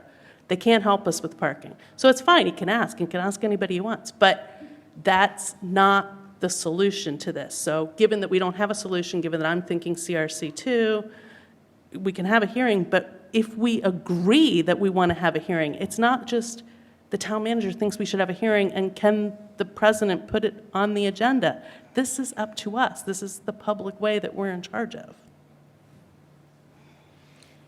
Alyssa, I need to ask, literally, to put this in context. So we've had a couple of hearings on public way that Eversource, the Archipelago, et cetera. No, well, one was to actually change permanently parking in front of the Spring Street. For a very specific project. I just need your thinking on this. What makes this different? It's a much larger scope of things. People have expressed concerns in a variety of different places downtown. I don't know why Lincoln takes precedent over some other part of the community that's also expressed concern. Squeaky Wheel obviously works on a number of occasions, and I did forward you all the information from 2015 where we had similar discussions. But we need to it's one thing to say in Spring Street it's going to affect this, and then we talked about how much is it affecting this much of Spring Street. I don't know why I would just say we're having a hearing on the 16th and I don't know what it's for. So that's what I'm trying to get at. That's not the question I'm asking. What are you asking? I am asking, what do you need to have and in what way to move with that process? Kathy? I think what we need to have is a series of options, both a list of streets that are of concern and why they're of concern one way or the other, and then what kinds of things could be done with some pros and cons. So without this is what we want to do, so you can have a robust conversation. And if TAC's not the right group, to me, it's somewhat of a research project in that you would go back to the hearings you had in 2015 to see what the options were that people were being presented that they quite strongly reacted to. When you read those, some loved it, some hated it, some made 4 changes to it that would make it compromise. But I think you need to, what makes it different is when we were looking at Spring Street, we had a requirement that they come to us to ask for a parking space and things that the planning board had put, and it was a very specific option that we were looking at. And here I think there are 4 or 5 different options, including which streets. So we need to lay out what those are in a thoughtful way before we get public input. Steve? Yeah, I was going to say something similar to that the Spring Street wasn't a hearing about parking on Spring Street. It was a hearing related to, in fact, it wasn't a hearing. I'm not sure what it was. It was a meeting. It was a hearing. But it was related to that building and their access to that building through a parking space. And then it became a discussion about parking. But if it were a hearing about parking, one would expect abutters to be notified and that there'd be a much different process. I understand that the process of how we proceed is not clear yet, but this is not something that has just kind of come up and that some people are fussing about. I have received, is it 30, is it 40 letters on this topic? There's a committee that's been formed on Lincoln Avenue. George and I have been at a meeting with a person who was deputized to represent a lot of the residents on Lincoln Avenue. Then we met with Paul and the chief of police. the reason there seemed to be a building up a strong feeling that something should be done, and I'm not going to say what, okay, is that there's a very strong feeling that it is unsafe. And I will vouch that it is unsafe. I drive on those streets. There's a great consensus about what the problem is. There have been various suggestions made, and maybe 4 or 5 of different things that we could do that would make it better. No parking at all, one parking on one side, parking during certain hours. I mean, there's a variety of ways to deal with that. The people are very, very organized, and it's not because, I think, Alyssa, I really do appreciate all your help, but it's not because Lincoln Avenue people feel they're privileged. It's because they feel that somebody is going to die in an accident, and it could be a biker or somebody driving in a car or a pedestrian. So it's a very serious problem that a lot of people have been concerned about, and they've been going through the channels. They have not come storming into the meeting, although some people thought of doing that. They've been going through the channels, and Paul has been trying to come up with a suggestion of how to deal with it. And I can see that we need some more thinking as to what the process is. Okay, I agree with that. But I think we should go forward on this. Paul? So a good question was asked, why these streets? And the reason that these streets that we've identified that we're starting to have this conversation with TAC is because of public safety concerns. Gaylord and Kendrick Place are very narrow streets that allow parking on both sides, and that's been, the neighbors, people who live on there have expressed concern about public safety vehicles accessing their properties. The major streets, like other streets that we've looked at East Pleasant Street and West Street, have popped up because there are certain houses where they have a lot of houses that are, cars are being parked on the street. They're not in the travel lane, they're on the other side of the white fog line, but they are creating a hindrance to bicyclists who are trying to go down that makes the bicyclists have to turn. And so we don't have a handle, we don't have it posted as no parking or anything like that, so we're looking at options for that. Whether we have the right answers to you, we will come to the council with a recommendation, and from that, and we can look at options as you see fit. But those are, and then Lincoln was also addressed as a public safety issue. The things that Councilor Pam identified were the things that the neighbors were identifying. They weren't saying, we just don't want parking, we're tired of it. They were talking about the speed that people are driving down the street and the inability of 2 vehicles to go side by side when their cars parked on both sides of the street. So those are the reasons we picked those, that we didn't pick. Those were the ones that came to our attention. Alyssa? So I don't know why they didn't come to the town council's attention, because there is no obvious other body for it to go to. This is just the first time that So I they've get been that. aggregated. I didn't even know about them Right, until a so week that's what I'm ago. saying, you didn't know either. And so what I think, we're not as far apart as it may seem. I think what I'm just looking for is for our town council to get those recommendations, whether it be from TAC, but certainly from DPW, AFD, get the base concerns from the community group and say, town council, you need to have this as an agenda item. And there's this substantive report from the executive branch that says, this is what we think you ought to do.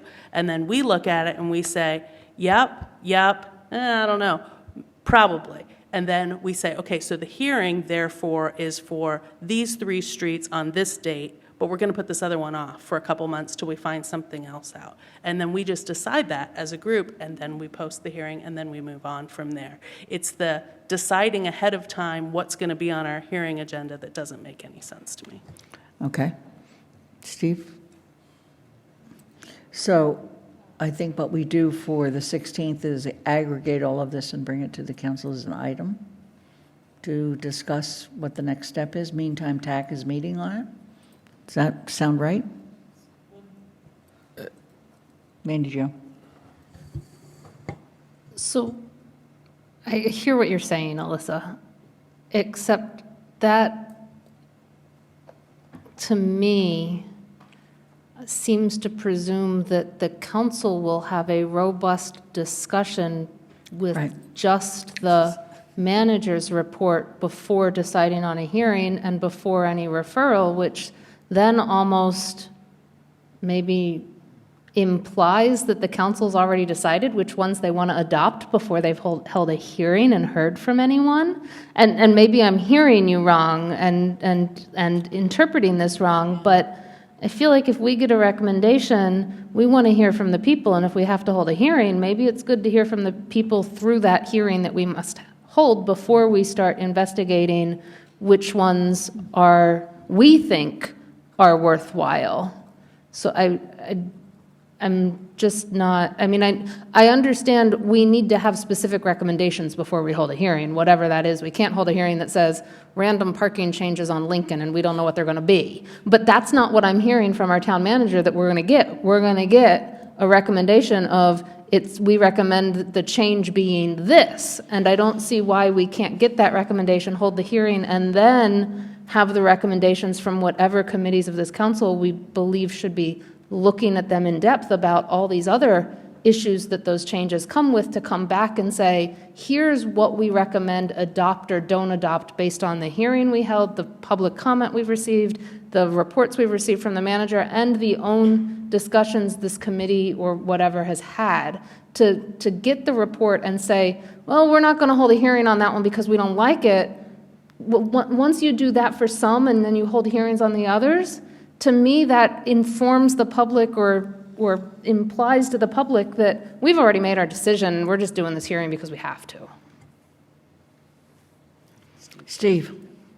Yeah, so I don't think that we should have hearings on things that we don't believe in. So part of our job is to manage expectations. So I am very nervous about what's being proposed, that there is, and I completely trust the executive side, but our job, we are the keepers of the public way. So why would we have a hearing on something that we have no idea what's being proposed? What if there's a proposal to put 2 gates on the end of Lincoln? You know, in other words, we have no idea. So that's why I think it should be referred to a body of us, and I don't know what, the CRC, and the CRC can make the determination of what to then bring forward to the council. The council then makes a decision whether or not to have a hearing on a particular favorite, solution. I think we're getting way ahead of ourselves to have a hearing on something that may not pass muster with the council. So playing out, the idea that we put this on the agenda, here's these 5 different requests that have been made, okay? It appears as an item on the agenda. Do we have specific public comment on that? How is that comment different than having people come as if they were part of a hearing?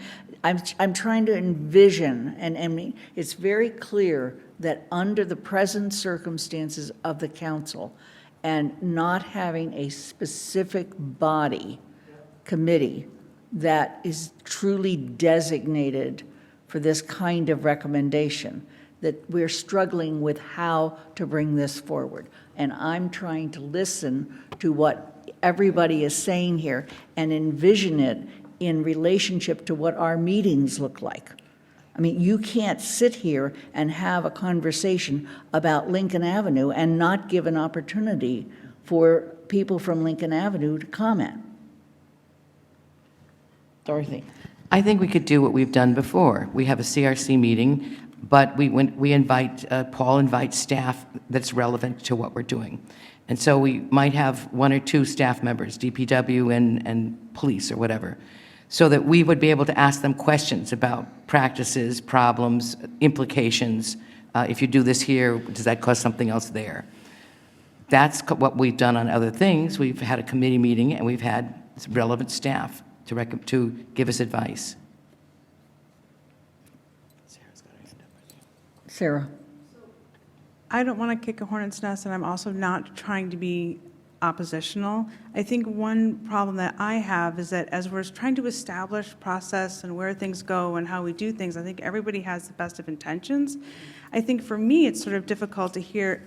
I did not know the scope of these problems. I'll tell you right now, if you had brought this to me, I'd be like, what are you talking about? I have no information. I had no idea it was that big of a deal. And to me, it just seems, I think, confusing is, we've heard that we're the keepers of the public way, but we've also now I had no idea there was this huge public group.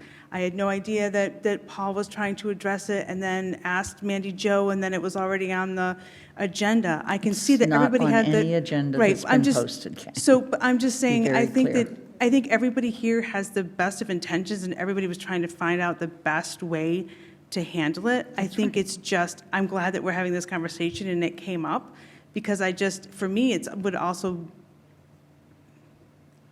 I'm sort of surprised that we're even having a hearing. Like, a hearing feels like a big deal, and I feel like I have no idea as a town councilor. Like, and I know that I think that's one of the things, though, that I think was kind of, it just sort of seemed like a lot of people were having some very in-depth conversations, including staff, and then it just seems sort of being sideswiped. But I don't think that anybody's trying to conceal anything. I'm just saying. But we can't, I couldn't CC you. Don't you understand? I have to sit and count council members when I do an email. I was told that we couldn't do that. So we've been working on this thing for months.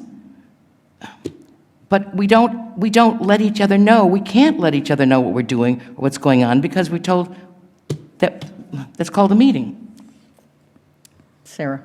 I completely and totally agree with you, and I'm not trying to accuse anybody of anything. I'm just saying, as we set up process, right, and that's what we're doing. This is a good conversation to have, because then if it's something that's a big deal, like I could talk to you about North Amherst stuff like all day long. So then we're just getting this information. So it would be up to Lynn to then give out the information. That's all I'm saying. I'm trying to figure out the best process. There is no agenda on which this officially appears, and we have not posted this hearing, okay? I want to just be very clear about that. But what I'm hearing from this group is there is this cumulative set of parking problems. Some councilors have more information than others because it happens to be in their district. And over a period of probably more than just this last year, these problems have come to the attention of the town manager, the police, DPW, et cetera. And the question now is what to do with this. I don't even want to call them a set because they don't necessarily belong together, but this group of different citizens have come to us and said, would you at least consider this? So I'm suggesting that we bring it to the next council meeting, which is the 16th of December, and we come up, but we have to come up with a process, because you can't just, go ahead. I just wanted to add one thing. We already have a process as it relates to financial supplemental budgets that practically mirrors what has been proposed tonight of hearing then referral. When the manager wants to propose a supplemental financial budget in the middle of the year for whatever spending, it's an audit, it gets a hearing in front of, I think, the whole council. Right. And they do that before, I mean, the referral is automatic, but in generally, before the finance committee discusses the manager's suggested appropriation, but we hold the hearing first, because that helps inform the discussion. We don't talk in the council when the manager says, I want to do this. We don't say, well, we're not going to hold that hearing, we're just going to vote it down. You still have to hold the hearing. I mean, that's a charter requirement there, but this is a state law requirement to hold a hearing. I don't see how this is much different. You get a manager recommendation. If the state law or the charter says you hold the hearing before you send it off for a referral. Alyssa. State law says you hold a hearing if you want to. It doesn't say anything about X number of petition articles or however many people want to ask you about it. It's when we choose to do the hearing. So by bringing the information to the 16th, we take a look at it, we hear the reports of what seems to be important, and we decide what to do from there. I don't consider it the same at all. You've obviously never been through a parking hearing if you think a financial thing versus somebody's parked in front of somebody's house and they can't see to get out and they're going to run over a bicyclist is a very different feeling from people. And so I'm just asking that we decide which things we're planning to work on. And if we say, you know what, absolutely, everything they've said to us are all things we need to do, but we might have to do them over the course of 2 hearings because there's a lot. The other advantage to doing it this way, beyond the fact that we'd actually all know what was going on before we got here, is that the public can then say, and I grant you that it's going to be a little difficult to manage public comment, but the public can say, you know what, how come nobody ever told me that we could talk about this cul-de-sac over here that has this weird parking situation? Can we get on your list too? And it might very well be that we just say, yeah, you can get on our list for like 6 months from now. Or it might be that we say, ooh, town manager, you better go look at that one too. Because the public doesn't know that we're going to be talking about this. And so for the first time for them to hear about it besides tonight is when a hearing is happening. Doesn't feel right to me. Andy. This is a complex issue, and I'm not sure we're going to resolve it at 20 minutes after 11 o'clock. Last time we had a parking hearing regarding Lincoln Avenue, I remember it being a complex proposal that was talking about how many feet from each intersection would be not allowed parking on one side or the other. And it was a very complex proposal that had been developed and presented and then noticed to the public, and it generated tremendous amount of comment. And you only have to go into the search engine on the town website, put Lincoln Avenue parking restrictions, and you'll see pages and pages of responses to that. So, but it did start as a proposal that was published as a hearing for a very specific solution. And I think that what the concern is how do we get to the solution that becomes published that is then the hearing on a very specific change that is being proposed, and how does it arise? What kind of expertise is needed? And so having talked for 4 minutes, I'll go back to my comment that I don't think we're going to solve this at 11:24 p.m.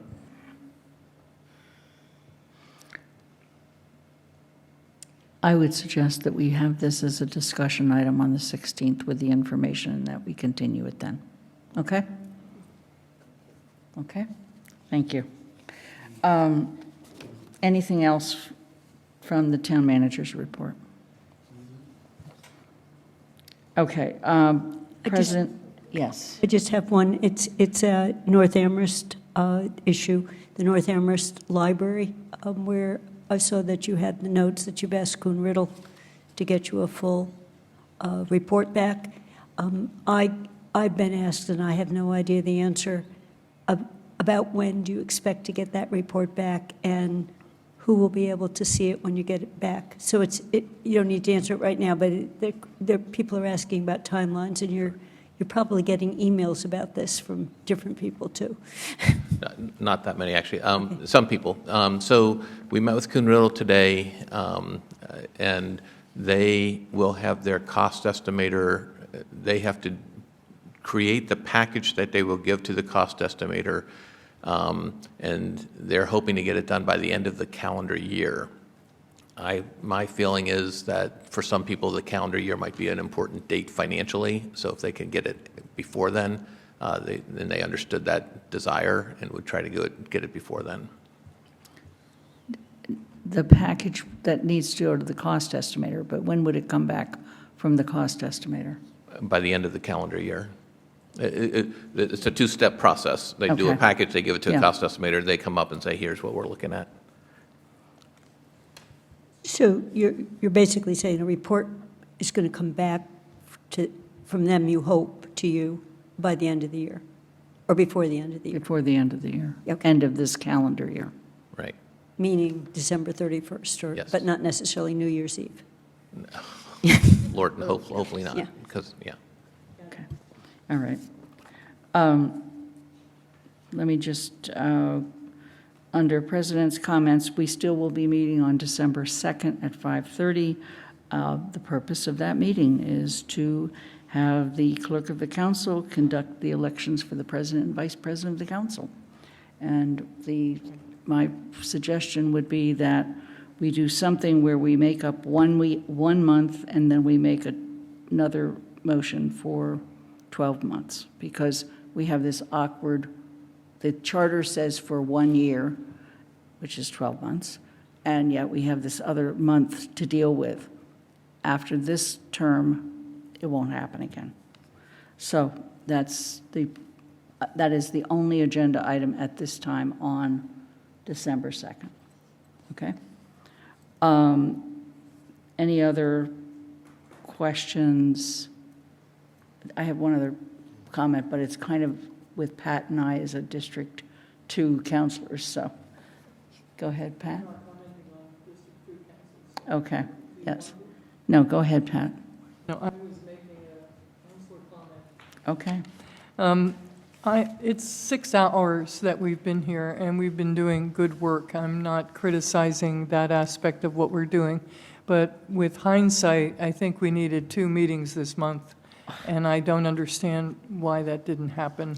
And again, it's with hindsight, because this felt fine, but I'm really tired. I totally agree. I don't think we're making our best decisions right now. I totally agree. Okay. And I believe as we scheduled for next year, we have 2 meetings in both. Yeah. Yeah. You all got the email from Paul regarding the moving on from the site that Amherst College has generously offered, basically with a combination of town staff and myself and Pat as town councilors for that district, having conducted considerable outreach in the neighborhood, and in recent months, having done additional research on the site and challenges it presents, we've actually decided to go on and look at other sites instead. Okay? We just wanted to make sure you knew that. Are there any other councilor comments? Future agenda items? Yes. I just have a quick question. I wondered if you could update Paul on, we continue to have our meetings and come and turn on the machine to tape our meetings, and I'm wondering if you have an update on how that process is working as far as the town, the IT department putting up our videos, or we just have a lot of videos of all these committee meetings that we're. Yeah, I don't know the answer right now, but I can look into it and get back to the full council. Okay, great. Are there other questions at this time? Comments? Yes. Shalini. I don't know. I'm so exhausted that I don't know if I'm going to be able to phrase it. But anyway, I would appreciate a list of, like, when residents have questions about speed, traffic, parking, where do we direct them for that? Do we direct them to TAC, or is it, like, where, is there like a, yeah. Paul. Well, I think we're learning more. A lot of people communicate with us about speed, traffic, parking, things like that all the time. And if it is something that's if they're requesting a permanent change in the public way, that would be a council decision. Typically, the police department works with them on speed issues, and they might have directed patrols, things like that. If there are permanent changes in the roadway, we would gather them and then package them together to present to the council if it's a permanent change at some point. But people want to talk to someone, and typically they talk to me, or they talk to the police chief or the superintendent of public works. So we should just direct them to you rather than to TAC, or to distribute the work, or you just want them all to come to you? Well, it's good to know what's going on. And so, and this is educational discussion tonight to hear how the council wants to manage some of these things. You also received a letter today regarding the regional school district, and that has been also referred to Finance for any recommendation to follow up. It's very last minute. Did we not forward that? I'm sorry. Okay. You will be receiving it. It's just an action they want to take. And Yeah. one other thing that was in our packet was, and I know at least one area in North Amherst that would like to make a comment or send in a comment, and I didn't know whether there's a town policy that the town is going to send in one consolidated. Should we go through the town? Should we pull together direct comments from a group of people that have information?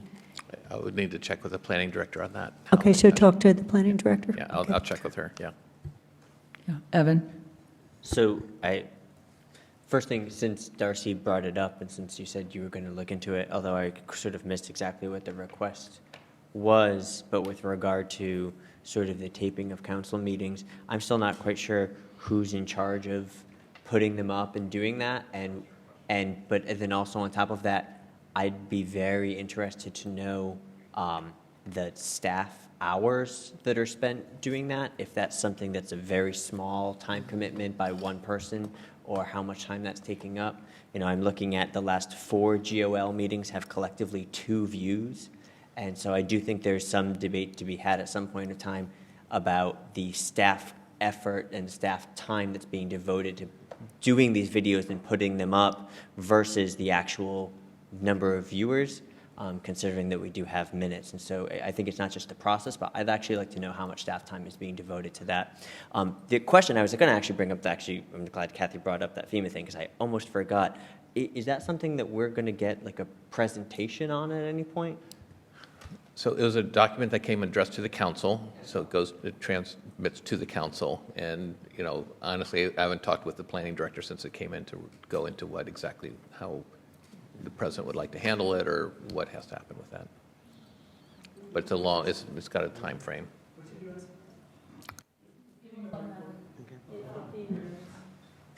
Right. So I have a question for Evan.